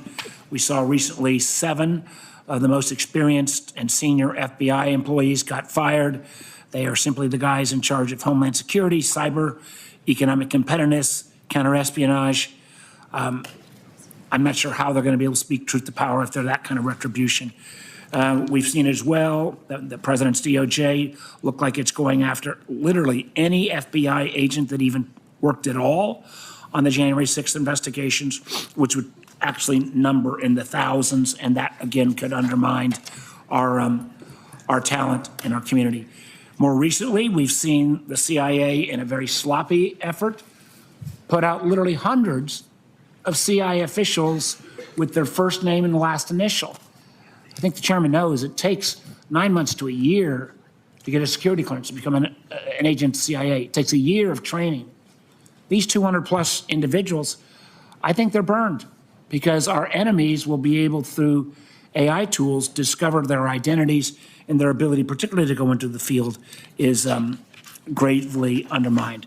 All I'm saying here is those folks in the IC who don't get the recognition they deserve, let's make sure they should not be subject to political retribution or retaliation. I urge the members to vote yes. Senator Lee. Mr. Chairman, we've just emerged from a 4-year period in which the U.S. government was weaponized against the American people. It was weaponized for blatantly partisan political purposes. More evidence about that comes out every single day. It would be tone deaf, to put it really mildly, for us today to adopt a measure that would protect people in some of those same agencies who may have been involved in the deliberate political weaponization for partisan political gain, specifically for the purpose of trying to imprison then President Biden's last standing impediment to becoming a second-term president. So I honestly can't believe we're even having to have this conversation. But to say that people in those agencies, and again, it's not all of them, but it's certainly some of them, and there will be an effort to figure out who was a bad actor and who was not. To say that we're going to protect all of them and protect any of them from being fired, even if they engaged in some of these dastardly acts, this is offensive. And our constituents, those who elected us, would be really upset with us with darn good reason if we supported this. I urge my colleagues to oppose it. Mr. Chairman, I'd simply say, as a member who was here on January 6th, when the Capitol Police and FBI defended virtually all of us, to somehow say that protecting them would be an insult, I find remarkable. Mr. Chairman, that is not at all what I said. And I want to be very clear for the purposes of the record that in no way, shape, or form is that what I said. I made no reference to any of the people who are protecting us. I'm talking about those people. They know who they are. The Trump administration at some point will figure out who they are. I'm talking about those people who engaged in politically weaponized, indefensible acts. We should not immunize them. Not on my watch, not on our watch. I oppose it. All debate is expired. Senator Kaine, number 5. Kaine 5 is about a program that helps people all over the country, but it also, I think, affects a lot of young people in this room, would be my suspicion, and it's public service loan forgiveness. Public service loan forgiveness was created during the Bush presidency. It was created in 2007, and the idea was to get people to come be teachers, firefighters, police, public servants who are working at the Capitol, inner city teachers. The program languished, and during the first Trump presidency, only 7,000 people, about 3% of those who applied for public service loan forgiveness, were granted it by the Department of Education. In the last administration, the pace of approval significantly expanded to match what the program was intended to do when it was passed in the Bush administration. 1 million applicants were forgiven loans because of their public service, including 33,000 Virginians. The purpose of Kaine 5 is to create a point of order against cuts to public service loan forgiveness. The instruction asked help to come up with a bunch of money. I am worried that what help may do, because I've heard it discussed that carving back on public service loan forgiveness may be one of the things that help does to try to meet the instruction in this particular reconciliation. And because we want to encourage public servants like the young staffers who are working in this room, I would ask for support on a point of order against cuts to the public service loan forgiveness program. Senator Kennedy. Mr. Chairman, this committee does not have the legal jurisdiction to create such a point of order. And for that reason, the amendment is out of order. All debates expired. Senator Van Hollen, 3. Thank you, Mr. Chairman. Colleagues, Van Hollen Amendment 3 creates a point of order against legislation that would cut funding for the National School Lunch Program or the School Breakfast Program. I hope we would all agree, I think we agree, that we all want our kids to have the nutrition and food that they need to have healthy lives. And of course, the School Breakfast Program and School Lunch Program are part of that effort. For kids who come from families who cannot afford the food to make sure that their kids have what they need. That's exactly why we have these 2 programs. Nearly 14 million children experience food insecurity just in the last year. 1 in 5 kids don't know where their next meal will come from. This is, again, an issue that nobody ran on in the last election. Candidate Trump didn't say he wanted to cut food nutrition programs. Again, if you look at Project 2025, which he claimed not to know anything about, these are on the chopping block. So this would create a point of order, colleagues, just to make sure that we protect these important nutrition programs for our kids, and I urge its adoption. Senator Ricketts. No, I'm sorry. Senator Moreno, I'm sorry. Thank you, Chairman. So I think we need to think about how this is implemented currently. So let me tell you a little story about a school in a little city just outside Toledo, Ohio. 99% of the kids in this school are either African American or, like me, Hispanic. Most of them low income, and they don't teach those kids that they're victims. They don't teach these kids DEI. They refuse to do that. It's a Hillsdale model school. They teach the kids science, math, reading, critical thinking. And the Department of Education didn't like that so much. And so they took away their school lunch program to force them into submission.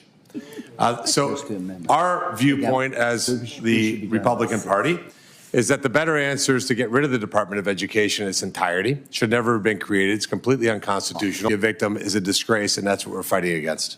Mr. Chairman, with respect, because I think we have a little bit of rebuttal time, I'm more than happy to debate the proposals to dismantle the Department of Education. I think it's a really bad idea, but this is about the school lunch program and the school breakfast program. And I don't think anybody in the last campaign heard people talking about getting rid of these important nutrition programs. So maybe you did. I didn't follow the campaign that closely, but this would create a point of order to protect those programs. And I ask for its adoption. Yeah, the point, I have a few seconds left. The point is, let's not have a conversation about the federal government controlling schools all over the country, and that definitely was on the campaign trail. Right, but this is the school lunch program. It's not about controlling school, but look forward to continuing the debate. Thank you, Mr. Chairman. Is that it? Okay. That was interesting. All time has expired on that amendment. Senator Padilla, number 5. Thank you, Mr. Chair. I call up Padilla Amendment number 5, which would create a deficit-neutral reserve fund relating to protecting communities from fentanyl by prohibiting the diversion of law enforcement resources away from fentanyl-related investigations and prosecutions for other purposes. Now, President Trump began his second term in office by declaring a national emergency at the southern border. In this executive order, he continued to push the false narrative that the fentanyl crisis in America is strictly an immigration problem. But let's be clear. CBP data shows that over 90% of fentanyl that is seized at the ports of entry is trafficked by United States citizens. The recent changes by the Trump administration at the Department of Justice, including at the FBI, the DEA, and ATF, have shifted critical resources away from fentanyl investigations and towards immigration enforcement. Now, just last week, the Senate Judiciary Committee held a hearing entitled "The Poisoning of America." The witnesses at that hearing testified that diversion of these resources hurts our efforts to bring criminal groups to justice and weakens the ability of the Organized Crime Drug Enforcement Task Force. The witnesses also shared data that shows the vast majority of fentanyl comes in at legal ports of entry by U.S. citizens, as I mentioned previously. So, colleagues, we all claim to be serious about addressing the fentanyl problem in America. Senator Ricketts, you spoke very eloquently earlier in this hearing. I take you at your word, so then please join me in protecting that funding and not letting it be diverted to other purposes.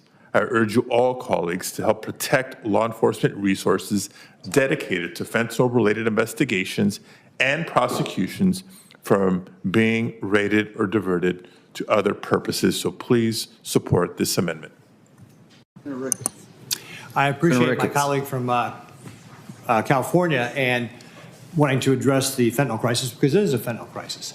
What we saw in Nebraska, which I outlined earlier, was the dramatic increase of drugs coming into our state after Biden implemented his open border policies.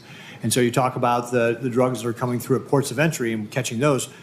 What about the drugs coming in between ports of entries, right? That's what this process is about. This reconciliation bill is about trying to stop fentanyl from entering our country by closing down our border and giving the president the resources he needs to be able to do that. As I mentioned, we had 46 pills in 2019 that were laced with fentanyl taken off our streets. And just in the first 6 months of the Biden administration, that jumped to 151,000. It was twice as much methamphetamine, 3 times the amount of fentanyl, and 10 times the amount of cocaine coming across after Biden opened the borders. This bill, this reconciliation bill, is about trying to make sure that we close that down. That's why I'm going to urge my colleagues to vote against this amendment and make sure we keep the reconciliation bill focused on making sure that we're defending our border and giving the resources needed to the president. Mr. Chairman, just in response, Absolutely. Remind my colleagues that there's 2 different components here. Again, nobody disagrees with committing efforts to prevent the importation of fentanyl or its precursor ingredients. Nobody disagrees with that. And we can look at the numbers as to how much comes from ports of entry versus between ports of entry, who it is that's carrying it across the border. Our data shows it's primarily U.S. citizens. Preventing the importation is one thing. The funding that's being diverted from programs and personnel to crack down on fentanyl is going towards enforcement action, the detention of deportation of individuals who are not crossing the border, people who are here, who have been here in roughly half the cases, not violent criminals, far in the interior. This has nothing to do with the border.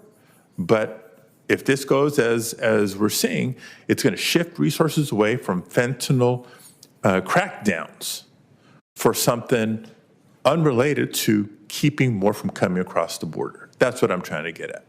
Appreciate your support for this amendment. Thank you. All debate has expired on that amendment. Consulting with the ranking member, I think we'll take a recess to 4:45. We'll vote on the pending amendments and keep going. 4:45. 4:45. Recess to 4:45. You go out and play. You get ice cream. Find somebody to buy you an ice cream.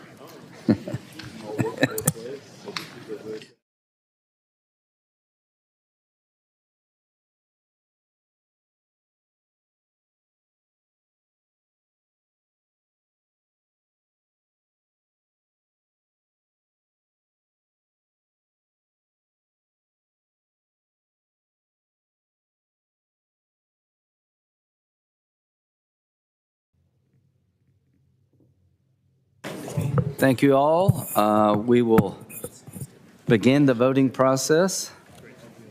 I think what's going to happen is we're going to vote here. We got some more amendments, and we pretty much got a rhythm of this thing now. So Merkley, number 5. Are we not voting on the? Yeah.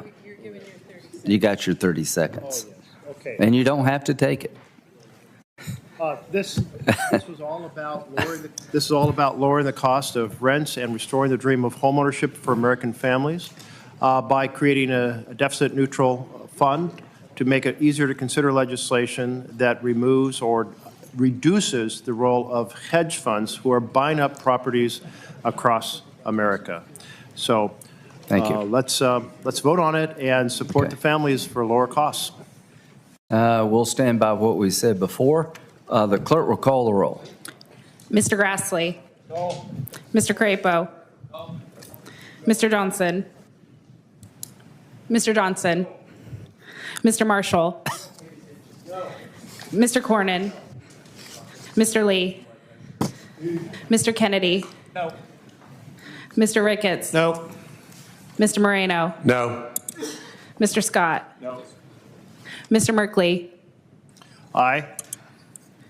Mrs. Murray. Mr. Wyden. Mr. Sanders. Mr. Whitehouse. Mr. Warner. Mr. Kaine. Mr. Van Hollen. Mr. Lujan. Aye by proxy. Mr. Padilla. Mr. Chairman. No. Mr. Chairman, the yeas are 7, the nays are 10. Thank you. Murray, number 6.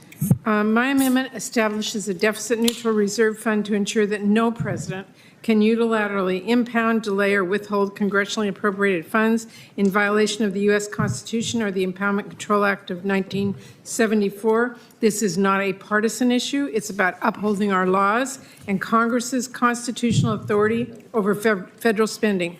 The Constitution grants Congress, not the President, the power of the purse.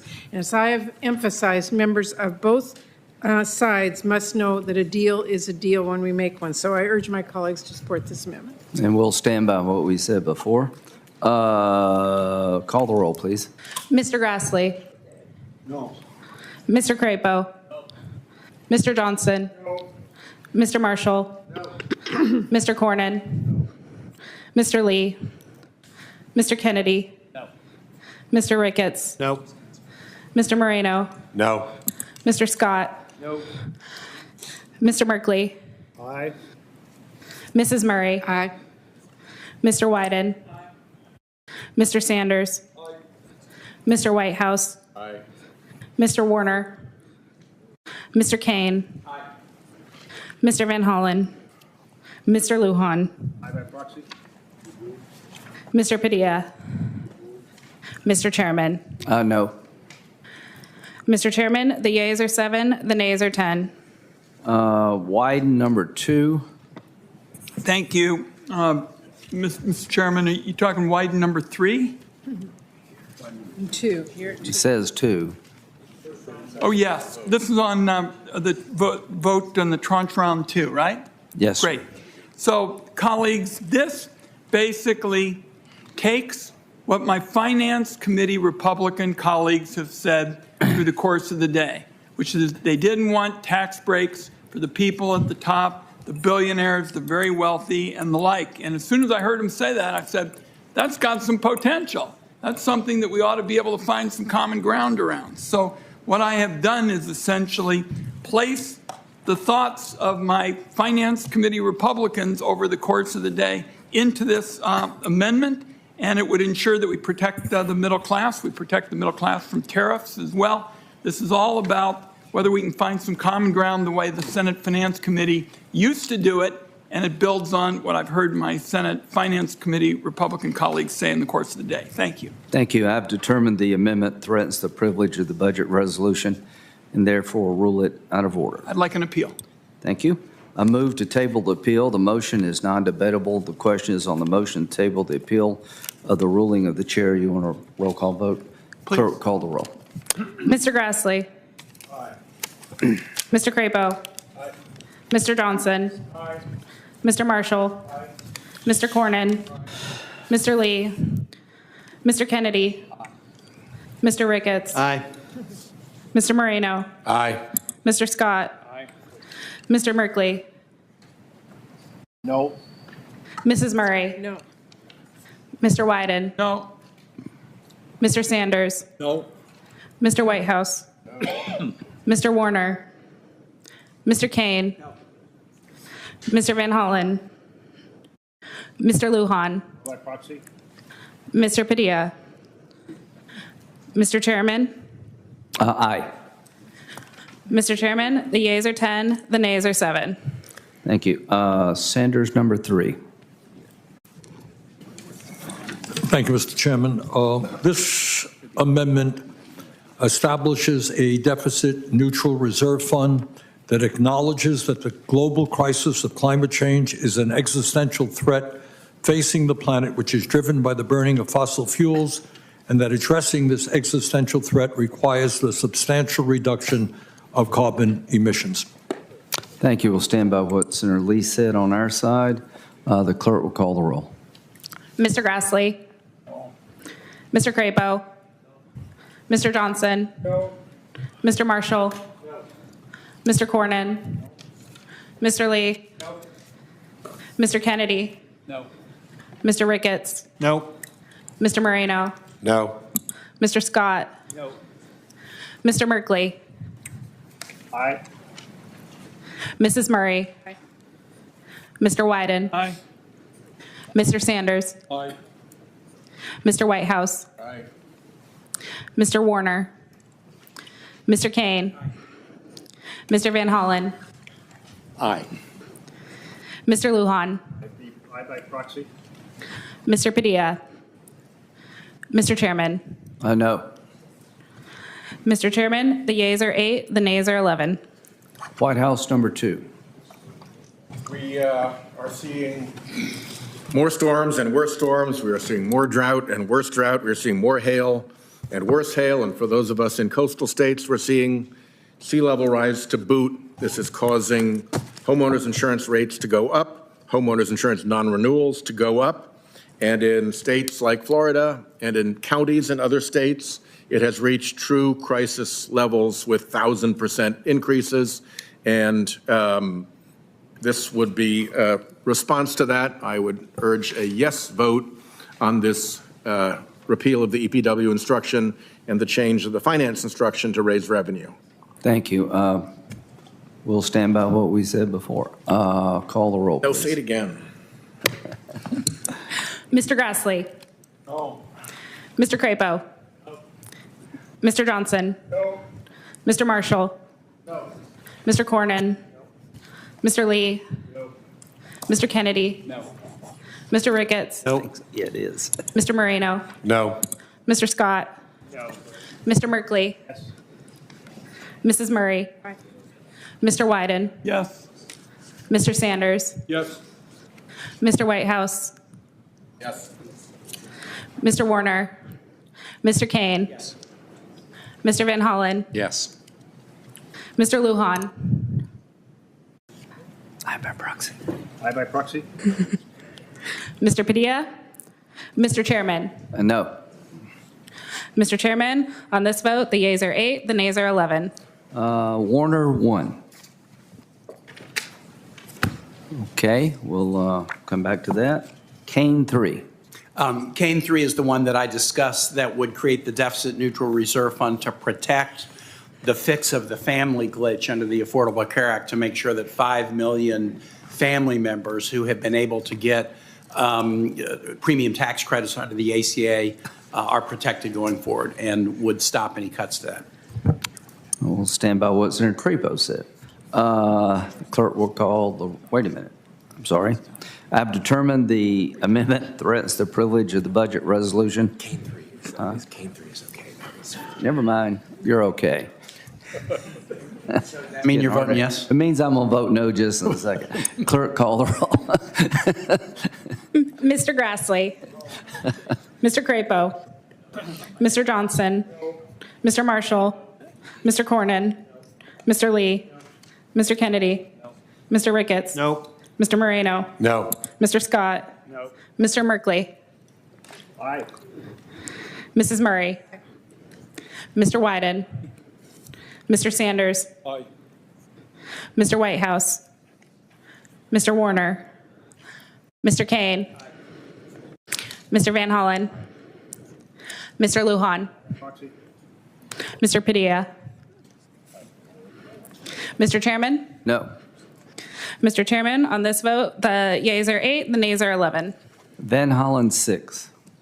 Thank you, Mr. Chairman, colleagues. This is the provision that creates a point of order against getting rid of the negotiating authority for Medicare that they've used to reduce the price of prescription drugs for seniors on Medicare. I urge its adoption.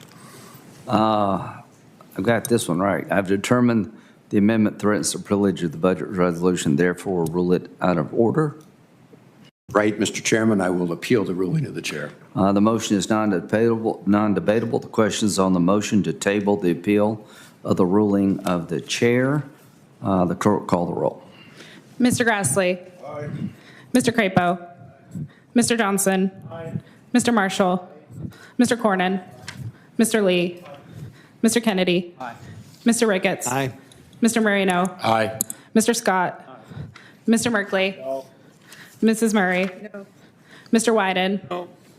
Mr. Sanders. No. Mr. Whitehouse. Mr. Warner. Mr. Kaine. Mr. Van Hollen. Mr. Lujan.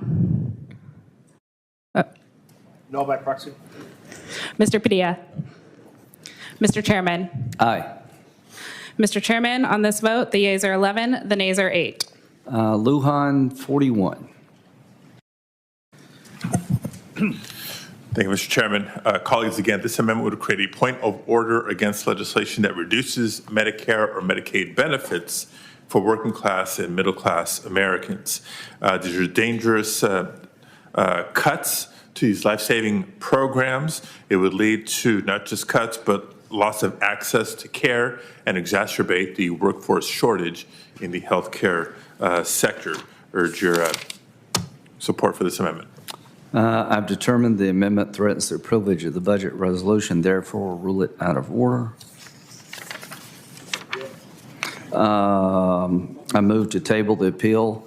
Motion is non-debatable. The question is on the motion to table the appeal and the ruling of the chair. The clerk will call the roll. Mr. Grassley. Mr. Crapo. Mr. Johnson. Mr. Marshall. Mr. Cornyn. Mr. Lee. Mr. Kennedy. Mr. Ricketts. Aye. Mr. Moreno. Aye. Mr. Scott. Mr. Merkley. Mrs. Murray. No. Mr. Wyden. No. Mr. Sanders. No. Mr. Warner. Mr. Whitehouse. Mr. Warner. Mr. Kaine. Mr. Van Hollen. Mr. Lujan. All by proxy. Mr. Padilla. Mr. Chairman. Aye. Mr. Chairman, on this vote, the yeas are 11, the nays are 8. Padilla, 6. Thank you, Mr. Chair. Colleagues, this amendment would create a deficit-neutral reserve fund relating to achieving energy dominance and independence for the United States by continuing investments in renewable energy development as part of our all-of-the-above energy approach, including solar, wind, and hydrogen. From my friend and colleague from the state of Louisiana, I want to underscore the language in this amendment says including but not limited to. So we're not excluding some of the energy sources that you are so fond of. All of the above means exactly that. all of the above. By doing so, we'd increase our energy independence, good for our national security, our energy dominance, which you're also fond of saying. I urge your support for this amendment. I thought Senator Lee did a great job of explaining how it's not really all the above. The clerk will call the roll. Mr. Grassley. No. Mr. Crapo. Mr. Johnson. No. Mr. Marshall. Mr. Cornyn. Mr. Lee. Mr. Kennedy. No. Mr. Ricketts. No. Mr. Moreno. No. Mr. Scott. No. Mr. Merkley. No. Yeah, aye. Mrs. Murray. Mr. Wyden. Aye. Don't want to break up. Mr. Sanders. No. Mr. Whitehouse. Mr. Warner. Mr. Kaine. Aye. Mr. Van Hollen. Mr. Lujan. Aye by proxy. Aye by proxy. Aye by proxy. Mr. Padilla. Mr. Chairman. No, it's easy to get confused. Mr. Chairman, the yeas are 7, the nays are 12. Merkley, 9. So colleagues, this is about supporting an effort to make sure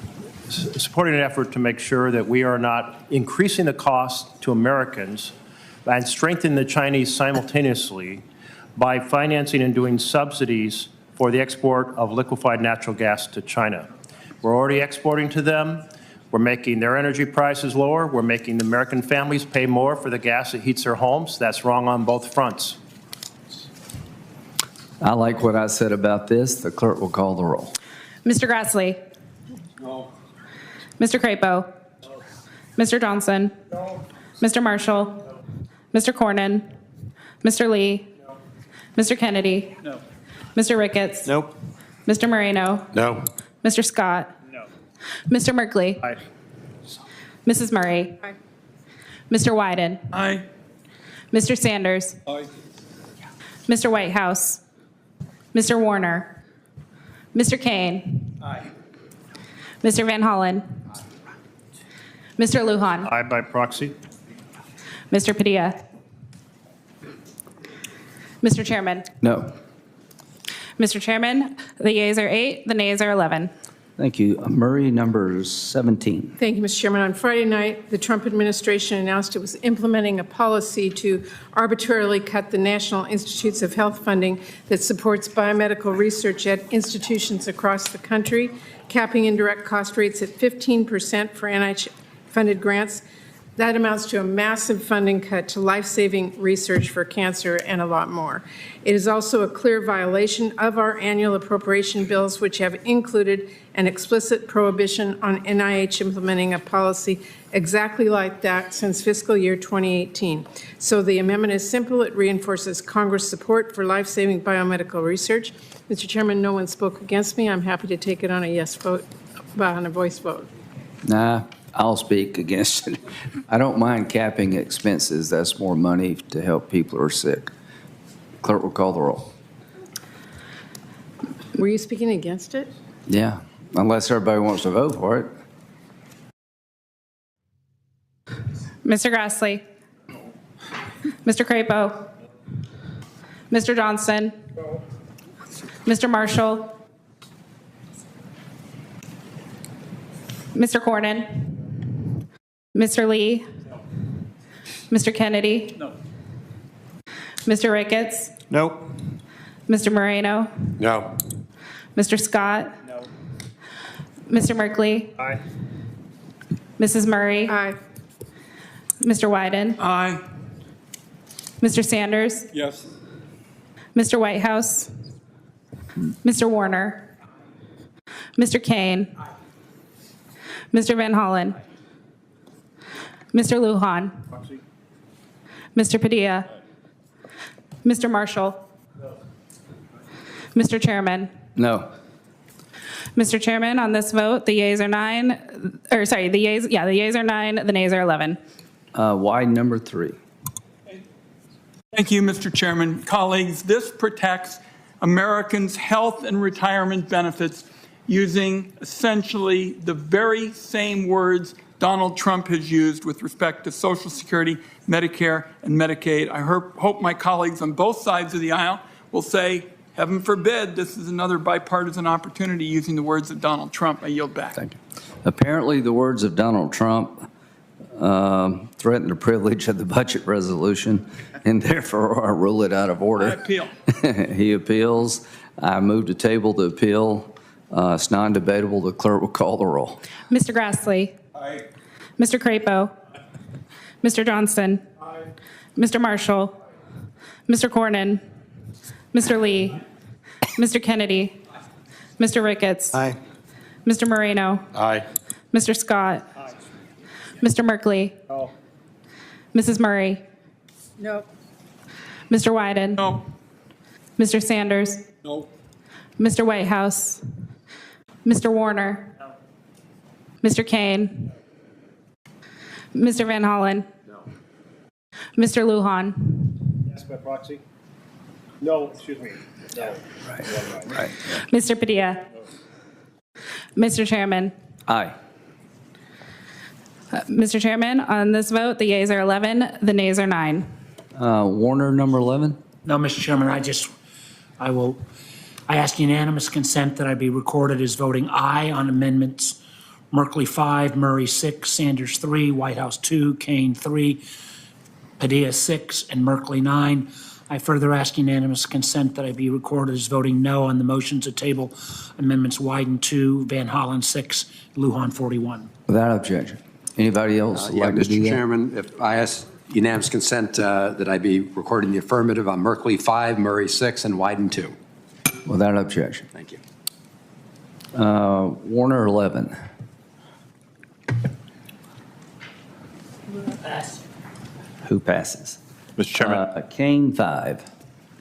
You guys, Kaine 5 is the point of order against cuts to public service loan forgiveness that benefit teachers, firefighters, police officers, and even many members of our own staffs. I've determined the amendment threatens the privilege of the budget resolution, therefore rule it out of order. Appeal. I move to table the appeal. It's non-debatable. The clerk will call the roll. Mr. Grassley. Aye. Mr. Crapo. Aye. Mr. Johnson. Aye. Mr. Marshall. Aye. Mr. Cornyn. Aye. Mr. Lee. Mr. Kennedy. Mr. Ricketts. Aye. Mr. Moreno. Aye. Mr. Scott. Mr. Merkley. Mrs. Murray. Mr. Wyden. No. Mr. Sanders. No. Mr. Whitehouse. Mr. Warner. Mr. Kaine. No. Mr. Van Hollen. No. Mr. Lujan. No by proxy? Mr. Padilla. Mr. Chairman. Aye. Mr. Chairman, the yeas are 11, the nays are 9. Mr. Chairman. Thank you. Van Hollen, 3. Chairman. I'm sorry. Yes, I sir. think I made a mistake when I passed by. I think we were simply going to vote on my Warner 11. Okay. You want to vote on it now? Yeah, sure. Okay. We'll go back to you. Warner, 11. This is my amendment that simply looked at making sure that we protect members of the intel from retaliatory firings. I urge its adoption. We'll stand by what we said. The clerk will call the roll. Mr. Grassley. No. Mr. Crapo. No. Mr. Johnson. No. Mr. Marshall. No. Mr. Cornyn. Mr. Lee. No. Mr. Kennedy. No. Mr. Ricketts. Nope. Mr. Moreno. No. Mr. Scott. No. Mr. Merkley. Mrs. Murray. Mr. Wyden. Aye.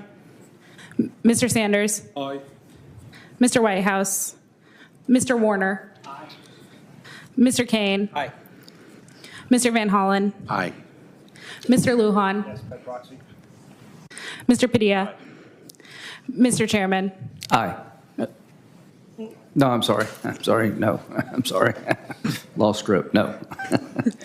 Mr. Chairman, the yeas are 9, the nays are 11. Thank you. Now back to Van Hollen, number 5. Thank you, Number Mr. 3. Chairman, colleagues. This is the amendment that would create a point of order against any proposals to cut funding for the National School Lunch Program or the School Breakfast Program. I urge its adoption. We'll stand by what we said. The clerk will call the roll. Mr. Grassley. What? Mr. Crapo. Wait a minute. I apologize. Hollen was out of order. Oh, I'm sorry. I apologize. I've determined the amendment threatens the privilege of the budget resolution, therefore will rule it out of order. You want to appeal? Yeah, I'm sorry about that. I move to table the appeal. It's non-debatable. Clerk, please call the roll. Mr. Grassley. Aye. Mr. Crapo. Aye. Mr. Johnson. Aye. Mr. Marshall. Aye. Mr. Cornyn. Mr. Lee. Mr. Kennedy. Aye. Mr. Ricketts. Aye. Mr. Moreno. Aye. Mr. Scott. Aye. Mr. Merkley. Mrs. Murray. Mr. Wyden. No. Mr. Sanders. No. Mr. Whitehouse. Mr. Warner. No. Mr. Kaine. Mr. Van Hollen. Mr. Lujan. Mr. Padilla. No. Oh, sorry, I forgot Mr. Lujan. Do you want to say by proxy first? No. Okay. Proxy. Mr. Chairman. Aye. Mr. Chairman, the yeas are 11, the nays are 9. 6, and then we have to come back to Okay. Padilla, number 6. Before I present, Mr. Chairman, ask that I can be recorded on Merkley Amendment number 5 as an aye vote, on Murray number 6 as an aye vote, on the Wyden Amendment number 2, motion to table as a no vote, on Sanders number 3, an aye vote, and Whitehouse number 2, an aye vote. Without objection, it's Padilla, number 5. I'm sorry. Colleagues, this amendment would create a deficit-neutral reserve fund relating to protecting communities from fentanyl by prohibiting the diversion of law enforcement resources away from fentanyl-related investigations and prosecutions. If you agree, we all said we have, that fentanyl is a big problem in America, let's protect the very programs and resources that Congress has authorized and has appropriated funding for. Let's keep it from getting diverted for other purposes by voting to support this amendment. I think Senator Lee made a very good argument. Clerk will call the roll. Mr. Grassley. No. Mr. Crapo. No. Mr. Johnson. No. Mr. Marshall. No.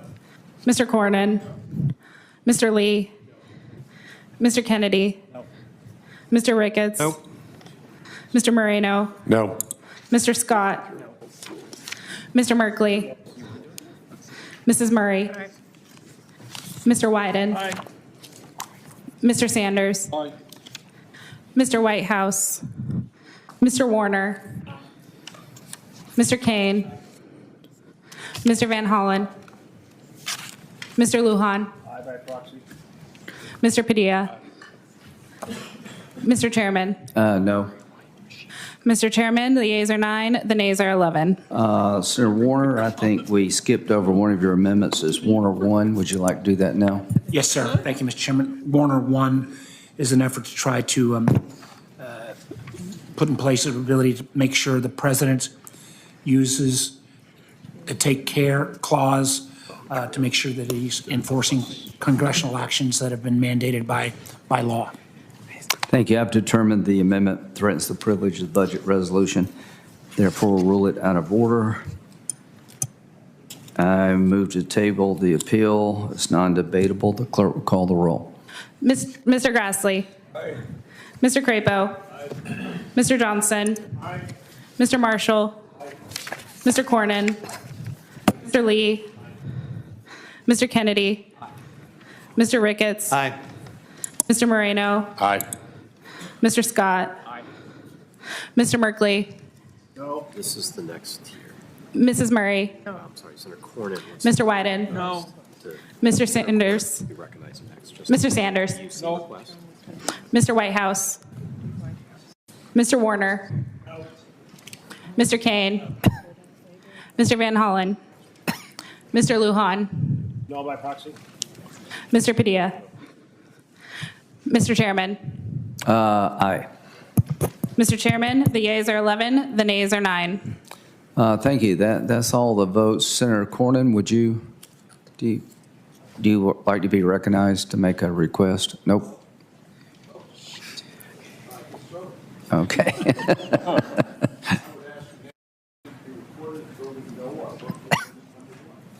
Without objection. All right, thank you all. That was, we did pretty good. That was a lot of amendments. Round 4, Merkley number 11. So, folks, back in 2018, President Trump put forward a powerful idea that Americans should not pay more for drugs developed in the United States than any other developed country. And in fact, we should get the best price because we invest more in the R&D for these drugs through our taxpayer dollars than any other nation on earth. So the best price, not the worst. He raised this idea again in July of 2020, or August of 2020. He had an executive order, and he says, I just signed an executive order to lower the drug prices. He wrote on Twitter, my most favored nation order will ensure our country gets the same low price Big Pharma gives to other countries. The days of global free riding at America's expense are over. And that is the way it should be. And when President Trump was campaigning for his re-election in 2024, and he was campaigning in June 23, I released a campaign video and a statement indicating that he would again bring this up. In fact, he said on day 1, President Trump will sign an executive order to end global freeloading on American consumers once and for all. This deficit neutral reserve fund provides an opportunity to consider legislation that would lower the cost of drugs for Americans to that paid by other. Insulin that costs $99 here is $12 in Canada. Crestar that is $216 here is $20 in France. Hepatitis C medicine that's $30,000 here is $14,000 in Switzerland. And it goes on. The obesity drugs that are about $1,000 here are $87 in Australia. Folks, we are getting ripped off. President Trump knew it.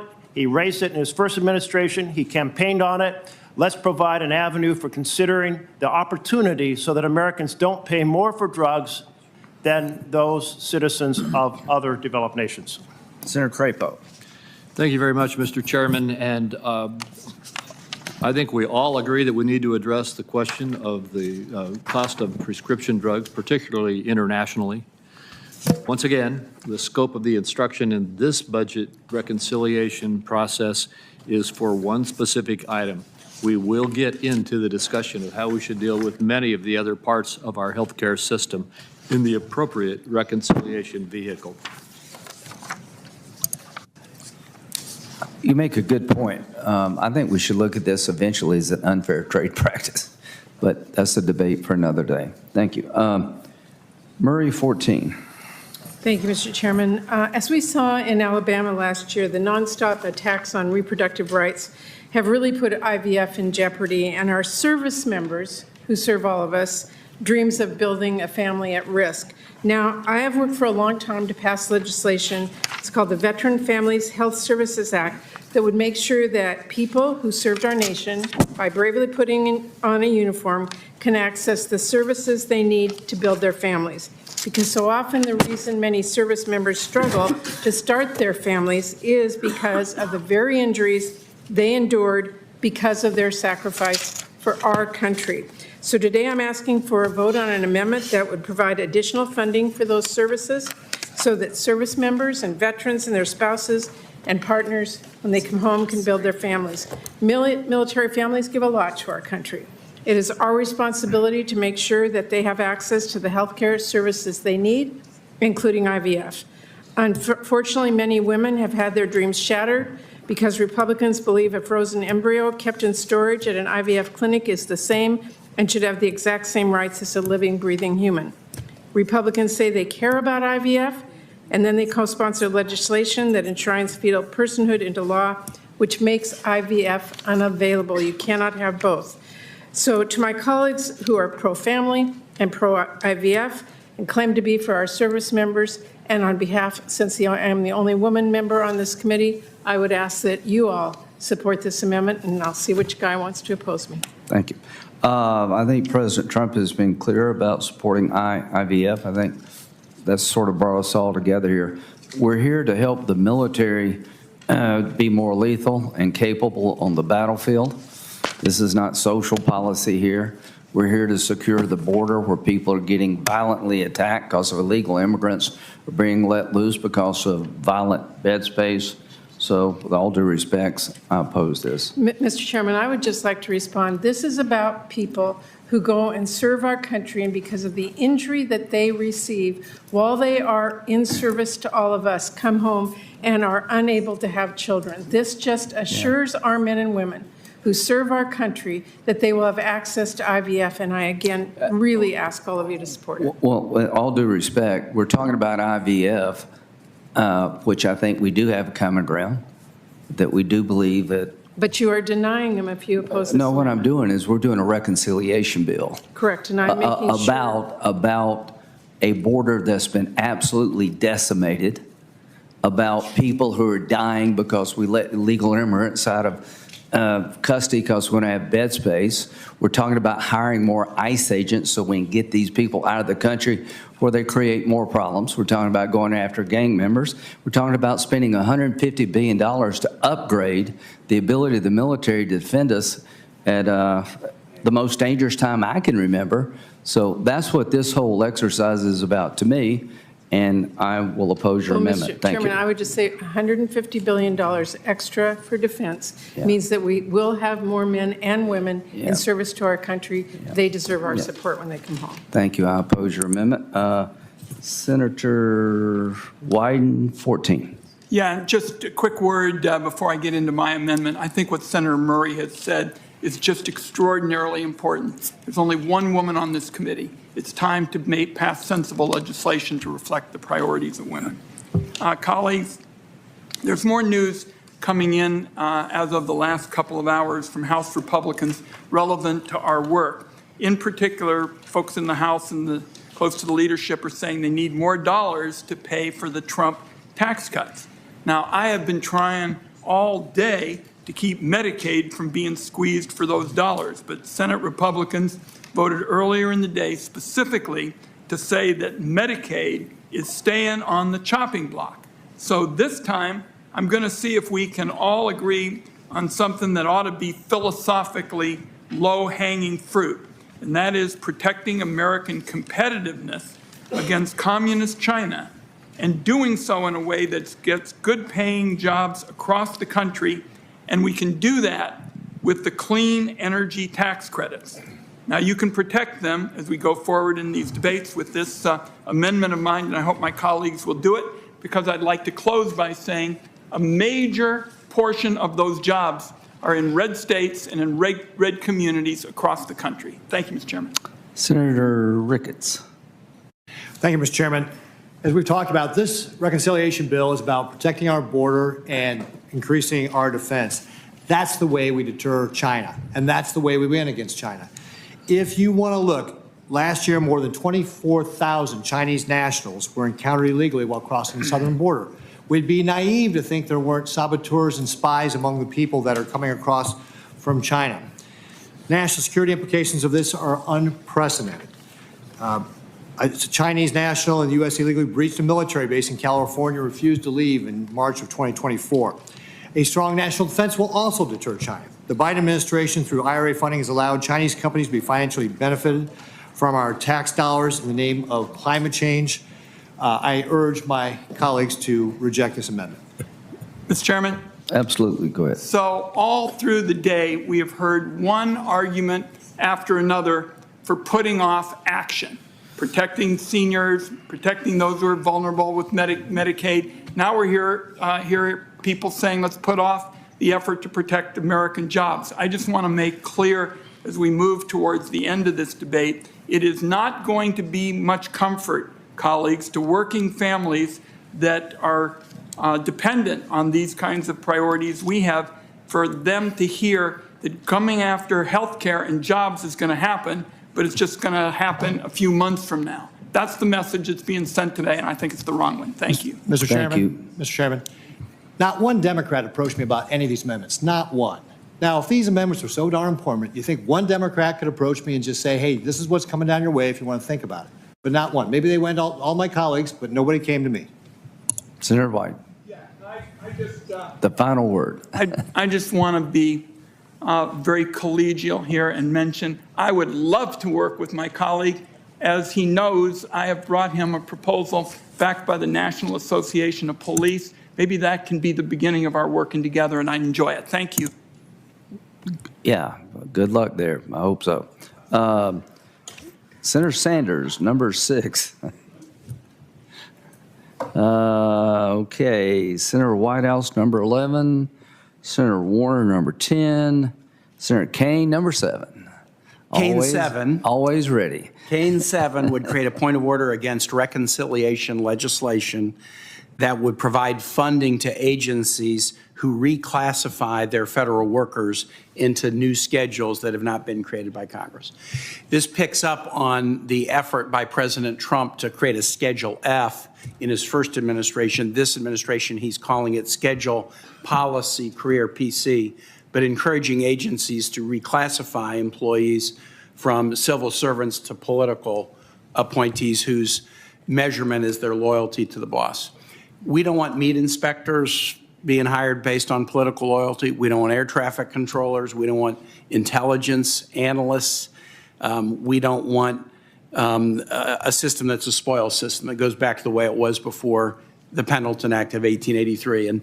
And Senator Van Hollen did a good job of describing the history to us a couple weeks back, which I was unaware of, that the Pendleton Act and the professional civil service was created after the assassination of President Garfield. He was assassinated by somebody who thought, I campaigned for you, I was entitled to a job, and when he didn't get it, he assassinated the President of the United States, and that was the beginning of the professional civil service. This would be a bad precedent to create, and I just remind my colleagues it's something that you already know, which is you're all are feeling great being in the majority now. There will be another Democratic president. There will be Democratic majorities of houses of Congress. It may be in the distant future, as I see colleagues laughing here, but it will happen. And if we go down the path of turning a professional civil service into a politicized one, the nation's going to suffer and we're all going to suffer. And so for that reason, I offer this amendment. Thank you. This amendment would create a point of order against legislation containing funding for any agency that has been reclassified federal employees. It would hamstring President Trump's efforts to reform the civil service. Creation of such point of order is outside the jurisdiction of the Budget Committee and would endanger the privilege of the budget resolution if adopted. It would jeopardize the budget resolution, and I respectfully oppose it. Okay, let's see. Van Hollen, 1. Oh, yeah. Yeah, go ahead. I'm sorry, do you want to table it? You want to table it, right? I want to table it. Did you ask for the appeal? I thought we were saving this for the voting. Yes. Yeah, no, we're not are, voting on actually. this one, right? So No, you were right and we were wrong. I will eventually. We'll do it all at the end. I will eventually appeal your that's right. incredibly outrageous ruling. Been a you're gonna long make day. in the future. You're right. Just ignore both of us up here.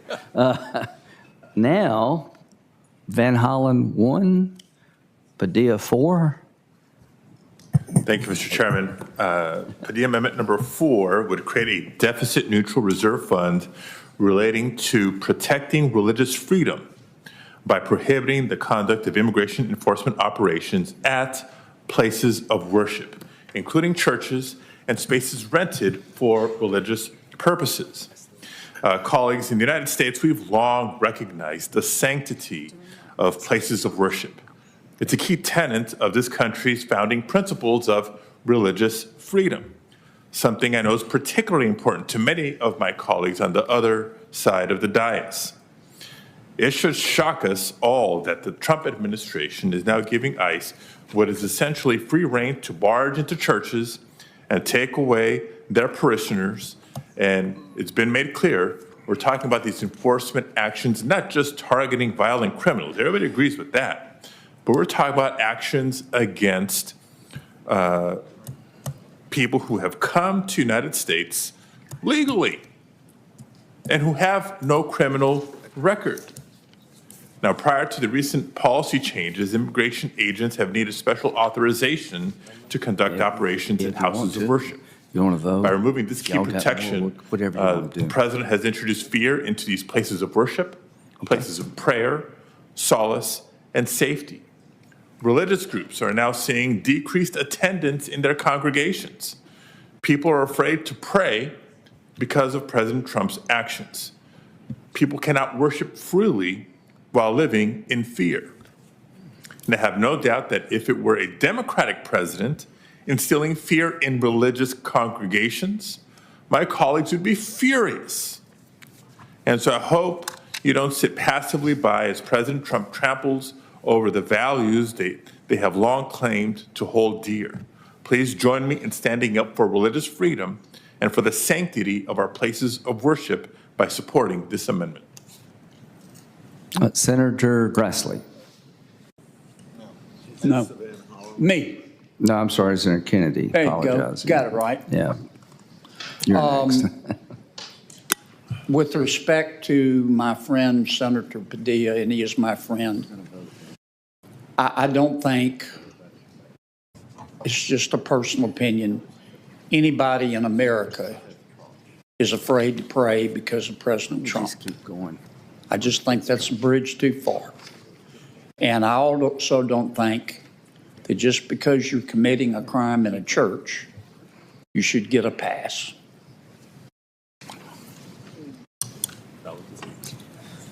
Thank you very much. Van Hollen, number 1. Thank you, Mr. Chairman. This provision relates to making sure we provide resources for inspector generals in federal agencies. As all of you know, inspector generals are the watchdogs in these agencies. Their charge is to look out for waste, fraud, and abuse. So it is clearly a huge disconnect for the president to say that he wants Elon Musk and the boys to come in and find savings and more government efficiency when you're getting rid of the inspector generals, fired 16 inspector generals. And I know Senator Grassley has done yeoman's work over the years in protecting inspector generals because we do rely on them to be important eyes and ears on behalf of the American public and make sure that these taxpayer funds are being spent wisely. And so when you clear out the inspector generals, it sends a terrible message that you're opening the door to more wasteful spending and more abuse. And it is not a recipe for efficiency, it's a recipe for corruption. So I would urge my colleagues to support this amendment and make sure that we provide funding for those inspector generals. Senator Grassley. This amendment is not needed because the 1979 Act requires IGs to use their funding to ensure their parent agency is acting in accordance with the laws and regulations that are applicable to any particular program. And the reason I say it's unnecessary is IGs already have the authority and money to do what it says. If they don't have, then, or if they aren't doing their work, Congress must investigate.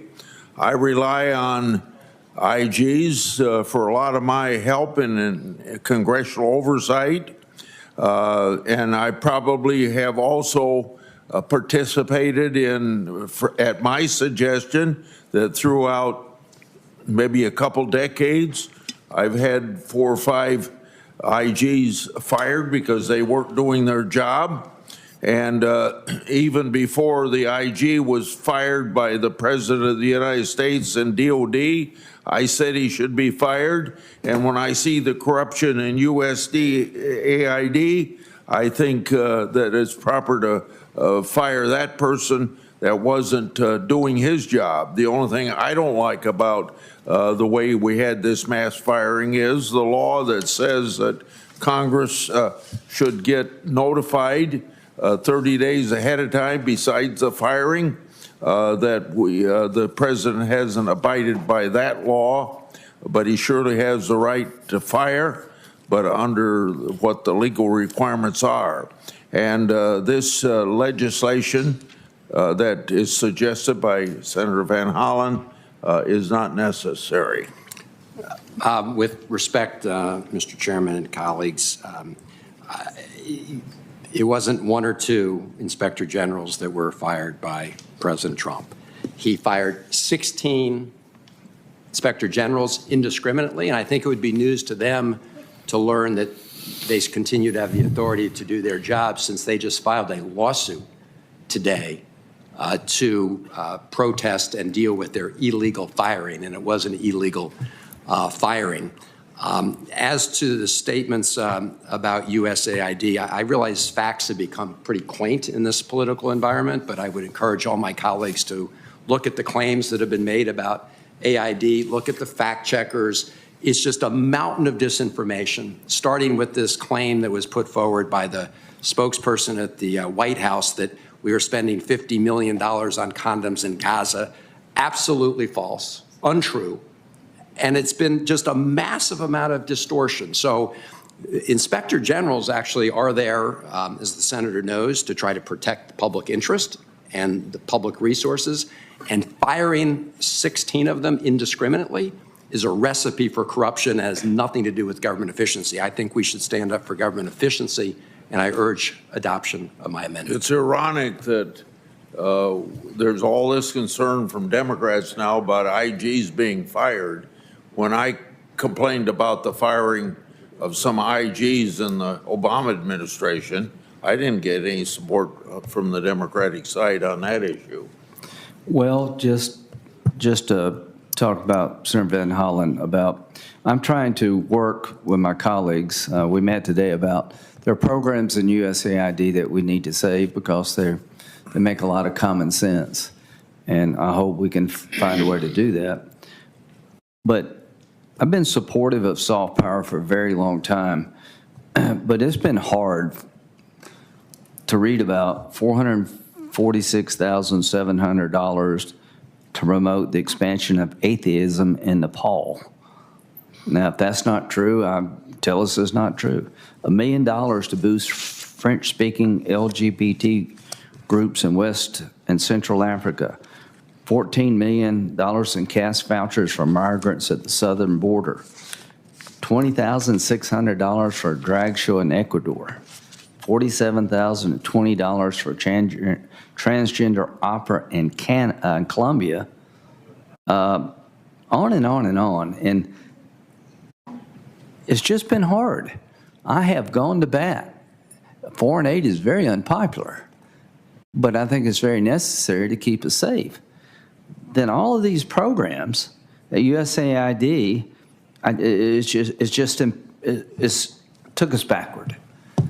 And I'm hoping we can find a way to move forward, Senator Van Hollen, reassuring the American people this will never happen again, and we can focus on programs that make common sense. So, Mr. Chairman, could I very briefly respond to that? Because as you have been an advocate for a strong, robust U.S. foreign policy, and you know that AID is an essential tool in our foreign policy and national security policy.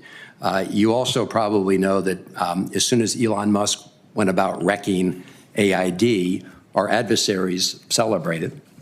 Putin's cronies tweeted out, "Good move at Elon.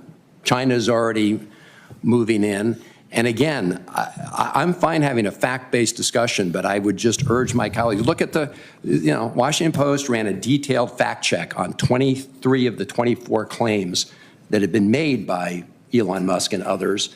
23 of them they found to be outright false or gross distortions.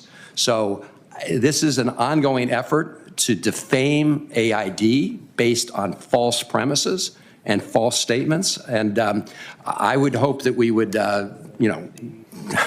not allow that to happen. We should be proud of the good work that they do overseas. And beyond that, the IGs that have been fired are around 16 of them. I mean, all of them. If anybody around here really thinks that's a good idea, this review taxpayer dollars to fire 16 IGs. Anyway, my amendment would say let's provide resources so the IGs can do their work on behalf of the American people. I urge its adoption. This review by this new administration of where every dollar spent is long overdue, and it's perfectly legitimate. And if Congress, with the power of the purse, was doing its job and do it through zero-based budgeting, we'd have a review of every program and know what was going on. So what the chairman just said about how some of this money's being spent wouldn't be history or wouldn't be news because Congress would have found it out about it first when we do our budget, when we do our appropriation process. Yeah, $39,652 to host seminars at the Edinburgh International Book Festival on gender identity and racial equality. Now, that to me is not soft power. That's somebody's personal political preference interjected into the State Department's, the USAID budget. And people in China and Russia, people in South Carolina are what I have to deal with. I can't go back and tell these folks that USAID is living up to what I want it to do. It's time to look at all these programs, and there probably is some misinformation, and I'll join forces with my Democratic colleagues to make sure that things that make sense, maternal health care, things that really make sense. You know, we got food in Houston that's going to rot. We've already paid for. I can go down a list, and Elon Musk said something yesterday that some of it's good, some of it makes sense. Well, that's right. Let's find what that good stuff is and make sense in keeping it. So I just, to my Democratic colleagues, this has been a giant step backward for those of us in the soft power business, but it could turn out to be a good thing if we work together and say we're never going to send money for this, but we're going to keep helping people who are starving. We're going to, you know, keep making sure Ebola doesn't come here. The Office of Disease Infection, I want to keep it open, don't y'all? I mean, Ebola is breaking out in Uganda. Marburg is breaking out, I think it's Tanzania. That's a 90% lethal rate. So to the American people, I got it. We need to reform these programs, but some of this stuff keeps you safe. We don't want anybody with Ebola getting on a plane and coming here. We want to help people who are suffering with Ebola over there so it doesn't come here. So I won't speak any more about that, but as you can tell, you struck a nerve with me.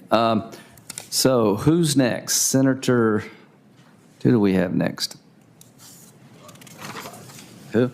Well, it's around 5, so we've got Merkley. There we go. Merkley, 14. Mr. Chairman, our government has been rapidly expanding the use of facial recognition at some 430 airports across the country. They have stated that their desire is to make it mandatory. And when you combine this inexpensive technology with a database, you now have a government bent on national surveillance and tracking of its citizens. We have seen what this has done in China. We've seen how it's facilitated the enslavement of the Uyghurs. China has sold this technology to other countries that have used it to track and oppress all the rights we hold dear, rights of assembly, rights of speech, rights of worship. We do not want to have an America where the government, big brother government, is tracking everybody everywhere they go. And that's why this deficit neutral reserve fund is important. Preserve the opportunity to consider legislation that prevents the government of the United States from establishing a national surveillance state. Senator Kennedy.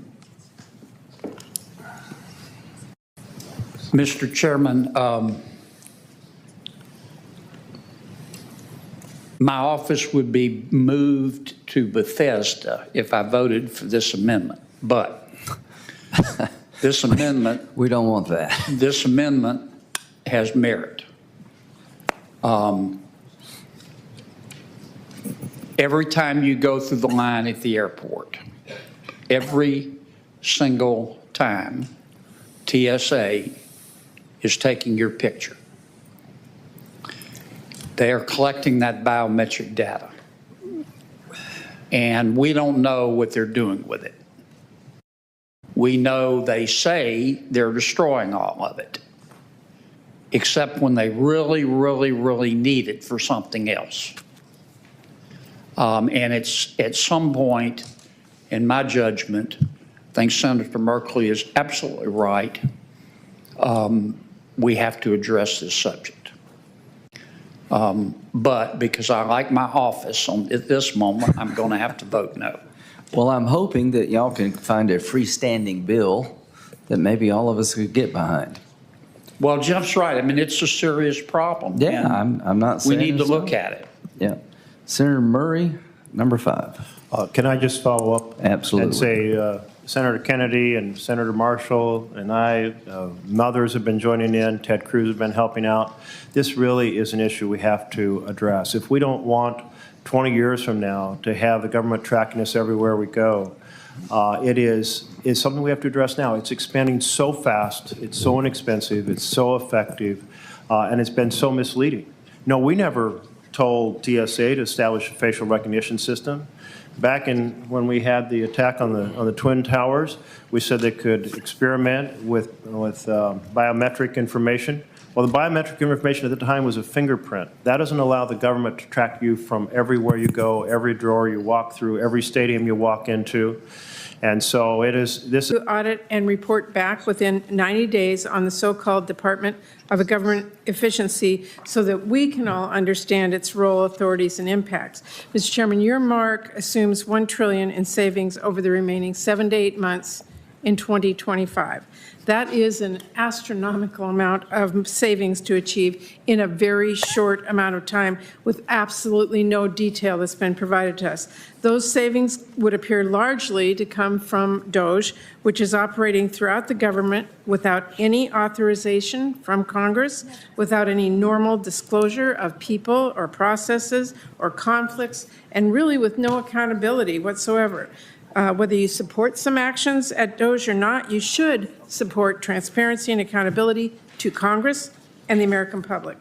Elon Musk and DOGE have already tried to shut down USAID.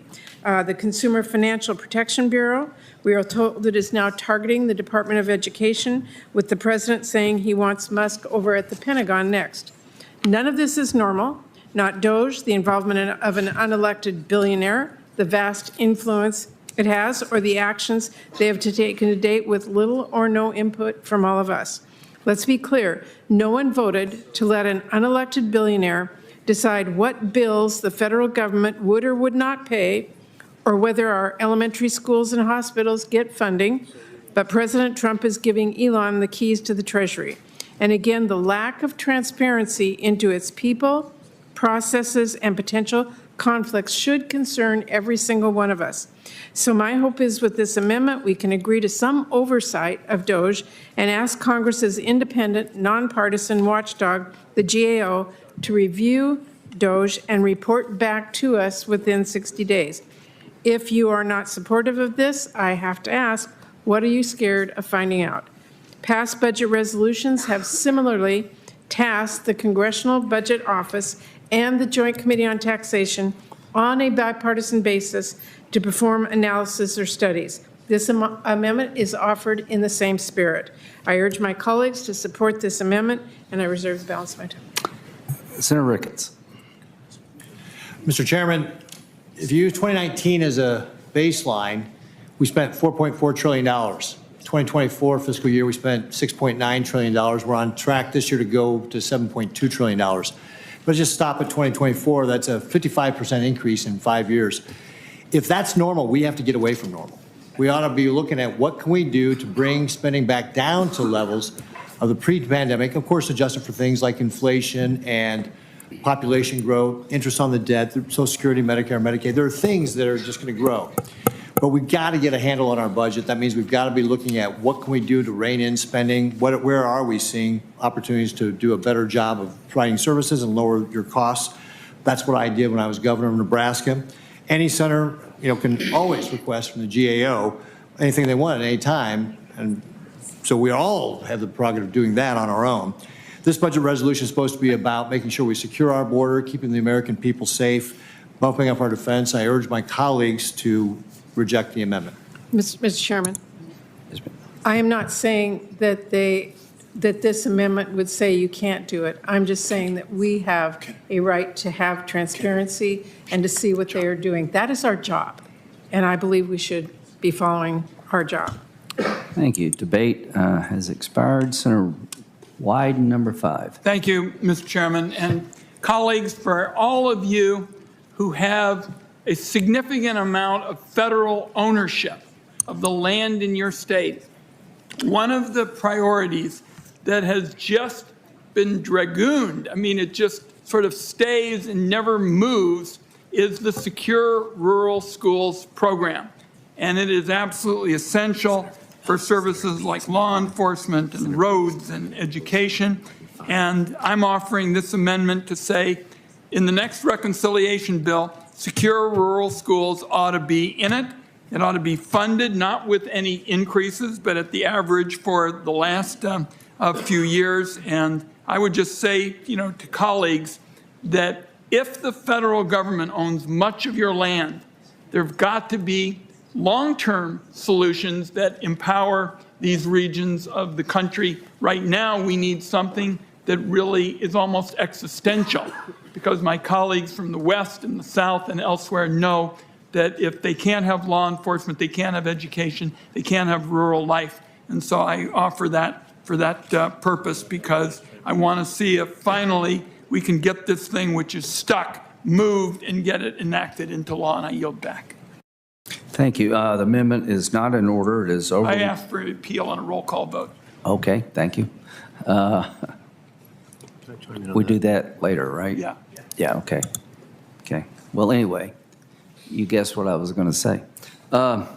So, yeah, when the time comes. Sanders, 2. Whitehouse, 11. Kaine, 10. Warner? I don't see Warner. He's on the previous round. He came back from Okay. So Warner 10. Warner, 10. Warner 10, and you'll be happy, Mr. Chairman, this is my last amendment. I've enjoyed it. So, but I am happy. Warner, 10. All right, you may enjoy it so much you may even want to vote for it. I doubt it, but go ahead. My amendment today would ensure no individual loses their Medicaid coverage and no state has to find extra money to fill in their Medicaid program in case Medicaid, because I know you would never do this, might be used as a piggy bank during this reconciliation. I'm not going to go through all the facts that we all know about Medicaid and how important it is to kids, to seniors who are in long-term care, who are disabled.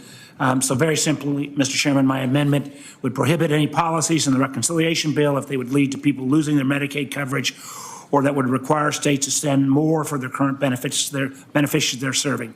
That's it. There are simple ways to cut Medicaid without harming individuals or states. Count me in. If not, I urge you to all put in writing my amendment to prohibit it. Thank you. Senator Crapo. Well, thank you, Mr. Chairman. This is another of those amendments for which it is fatal to a budget reconciliation bill, I believe, and is subject to a point of order. But in addition, as I've said on so many amendments today, we will be dealing with the Finance Committee's jurisdiction in reconciliation beyond the nursing rule in the next bill. So we can talk about these issues at that time. Mr. Chairman, does that mean you use Mr. Crapo as your hammer on all these hard ones? You broke the code. Absolutely. Mr. Chairman, can I just briefly respond? Absolutely. Because I've said this to my colleagues, what that really means for working families who hear that we're not doing anything about health care or protecting their jobs and the like today is they're being told as they listen to this debate, hey, I'm just going to get hammered in 2 months instead of today. So I hope that before we're done with our work, we can actually show that we're doing something that responds to these heartfelt healthcare issues, economics, such as the last amendment I offered to make sure we protect the clean energy tax credits, which have been a jobs engine in so many red communities, and not just go home and tell people, well, you're going to get hammered in a couple of months rather than tonight. Thank you. Would you want to say anything? You good?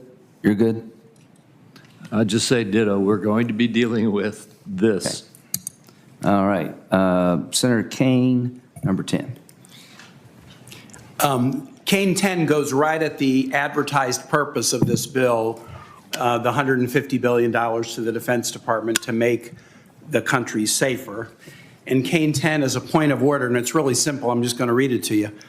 It shall not be an order in the Senate to consider any bill, joint resolution, motion, amendment between the Houses or conference report that would provide funding for United States armed forces to be deployed to Gaza for the purposes of the United States asserting control over Gaza. There is no circumstance under which U.S. taxpayer dollars should be used to relocate Gazans from their homes. No U.S. taxpayer fund should be used or U.S. service members' lives put at risk for a U.S. military incursion into Gaza. It would be a huge mistake for the United States to suddenly take this challenge upon its own shoulders, to mount a horrendous effort to forcibly displace 2 million people. The idea has been roundly rejected by our partners in the region. Our great partners, Egypt and Lebanon and Jordan in the region, have rejected this, and it would likely bar efforts or hopes of Saudi Arabia or other Arab countries normalizing their relations with Israel. Get him an ice. Our troops would be sitting ducks in Gaza for attacks from Hamas, Hezbollah, the Houthis, or any number of other radical terrorist organizations. So if we're giving money to the defense to the tune of $150 billion, let's not use it for this purpose, which has been discussed so frequently by the president recently. And the last thing I'll say on this one is, when I heard the president raise the idea of the U.S. taking control of Gaza, and even including the option of U.S. military involvement, I was reminded of the U.S. decision that was a catastrophic one in 1954. The French colonial project in Indochina didn't have anything to do with it. They lost a battle at Dien Bien Phu in 1954. And then for some reason, the United States decided, we'll take the problem off your hands. Gaza is a problem. It's a global problem. The U.S. has a role in solving that global problem. But for the U.S. to say, we are now going to take over that problem and put U.S. troops at risk in Gaza would be the height of foolishness. We should have learned the lesson, and so I would ask for my colleagues to support this point of order against using funds in such a dangerous way. Senator Moreno. I think that we don't need to debate this issue here. That will be debated in the Committee of Jurisdiction. And if you feel that way, the debate to happen is there. I will point out that it's ironic because the only president of my lifetime who's not put this country into a new conflict is Donald J. Trump. You'll be in bed. Mr. Chairman? Sorry. All debate has expired. Mr. Chairman, if I do a deal with you, I will withdraw my amendment on a similar issue if I can just say a word about support of Senator Kaine's amendment. You certainly can. Thank you. So I have a very similar amendment, and as Senator Kaine said, it's pretty straightforward. Look, when the president made those statements on national TV, he essentially put gasoline on an already raging fire in Gaza and throughout the Middle East. It was grossly reckless and irresponsible. It's immoral to suggest the United States is going to participate in forcibly transferring 2 million Palestinians out of Gaza. It's an obvious gross violation of international humanitarian law. And as Senator Kaine said, it will destabilize the region, which is why the King of Jordan was here yesterday saying, don't do this. I'm not going to take any Palestinians. I will take some children who need health care. It's why the Egyptians said, no way. And it's why the Saudis immediately rejected the idea. So this is an opportunity for this committee to make a statement saying we don't want any funds being used to support U.S. military action in pursuit of this really reckless, dangerous, and immoral idea. Thank you, Mr. Chairman.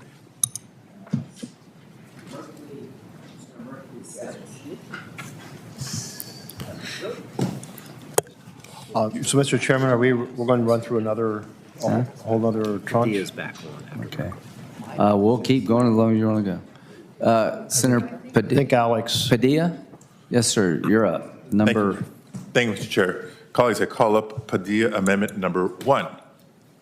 This amendment would create a new deficit-neutral reserve fund relating to prohibiting the detention and deportation of individuals who are not a threat to public safety, including dreamers who have not been convicted of a felony. Congressional Republicans and President Trump have previously expressed support for protecting dreamers from deportation. In fact, I'd like to recognize and thank the chairman for his longstanding leadership on the Bipartisan DREAM Act, which would allow those who were brought to the United States when they were very, very young to earn lawful permanent residence. Again, as long as they are not convicted of a felony or a threat to public safety. A reminder, folks, to be eligible for DACA in the first place, an individual cannot have been convicted of a felony offense, a significant misdemeanor offense, or multiple misdemeanor offenses, and cannot pose a threat to national security or public safety. Dreamers are Americans in every way except one, their immigration status. They have grown to become teachers, nurses, small business owners in our communities, but they live each day in fear of deportation. While we continue to work to modernize our immigration system, Congress must at the very least act now to give Dreamers the stability they deserve. Again, President Trump and congressional Republicans have claimed they are focused on detaining and deporting only violent criminals. And I agree, that should be the focus and top priority. But that's not what's happening on the ground. Instead, the administration is going after people who pose no threat to public safety and is even stripping legal status from immigrants who came following the rules, like we saw with the president's recent revocation of temporary protected status for Venezuelans. So all I'm asking colleagues is that we recommit to the clear bipartisan belief that Dreamers who have not been convicted of a felony and who pose no threat to public safety should be safe from deportation. I urge all my colleagues who have long advocated for this to also support this amendment.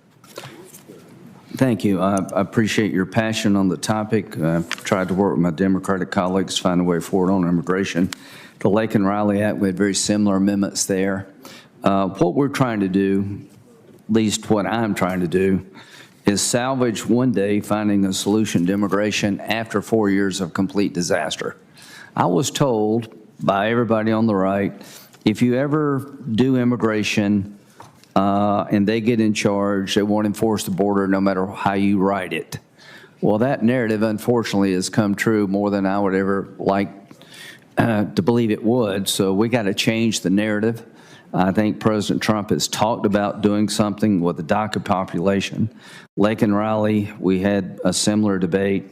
And to my colleagues on this side, I think now is the time to focus on getting criminals and people who have come here illegally out, bring some order to chaos, and in my view, the whole immigration debate has been put back by years because of what we had for the last 4 years, and it does in many ways break my heart, but we are where we are, so I would respectfully oppose this. So Senator Merkley, 6.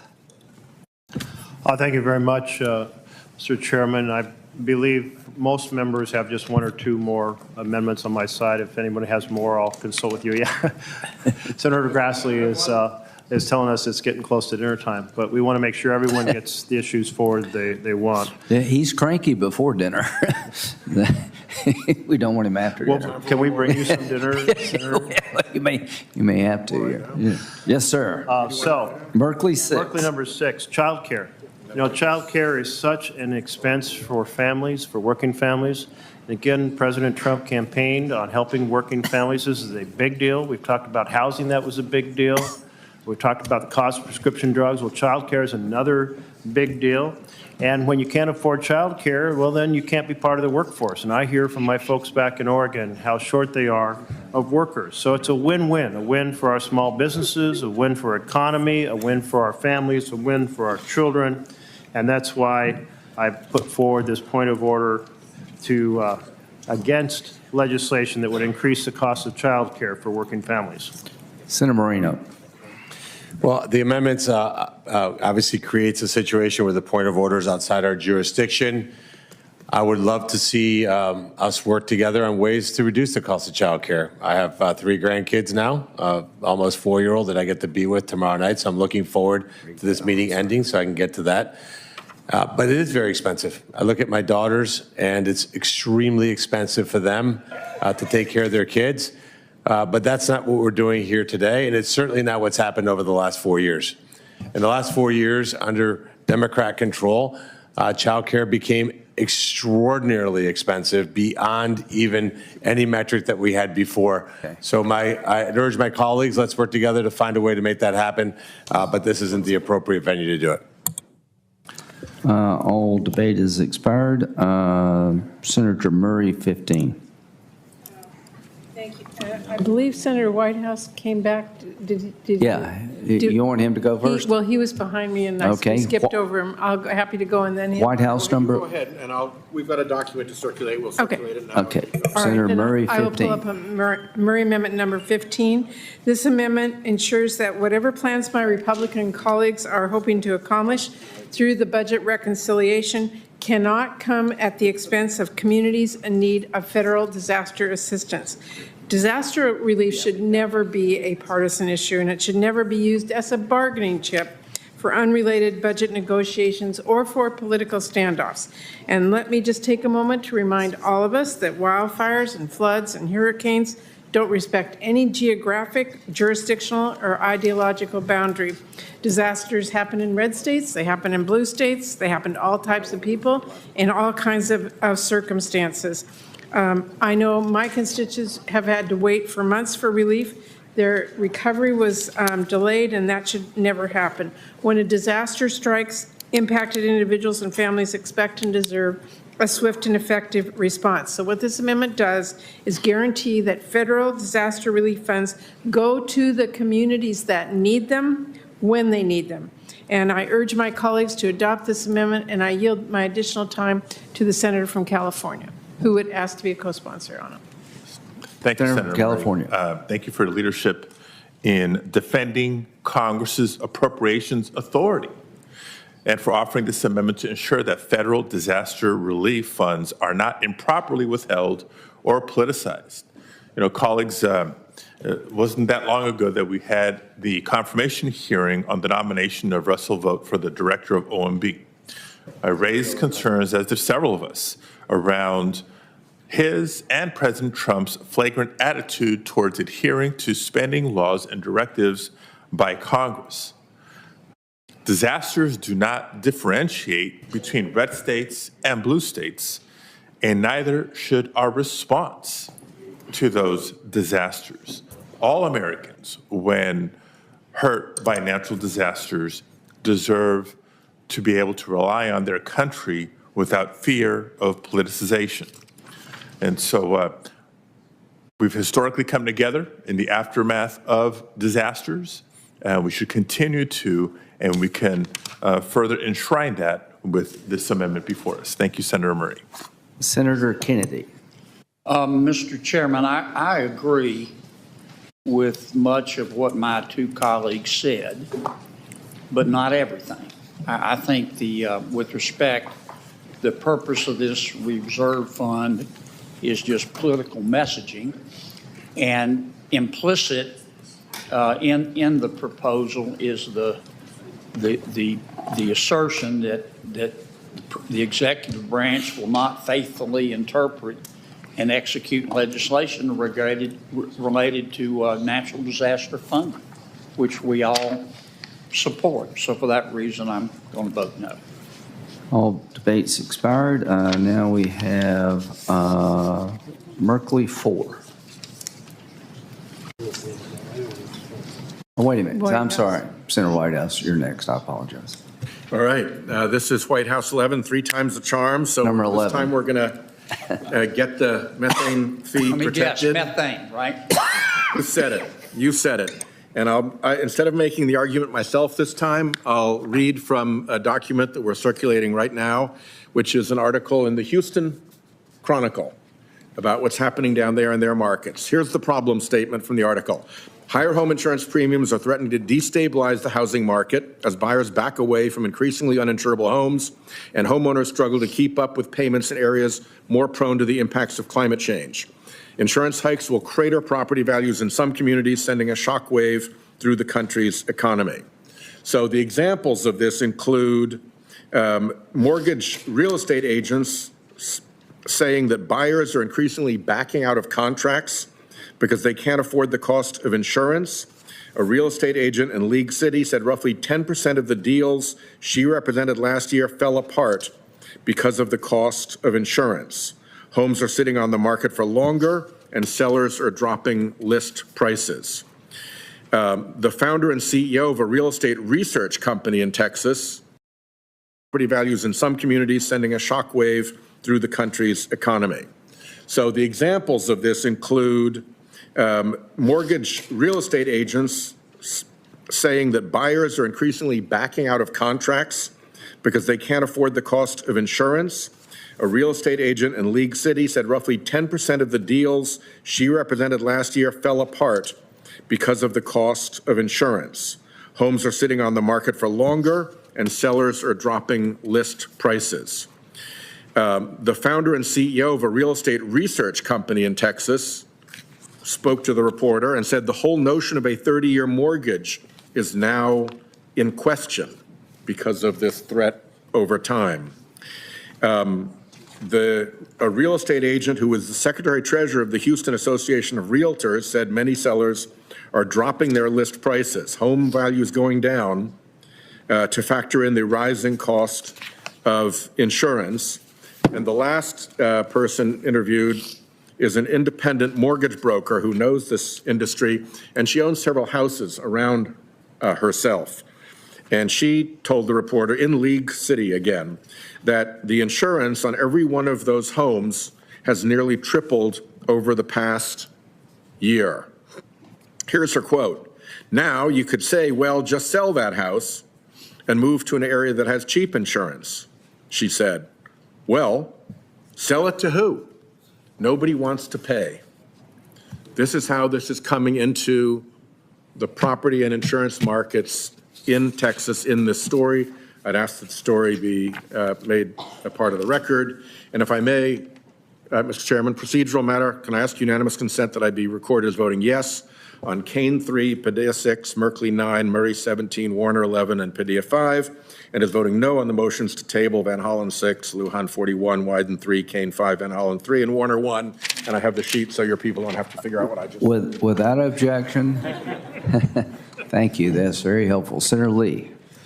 Mr. Chairman, more energy is a good thing. And this amendment is a direct threat to developing our energy resources. As I noted a few weeks ago in our ENR hearing, confirming Energy Secretary Chris Wright, in everything with energy development, there are trade-offs. And the American people expect and demand that we take them into account and their needs, their demands. The fact that we've made things as unaffordable as we have suggests to me this would be an unwise move to foreclose more opportunities for energy development. I oppose it and encourage my colleagues to oppose it as well. Just for the record, I think it's hard to say that 14 million homes worth of additional energy coming because it's not being leaked out of pipes is reducing our energy supply. It's actually increasing our energy supply. This is about leakage. Thank you. Senator Van Hollen. Thank you, Mr. Chairman, colleagues. This next amendment will be my last amendment. Can you give us the number? I'm sorry. Yes, this is amendment number 5, Van Hollen 2, if that is the right. Okay. Van Hollen number 5. So it creates a point of order against legislation that would reduce earned retirement benefits for federal employees or retirees. So, colleagues, I think you know that federal employees, merit-based federal employees, are patriots that do good work on behalf of the American people every day. They're the folks who provide health care services to our veterans in veterans hospitals. They're food inspectors who make sure that the food that we eat is safe and won't poison us. They're the folks at the Social Security Administration who provide and deliver Social Security benefits and the folks who divide Medicare and many, many other things. These are hardworking people. They've been much maligned. These are not wealthy people. They earn a salary, middle-class salary for the most part, and they earn promised retirement benefits. Now, you've got the richest man in the world who's been maligning hardworking federal employees, making up a whole pile of lies about them.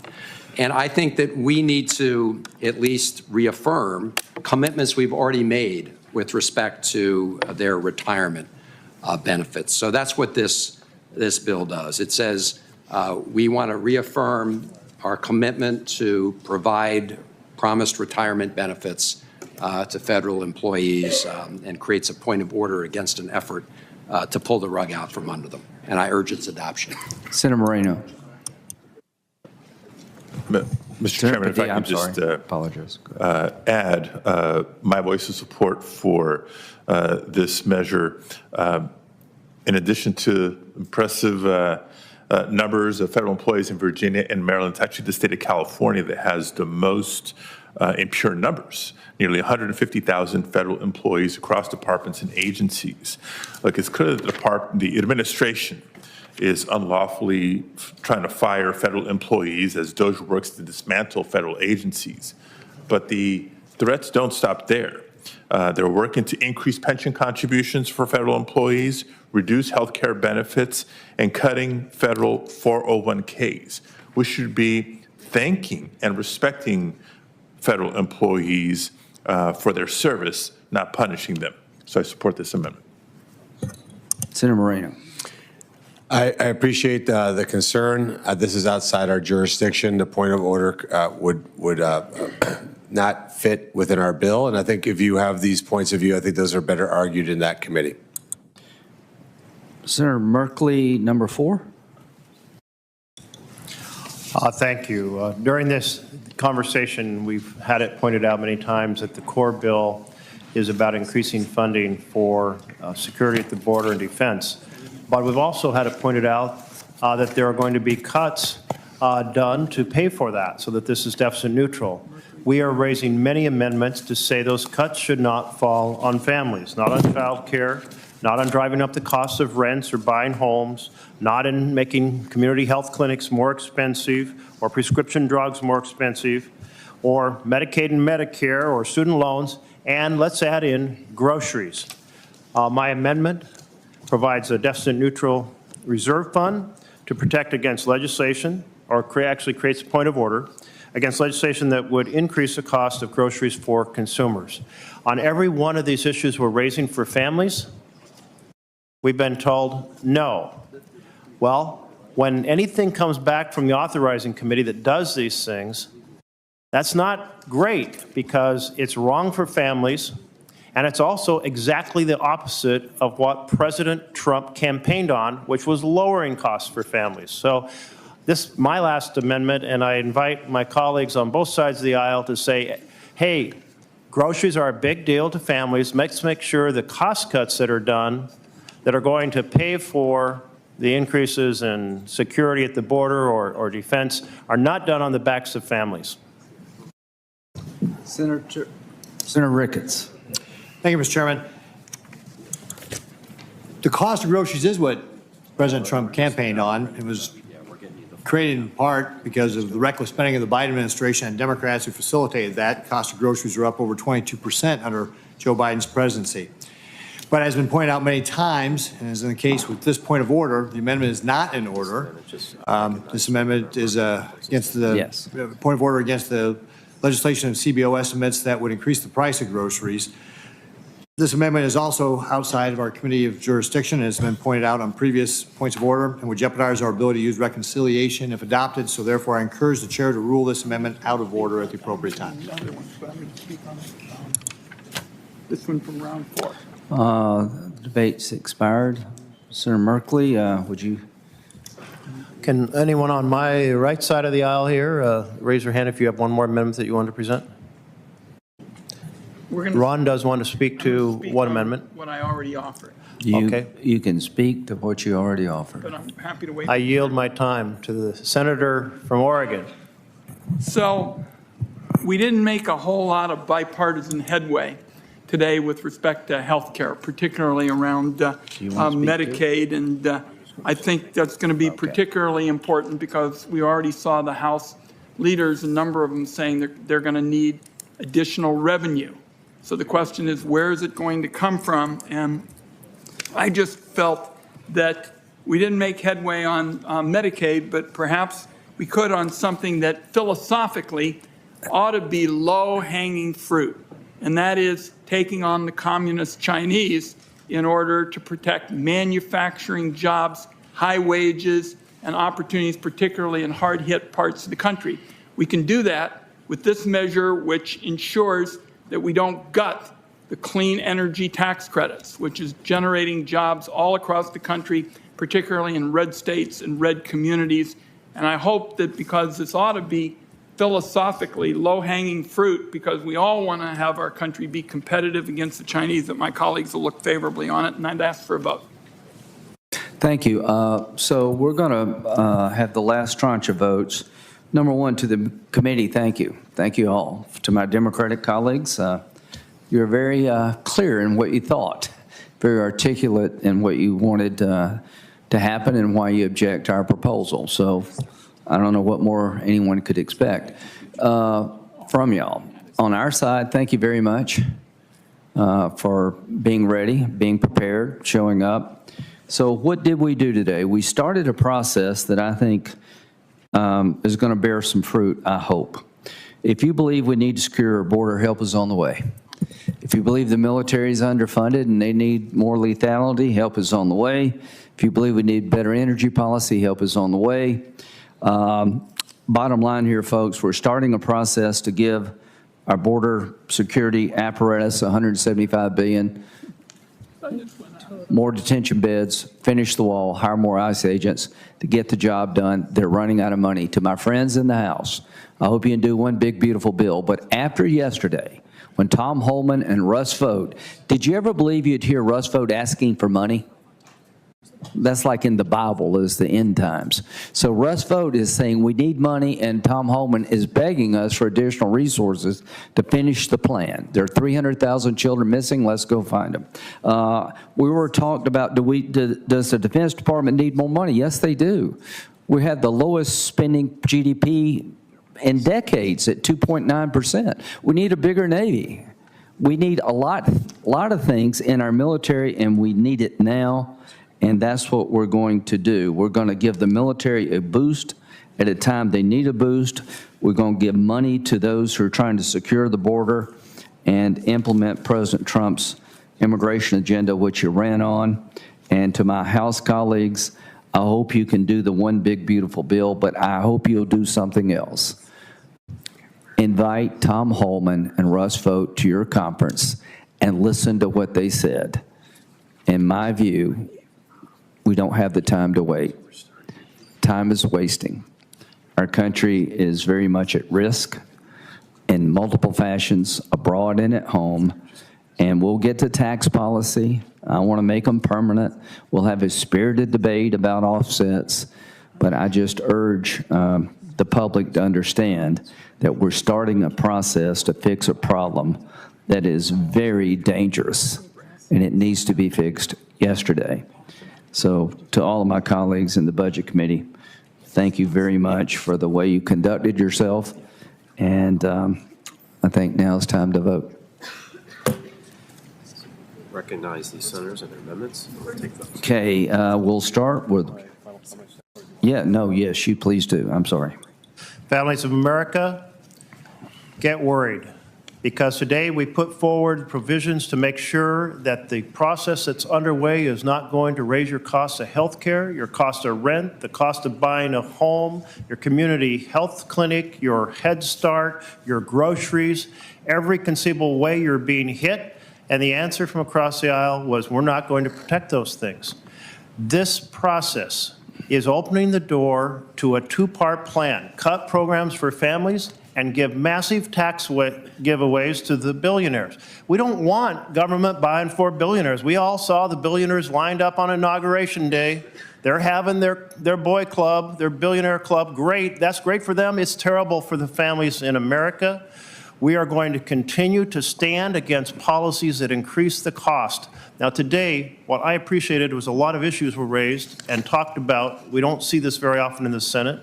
I would love to see the process of amendments restored on the floor of the Senate so that actually all the ideas that you have, that you care about, can be presented and considered and voted on. But right now, we get few opportunities to express ourselves. This was one of them. And Chairman Graham, thank you for your very kind of gracious accommodation of the many amendments we put forward. We didn't put forward all 181 of them, but we a good share. But you did set a new record. But we also wanted to thank your team that Nick Myers leads. I know they're scrambling to get the backup and information on every one of these. The Democrats team led by Ben Ward, they were scrambling and working hard. And they work very well together, too, which you wouldn't necessarily know from the conversation we're having at this table today. So appreciate the debate. I hope we can get more debates onto more issues on the floor of the Senate. I could not agree more, and to the staff, thank you for the hard work. This is tough stuff, and you've acquitted yourself well. Now, if anybody else, we'll move forward to voting. Warner, number 10.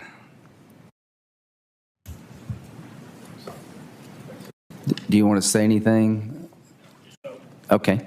I like this. I've determined the amendment threatens the privilege of the budget resolution, therefore rule it out of order. You want to appeal? I want to table the motion to make a motion to table. It's non-debatable. The clerk will call the roll. Mr. Grassley. Aye. Mr. Crapo. Aye. Mr. Johnson. Aye. Mr. Marshall. Aye. Mr. Cornyn. Mr. Lee. Aye. Mr. Kennedy. Aye. Mr. Ricketts. Aye. Mr. Moreno. Aye. Mr. Scott. Aye. Mr. Merkley. Mrs. Murray. No. Mr. Wyden. No. Mr. Sanders. No. Mr. Whitehouse. No. Mr. Warner. No. Mr. Kaine. No. Mr. Van Hollen. Mr. Lujan. No. Mr. Lujan. Aye. Sorry, I don't have a conversation here. Oh, he's back. Hey. He's got a mask. I don't know. I didn't hear him. He said no. Okay. Mr. Padilla. Mr. Chairman. Aye. Did we get Senator Lujan recorded? Senator Lujan confirming you're a no? No. He's a yes Okay. or a no? He's a no. Okay. He's recorded in person as no, and we're glad he's recovering. Mr. Chairman, the yeas are 11, the nays are 10. Senator Merkley, number 11. Vote aye. Sure, if you want to. You got 30 seconds. This is to stop the gouging of Americans on the price of drugs. We often pay 2 to 10 times more than our neighbors across the border in Europe, and yet we, taxpayers in America, pay for the R&D. Let's get a fair shake for Americans on the cost of drugs. I stand by our reply the first time around. The clerk will call the roll. Mr. Grassley. No. Mr. Crapo. No. Mr. Johnson. No. Mr. Marshall. Mr. Cornyn. Mr. Lee. Mr. Kennedy. No. Mr. Ricketts. No. Mr. Moreno. No. Mr. Scott. No. Mr. Merkley. Aye. Mrs. Murray. Aye. Mr. Wyden. Aye. Mr. Sanders. Aye. Mr. Whitehouse. Mr. Warner. Aye. Mr. Kaine. Aye. Mr. Van Hollen. Mr. Lujan. Aye. Mr. Padilla. Aye. Mr. Chairman. No. Mr. Chairman, the yeas are 10, the nays are 11. Senator Murray, number 14. Thank you, Mr. Chairman. I have worked very hard to pass legislation, the Veteran Families Health Services Act, to make sure that people who served our nation bravely in uniform can access the services they need to build their families. So I'm asking for a vote on an amendment that would provide the funding for these services so that service members and veterans and their spouses and their partners can build their families. If my colleagues are pro-family and pro-IVF, and as they claim to be, I urge a yes vote on this critical amendment to make sure that our military and veteran families can access the fertility care they need and deserve after they serve us in this country. Thank you. Very briefly, we had a debate on the floor. I think Senator Britt and Cruz had an approach to the IVF issue that we couldn't find common ground on, so I appreciate their efforts in this space. I respect your point of view, and to me, this debate needs to be done outside of reconciliation. Clerk will call the roll. Mr. Grassley. Mr. Crapo. Mr. Johnson. Mr. Marshall. Mr. Cornyn. Mr. Lee. Mr. Kennedy. Mr. Ricketts. Nope. Mr. Moreno. No. Mr. Scott. No. Mr. Merkley. Mrs. Murray. Aye. Mr. Wyden. Aye. Mr. Sanders. Aye. Mr. Whitehouse. Aye. Mr. Warner. Mr. Kaine. Mr. Van Hollen. Mr. Lujan. Mr. Padilla. Mr. Chairman. No. Mr. Chairman, the yeas are 10, the nays are 11. Wyden, number 4. Mr. Chairman, I just spoke on this a minute ago. This creates the reserve fund for winning against communist China. I hope my colleagues will support it in the name of American competitiveness. Thank you. We'll stand by what we said. Will you please call the roll? Mr. Grassley. No. Mr. Crapo. No. Mr. Johnson. No. Mr. Marshall. Mr. Cornyn. Mr. Lee. No.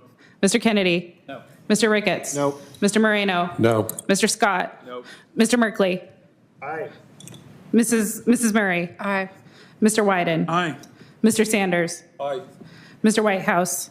Aye. Mr. Warner. Aye. Mr. Kaine. Mr. Van Hollen. Mr. Lujan. Mr. Padilla. Mr. Chairman. No. Mr. Chairman, the yeas are 10, the nays are 11. Kaine, number 7. Kaine 7 creates a point of order against funding agencies that reclassify their employees from civil service to political and reduced schedule policy careers established by the Trump administration without the consent of Congress. I've determined the amendment threatens the privilege of the budget resolution, therefore rule it out of order. I appeal the ruling. I make a motion to table, and it's non-debatable. Clerk, call the roll. Mr. Grassley. Aye. Mr. Crapo. Aye. Mr. Johnson. Aye. Mr. Marshall. Mr. Cornyn. Mr. Lee. Mr. Kennedy. Aye. Mr. Ricketts. Aye. Mr. Moreno. Aye. Mr. Scott. Mr. Merkley. Aye. No. Aye. I don't know. Mrs. Murray. No. Mr. Wyden. No. Mr. Sanders. No. Mr. Whitehouse. No. Mr. Warner. Mr. Kaine. Mr. Van Hollen. Mr. Lujan. Mr. Padilla. Mr. Chairman. Aye. Mr. Chairman, the yeas are 11, the nays are 10. Van Hollen, number 1. Hollen number 1 is the provision that would establish funding support for independent inspector generals in federal agencies to be the watchdog for American taxpayers. I urge its adoption. Stand by what Senator Grassley said. The clerk will call the roll. Mr. Grassley. No. Mr. Crapo. Mr. Johnson. Mr. Marshall. Mr. Cornyn. Mr. Lee. Mr. Kennedy. Mr. Ricketts. No. Mr. Moreno. No. Mr. Scott. Mr. Merkley. Yes. Mrs. Murray. Aye. Mr. Wyden. Aye. Mr. Sanders. Aye. Mr. Whitehouse. Aye. Mr. Warner. Mr. Kaine. Mr. Van Hollen. Mr. Lujan. Mr. Padilla. Mr. Chairman. No. Mr. Chairman, the yeas are 10, the nays are 11. Padilla, number 4. Thank you, Mr. Chair. Colleagues, a reminder, this would create a deficit-neutral reserve fund relating to protecting religious freedom by prohibiting the conduct of immigration enforcement operations at places of worship, including churches and spaces rented for religious purposes. We were served well by the prior policy of requiring special authorization to conduct operations in houses of worship. When Senator Kennedy spoke, maybe I wasn't clear that Americans are afraid to pray. That's not the case. We're talking about being afraid to attend a place of worship because of the change in policies, just as the policy has been changed for enforcement operations in schools and in hospitals. As a matter of fact, I think maybe more Americans are praying because Donald Trump is back in the White House. I ask for your support of this amendment. Thank you, and we'll stand by what we said before. The clerk will call the roll. Mr. Grassley. No. Mr. Crapo. Mr. Johnson. Mr. Marshall. Mr. Cornyn. Mr. Lee. Mr. Kennedy. Mr. Ricketts. No. Mr. Moreno. No. Mr. Scott. Mr. Merkley. Yes. Mrs. Murray. Mr. Wyden. Aye. Mr. Sanders. Yes. Mr. Whitehouse. Aye. Mr. Warner. Mr. Kaine. Mr. Van Hollen. Mr. Lujan. Mr. Padilla. Mr. Chairman. No. Mr. Chairman, the yeas are 10, the nays are 11. All right, round 5, the last round. Here we go. Merkley, 14. So this is all about preventing a national surveillance system that destroys the privacy of Americans and the freedom of Americans. I encourage a yes vote. I think Senator Kennedy might be a good partner with you on some standalone legislation. So I would oppose this approach. The clerk will call the roll. Mr. Grassley. No. Mr. Crapo. No. Mr. Johnson. Mr. Marshall. Mr. Cornyn. Mr. Lee. Mr. Kennedy. Mr. Scott. Mr. Merkley. Mrs. Murray. Mr. Wyden. Aye. Mr. Sanders. Aye. Mr. Whitehouse.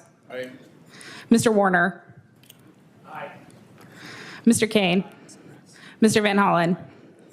Mr. Lujan. Mr. Padilla. Mr. Chairman. No.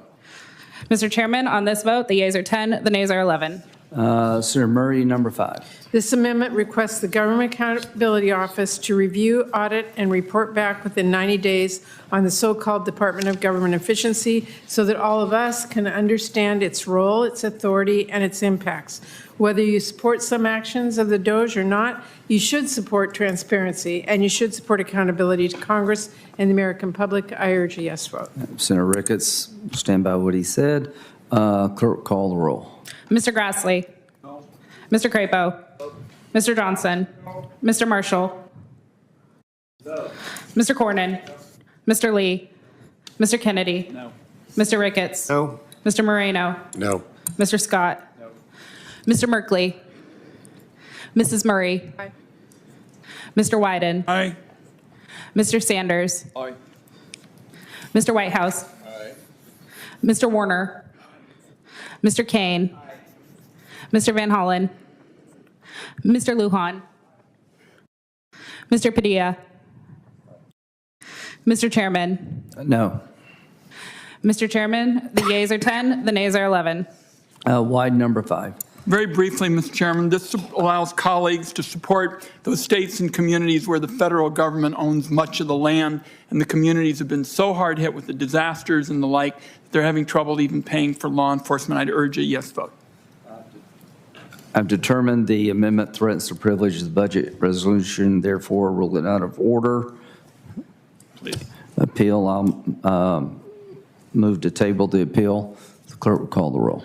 Mr. Grassley. No. Aye. Aye. Aye. Don't keep you on me for aye. Yeah. Aye. I'm glad we're getting near the end here. Mr. Crapo. Mr. Johnson. Mr. Marshall. Mr. Cornyn. Mr. Lee. Mr. Kennedy. Mr. Ricketts. Aye. Mr. Moreno. Aye.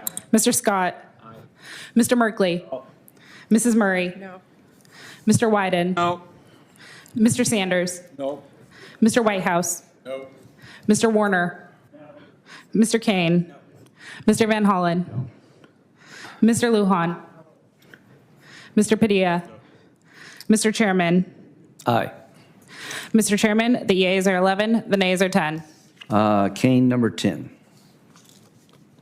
This reconciliation instruction delivers $150 billion to the Department of Defense. Kaine 10 is a point of order against any of those funds being used to deploy American troops to Gaza. I ask for your support. I've determined the amendment threatens the privilege of the budget resolution, therefore rule it out of order. I make a motion to table the appeal. Clerk will call the roll. Mr. Grassley. Aye. Mr. Crapo. Aye. Mr. Johnson. Aye. Mr. Marshall. Mr. Cornyn. Mr. Lee. Mr. Kennedy. Mr. Ricketts. Aye. Mr. Moreno. Aye. Mr. Scott.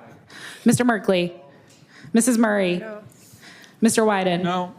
Mr. Sanders. No. Mr. Whitehouse. No. Mr. Warner. Mr. Kaine. Mr. Van Hollen. Mr. Lujan. Mr. Padilla. Mr. Chairman. Aye. Mr. Chairman, the yeas are 11, the nays are 10. We're getting really close. Padilla, number 1.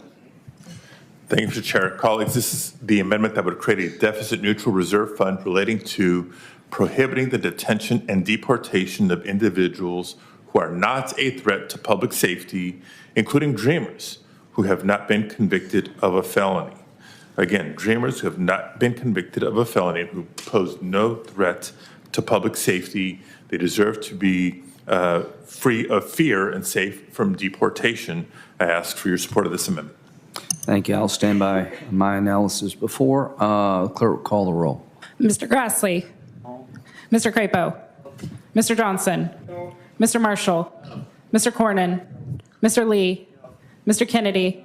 Mr. Ricketts. No. Mr. Moreno. No. Mr. Scott. Mr. Merkley. Mrs. Murray. Mr. Wyden. Aye. Mr. Sanders. Aye. Mr. Whitehouse. Aye. Mr. Warner. Mr. Kaine. Mr. Van Hollen. Mr. Lujan. Mr. Padilla. Mr. Chairman. No. Mr. Chairman, the yeas are 10, the nays are 11. Merkley, 6. Child care is a very important issue. The cost of it is hurting America's families. We should work together to defend them against that cost and recognize that this is also good for businesses because folks who can afford child care can join the workforce, and our small businesses are in need of a lot of help. It's a win-win. Ask for your support. I've determined the amendment threatens the privilege of the budget resolution and therefore rule it out of order. I make a motion to table the appeal. The clerk will call the roll. Mr. Grassley. Aye. Mr. Crapo. Mr. Johnson. Aye. Mr. Marshall. Mr. Cornyn. Mr. Lee. Mr. Kennedy. Mr. Ricketts. Aye. Mr. Moreno. Aye. Mr. Scott. Mr. Merkley. No. Mrs. Murray. No. Mr. Wyden. No. Mr. Sanders. No. Mr. Whitehouse. No. Mr. Warner. Mr. Kaine. Mr. Van Hollen. Mr. Lujan. Mr. Padilla. Mr. Chairman. Aye. Mr. Chairman, the yeas are 11, the nays are 10. Murray, 15. Mr. Chairman, this amendment simply ensures that whatever plans my Republican colleagues are hoping to accomplish either through this budget or process or through DOGE cannot come at the expense of communities in need of federal disaster assistance. I urge a yes vote. Stand by what Senator Kennedy said. Clerk will call the roll. Mr. Grassley. Mr. Crapo. Mr. Johnson. Mr. Marshall. Mr. Cornyn. Mr. Lee. Mr. Kennedy. Mr. Ricketts. No. Mr. Moreno. Nope. Mr. Scott. Mr. Merkley. Aye. Mrs. Murray. Mrs. Murray. Aye. Mr. Wyden. Aye. Mr. Sanders. Aye. Mr. Whitehouse. Aye. You can't do that. Mr. Warner. Mr. Kaine. Mr. Van Hollen. Mr. Lujan. Mr. Padilla. Mr. Chairman. No. Mr. Chairman, The yeas are 10, the nays are 11. 3 more. Whitehouse, number 11. If you spill a soda in the living room, you clean it up. If you drop a jar of screws in the garage, you pick them up. And if you spill 7.5 million metric tons of methane out through your leaks, you ought to clean it up. This amendment would preserve the incentive to stop the leaking. Thank you, Senator Kennedy. We'll stand by what he said. Clerk will call the roll. Mr. Grassley. Mr. Crapo. Mr. Johnson. Mr. Marshall. Mr. Cornyn. Mr. Lee. Mr. Kennedy. No. Mr. Ricketts. No. Mr. Moreno. Nope. Mr. Scott. Mr. Merkley. Mrs. Murray. Mr. Wyden. Aye. Mr. Sanders. Aye. Mr. Whitehouse. Aye. Mr. Warner. Mr. Kaine. Mr. Van Hollen. Mr. Lujan. Mr. Padilla. Mr. Chairman. No. Mr. Chairman, the yeas are 10, the nays are 11. Merkley, number 4.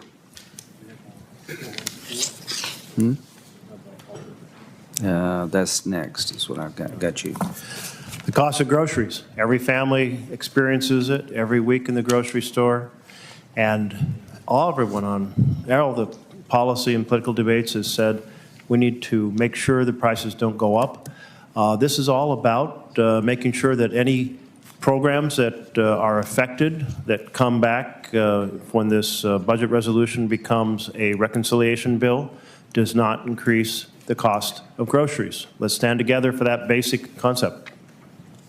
I've determined the amendment threatens to privilege the budget resolution and therefore rule it out of order. Ruling and ask for a move to table. Clerk, call the roll. Mr. Grassley. Mr. Crapo. Mr. Johnson. Mr. Marshall. Mr. Cornyn. Mr. Lee. Mr. Kennedy. Mr. Ricketts. Aye. Mr. Moreno. Aye. Mr. Scott. Mr. Merkley. No. Mrs. Murray. Mr. Wyden. No. Mr. Sanders. No. Mr. Whitehouse. No. Mr. Warner. Mr. Kaine. Mr. Van Hollen. Mr. Lujan. Mr. Padilla. Mr. Chairman. Aye. Mr. Chairman, the yeas are 11, the nays are 10. Last but not least, Senator Van Hollen, number 2. Thank you, Mr. Chairman. Colleagues, this is the provision that would create a point of order against legislation that would reduce earned retirement benefits for federal employees or retirees. I urge its adoption.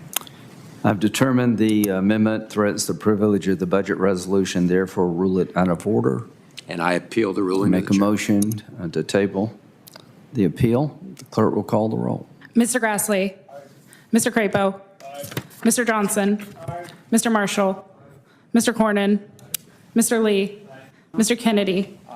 Mr. Ricketts. Aye. Mr. Moreno. Aye. Mr. Scott. Mr. Merkley. No. Mrs. Murray. Mr. Wyden. No. Mr. Sanders. No. Mr. Whitehouse. Mr. Warner. Mr. Kaine. Mr. Van Hollen. Mr. Lujan. Mr. Padilla. Mr. Chairman. Aye. Mr. Chairman, the yeas are 11, the nays are 10.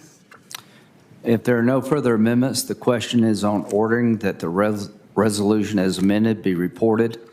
A reporting quorum is present. All those call the roll. Mr. Grassley. Aye. Mr. Crapo. Aye. Mr. Johnson. Aye. Mr. Marshall. Mr. Cornyn. Aye. Mr. Lee. Mr. Kennedy. Aye. Mr. Ricketts. Aye. Mr. Moreno. Aye. Mr. Scott. Aye. Mr. Merkley. No. Mrs. Murray. Nope. Mr. Wyden. Nope. Mr. Sanders. No. Mr. Whitehouse. No. Mr. Warner. No. Mr. Kaine. No. Mr. Van Hollen. Mr. Lujan. Mr. Padilla. Mr. Chairman.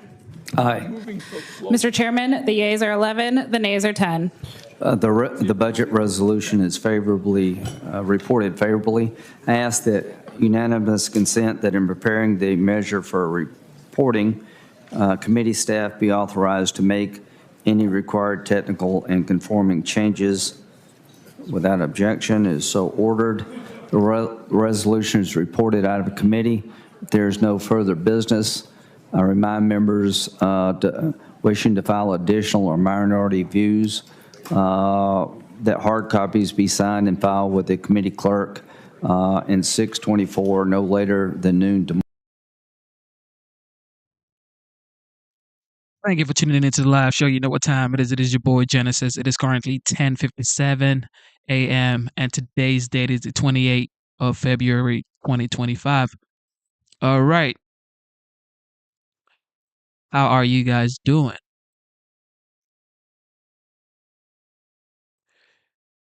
All right. You guys want to keep going or you want to shout out to Jason? Shout out to Local. Shout out to everybody. Thank you for tuning in, man. Okay, this is what I'm going to do. I will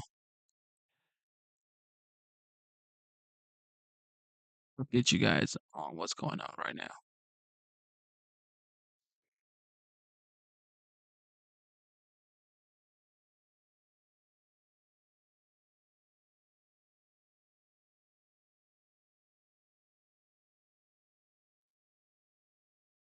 So as you all know, the president is supposed to meet up with Zelensky today.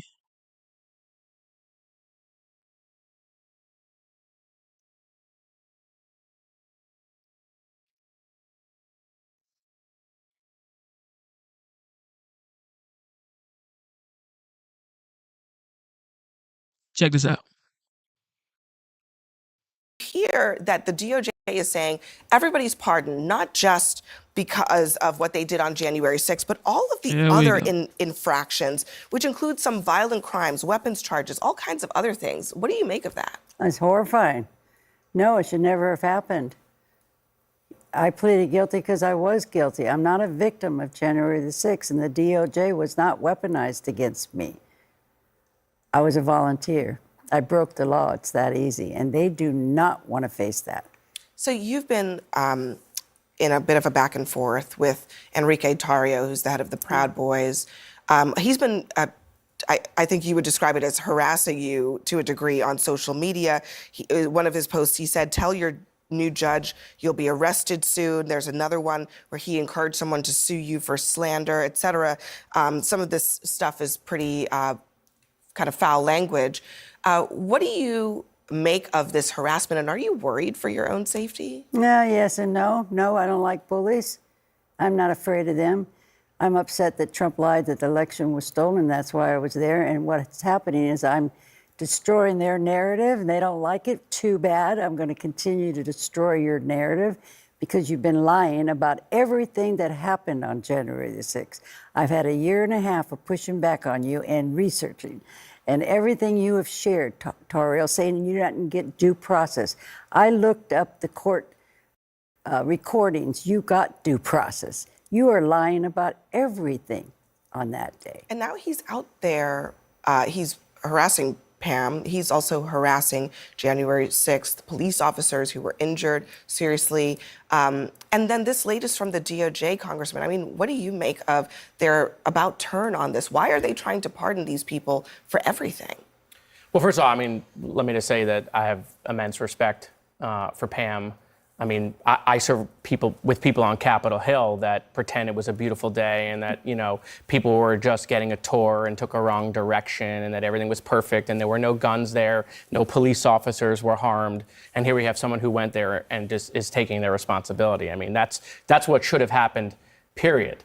You know, I think what's going on here is that there was a debate, I think, within the White House whether to do this again with a scalpel or with a hatchet, which is a theme we're now seeing. And they took a hatchet. And when they did that, they realized that they pardoned some people that shouldn't have been pardoned. Remember, J.D. Vance said, if you were violent that day, you're not going to get a pardon. That was a direct quote from the vice president. And then everyone got pardoned. And so they own this. And so now that they own it, I think what they're trying to do is they're owning it all the way down because now they can't parse it. Is it because there's no accountability? They figure Why not? Who's going to stop them? Yes, exactly. If you're for Trump, you get the hookup. That's what it is. I'm sorry to be that blunt about it, but you're not wrong. if you just look at the last the month and a litmus half of test how is the just administration support and loyalty. Yeah. May I say something? Absolutely. No, see, Trump lied about the election, right? And he's lying There we about go. everything. So what he has to do, he has to keep his narrative going, that the DOJ is weaponized against him. And if they're coming after me, but they're really coming after you. Well, Pam, You know. having no reflection on you, you have to say the DOJ was weaponized against Donald Trump. And you could say the Manhattan DA's office was, and the New York State Attorney General was. I mean, there's no doubt about it. I practice in this area of law. That case that was brought by Alvin Bragg in the Manhattan District Attorney's Office was the first of its kind in the history of the United States of America. So they were definitely targeting him. I'm not talking about January 6th. I'm talking about Donald Trump himself. And I think he's got PTSD. You know, it turned out all right for him, but he almost went to jail federally. He almost went to jail statewide. They called his 3 adult children to the stand in the finance case. They took his companies and said, you can't run your companies in the state of New York. So in terms of Donald Trump, the whole system was definitely weaponized against him. Do you think that he should have faced I don't think charges so. for his role on January 6th? I disagree. The president of the United States? No. Yeah, the now president of the United Him, States, yes. personally, no. Why? Because he doesn't meet the threshold for acting in concert or conspiracy. There was no evidence that there was a real conspiracy under the letter of the law. No. So you don't think that there should be any accountability for Trump's role in spinning up a complete farcical lie about the election to draw people to the Capitol? He encouraged them. He directly encouraged them to come on that day. He said, it's going to be wild. You don't think there should be any consequences whatsoever for that kind of conduct? No. Not federal criminal consequences. So what consequences should they be? Well, there was. Look, you have Pam, who was a supporter, and now is against him. You have a lot of people who like think Pam paid the price for And I'll Trump's say, lie. but she said she deserved to pay the price. And Donald Trump was held responsible because Donald Trump was impeached. Now, if there was a criminal case to be made, the Biden administration obviously could have filed charges against Donald Trump. It was being investigated, but it's important. Don't you remember when Mitch McConnell stood on the Senate floor and said,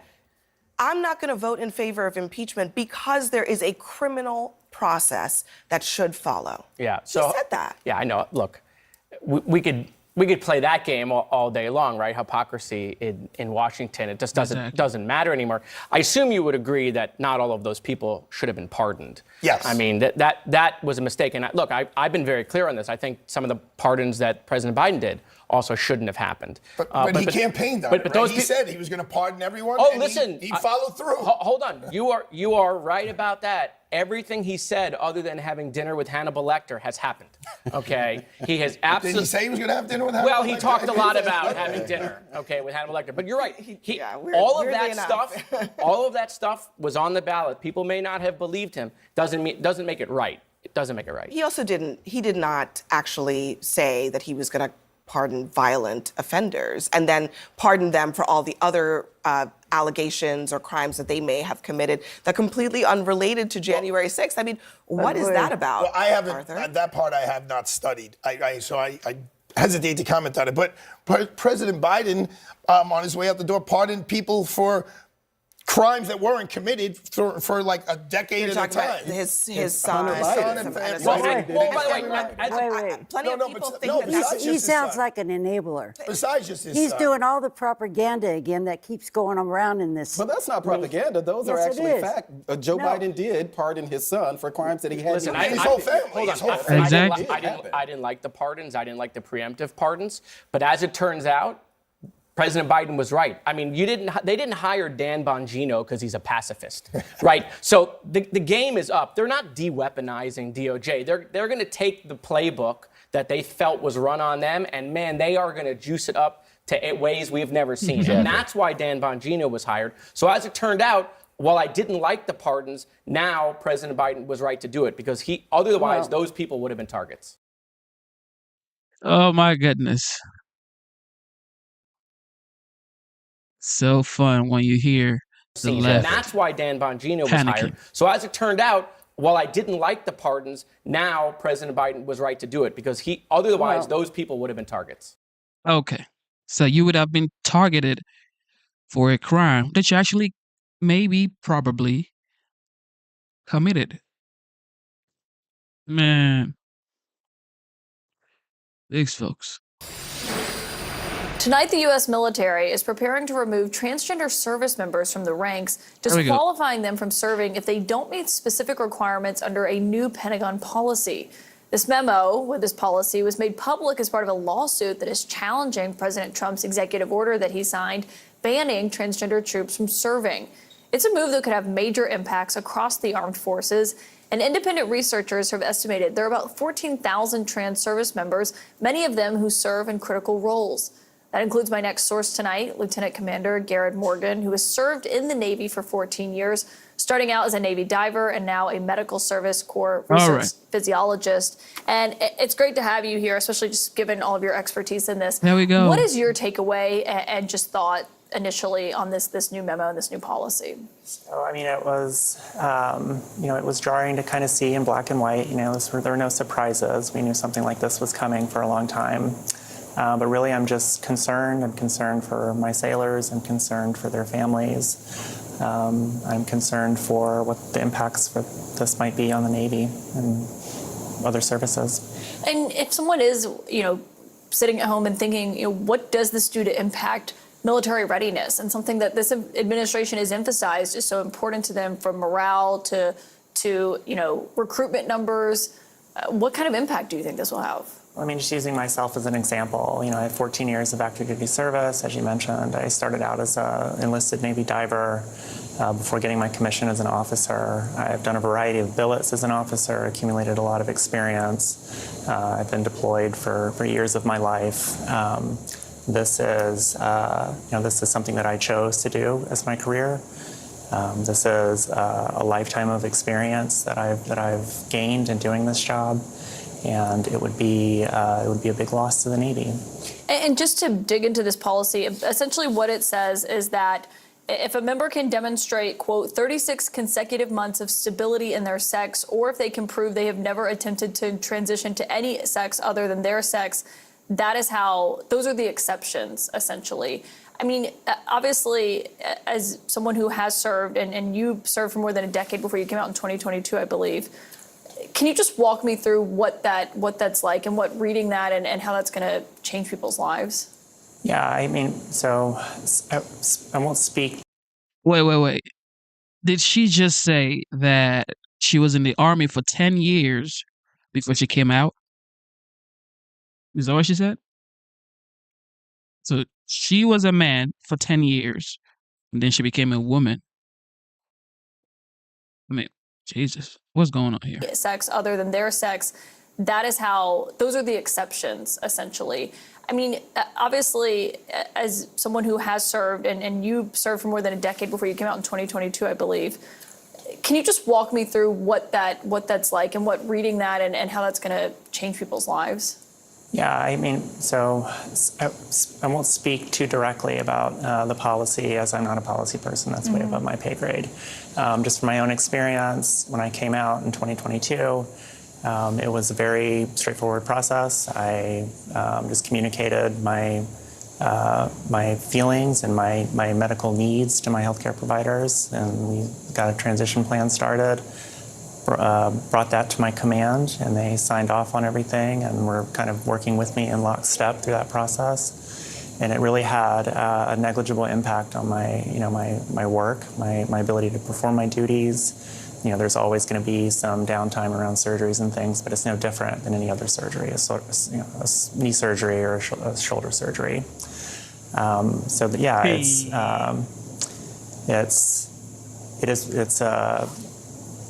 We've been doing this for 10 years, right? And we've got kind of a system in place now to support people that want to transition.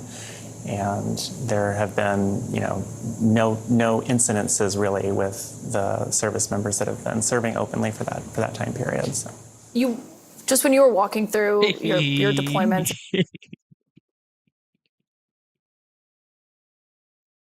Hey, what?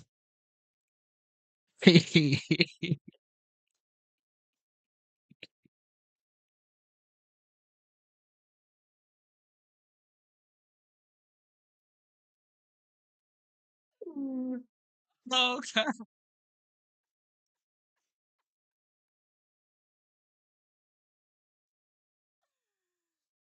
Oh, God. Oh. Okay. And everything you've done, what is it that made you want to serve? Gosh, I mean, I've always been interested in the military. I come from a military family. My grandfather was a retired Air Force lieutenant colonel, so I grew up on his stories.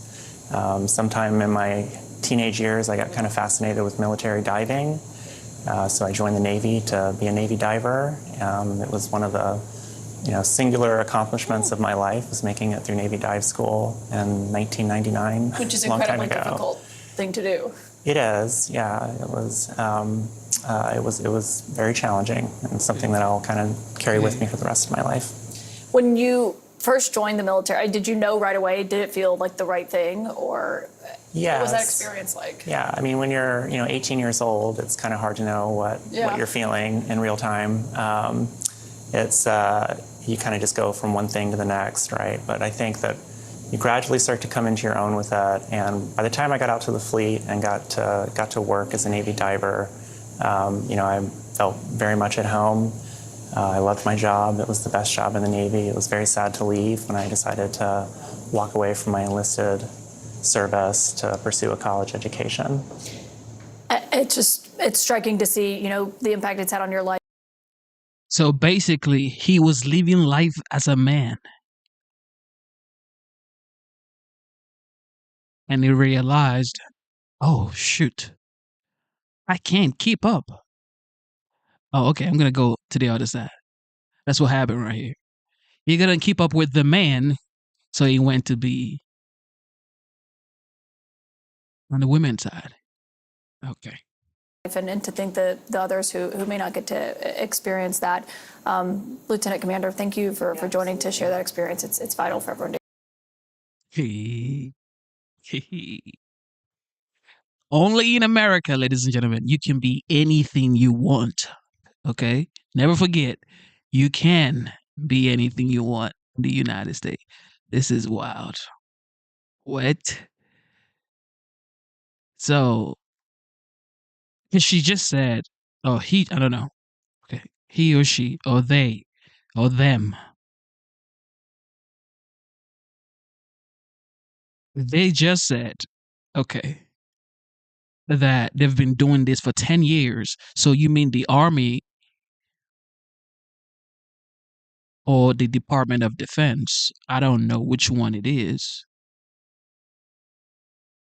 So you mean they have like a initiative for men who want to transition into women in the military? Is that what that means? Is that what she's trying to say? I don't know. What do you guys think? Because this is wild. Breaking news, Zelensky and Trump face to face. The president of Ukraine tonight on his way to Washington for a high-stakes meeting with President Trump, the first time that the two will meet since Trump's re-election. We're working very hard to get that war brought to an end. I think we've made a lot of progress, and I think it's moving along pretty rapidly. For Trump, the deal includes a deal regarding Ukraine's prized rare earth minerals. One of Trump's top economic advisors saying that deal could net $20 billion, which $20 billion is $20 billion. Whatever you think of the merits of the deal, still compared to the U.S. budget, it's nothing. We're talking about less than 1/3 of 1% of a nearly $7 trillion budget. But this is what Trump wanted. And as the former foreign minister of Ukraine told us the other day, there was zero chance Ukraine wasn't going to do that deal because it had no choice. And Trump says that when it comes down to it on this deal, he trusts Vladimir Putin to keep his word on ending the war in Ukraine. Mr. President, what would you be willing to do if Vladimir Putin did not stick to the terms of any deal on Ukraine? If he not what? He did not stick to the terms of any deal on Ukraine. I've known him for a long time now, and I think he will. I don't believe he's going to violate his word.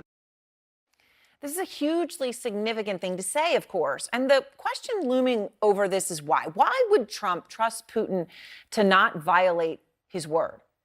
And why is this such a crucial question? Because here are the facts on Putin and agreements. In 1996, Russia had a peace agreement with Chechnya. 3 years later, Putin, Prime Minister of Russia, ordered Russian troops to invade in violation of that deal. Or take Georgia. There was a ceasefire between Georgia and Russia throughout the 1990s. Putin is the one who broke that ceasefire, sending his troops in to invade Georgia in 2008. And now Trump trusts Putin to keep his word, to just take, I guess, some parts of eastern Ukraine, which are burnt to the ground and littered with mines, and just walk away and never touch Ukraine again. He trusts him? When Putin invaded Ukraine in 2014, seized Crimea, agreed to the Minsk agreements, and then went ahead and continued to fight Ukraine in the Donbass for years. And then that full-scale invasion in 2022, when Putin said this. The Soviet government created Soviet Ukraine. This is well known to everyone. Until then, there was never any Ukraine in the history of humanity. Never any Ukraine in the history of humanity. I mean, that says it all. But then there's this. Before the start of the 2022 full-scale invasion, Putin published an article claiming Russia was robbed of its historical lands. He went on to write that the Russians and Ukrainians are, quote, one people.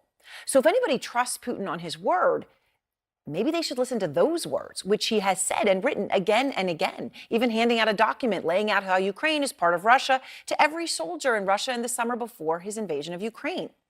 But Trump today says he trusts Putin to keep his word this time because some American workers might be at rare earth mineral sites in Ukraine. Why? I also have a very good relationship, as you know, with President Putin. I knew Putin very well, got along with him actually great. Putin is a nicer person than I am. So now I like Putin. Now, Putin called me a genius, by the way. So he's putting all of that at more value than Putin's track record on breaking deals and what he has said, his word, about Ukraine being part of Russia. Trump has also pushed Putin's propaganda, like claiming Zelensky is a dictator. A dictator without elections. Zelensky better move fast or he's not going to have a country left. A dictator. He said it. He was very clear. Yet today, one very interesting thing happened on this dictator front. Just listen to Trump's response when he was asked about those comments when he called Zelensky a dictator. Did I say that? I can't believe I said that. Next question. That was a trademark Trump moment, right? Hard to know if he's pretending not to remember. Pretty much impossible. It's gotten so much coverage, whether he's trying to be facetious about it. Whatever it is, a few hours later, after that, that I just played you, this moment caught our attention. I think we're going to have a very good meeting tomorrow morning. We're going to get along really well, okay? We have a lot of respect. I have a lot of respect for him. A lot of respect for him. Trump clearly softening his stance when it comes to Zelensky. Because he's trying to stop a war, okay? He's trying to end the war, actually. The big question on that, of course, is why. Jeff Zeleny is out front live outside the White House. And, you know, Jeff, that was a very clear shift in tone from the president talking about Zelensky, right, who he has spoken of in incredibly derogatory and demeaning terms in recent days. What we just heard there was a shift from that. What's behind that seeming shift? Aaron, it's this simple. It's a president who wants to make a deal. And President Trump is on the eve of making a deal here with Ukraine to share some of those minerals. The details of this deal are still coming together, I'm told. The fine print is still being worked out, but there is no question. President Zelensky is en route. He will be here within hours. He is already here. Point here to all of this is throughout the day, throughout the week, really, longtime allies of the U.S., from France President Emmanuel Macron on Monday to British Prime Minister Keir Starmer here today, trying to awaken the American president to look at the history here, to sort of focus on the alliances and to sort of pull him a little bit away from Vladimir Putin. It was clear today in very stark terms, sitting in the Oval Office and then later in the East Room, President Trump says that he believes Vladimir Putin. He trusts him. So that's where this begins. But as far as Zelensky, he wants to make a deal tomorrow. He wants to have, really preside over what would be one of the biggest shifts in American foreign policy in modern history, if not more.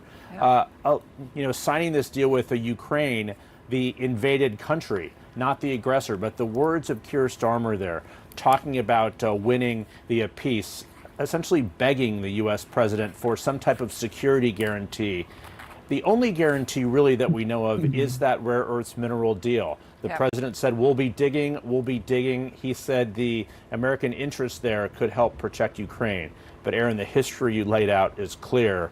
That is the backdrop for this meeting tomorrow. It certainly will be a historic one. Thank you for tuning into the live show. You know what time it is. It is your boy, Genesis. All right. I am going to stop streaming right now. And I will be back in about 1 hour. Okay. Thank you so much for tuning in. Double tap your screen, subscribe to the channel, join the memberships. You guys are the best. Thank you so much. We've been streaming for probably 7 hours now. But I will be back here in about 1 hour. So turn on your notification bell. We're going to be back. God bless you. Instead of looking for perfection, seek for consistency. Never give up on yourself. Never give up on God. Never give up on your dreams, okay? Believe in yourself. Believe in yourself, okay? And keep going. Never stop. God is the greatest. Thank you to the veterans. Thank you to the active military members. You guys are awesome. God bless you. Love you guys.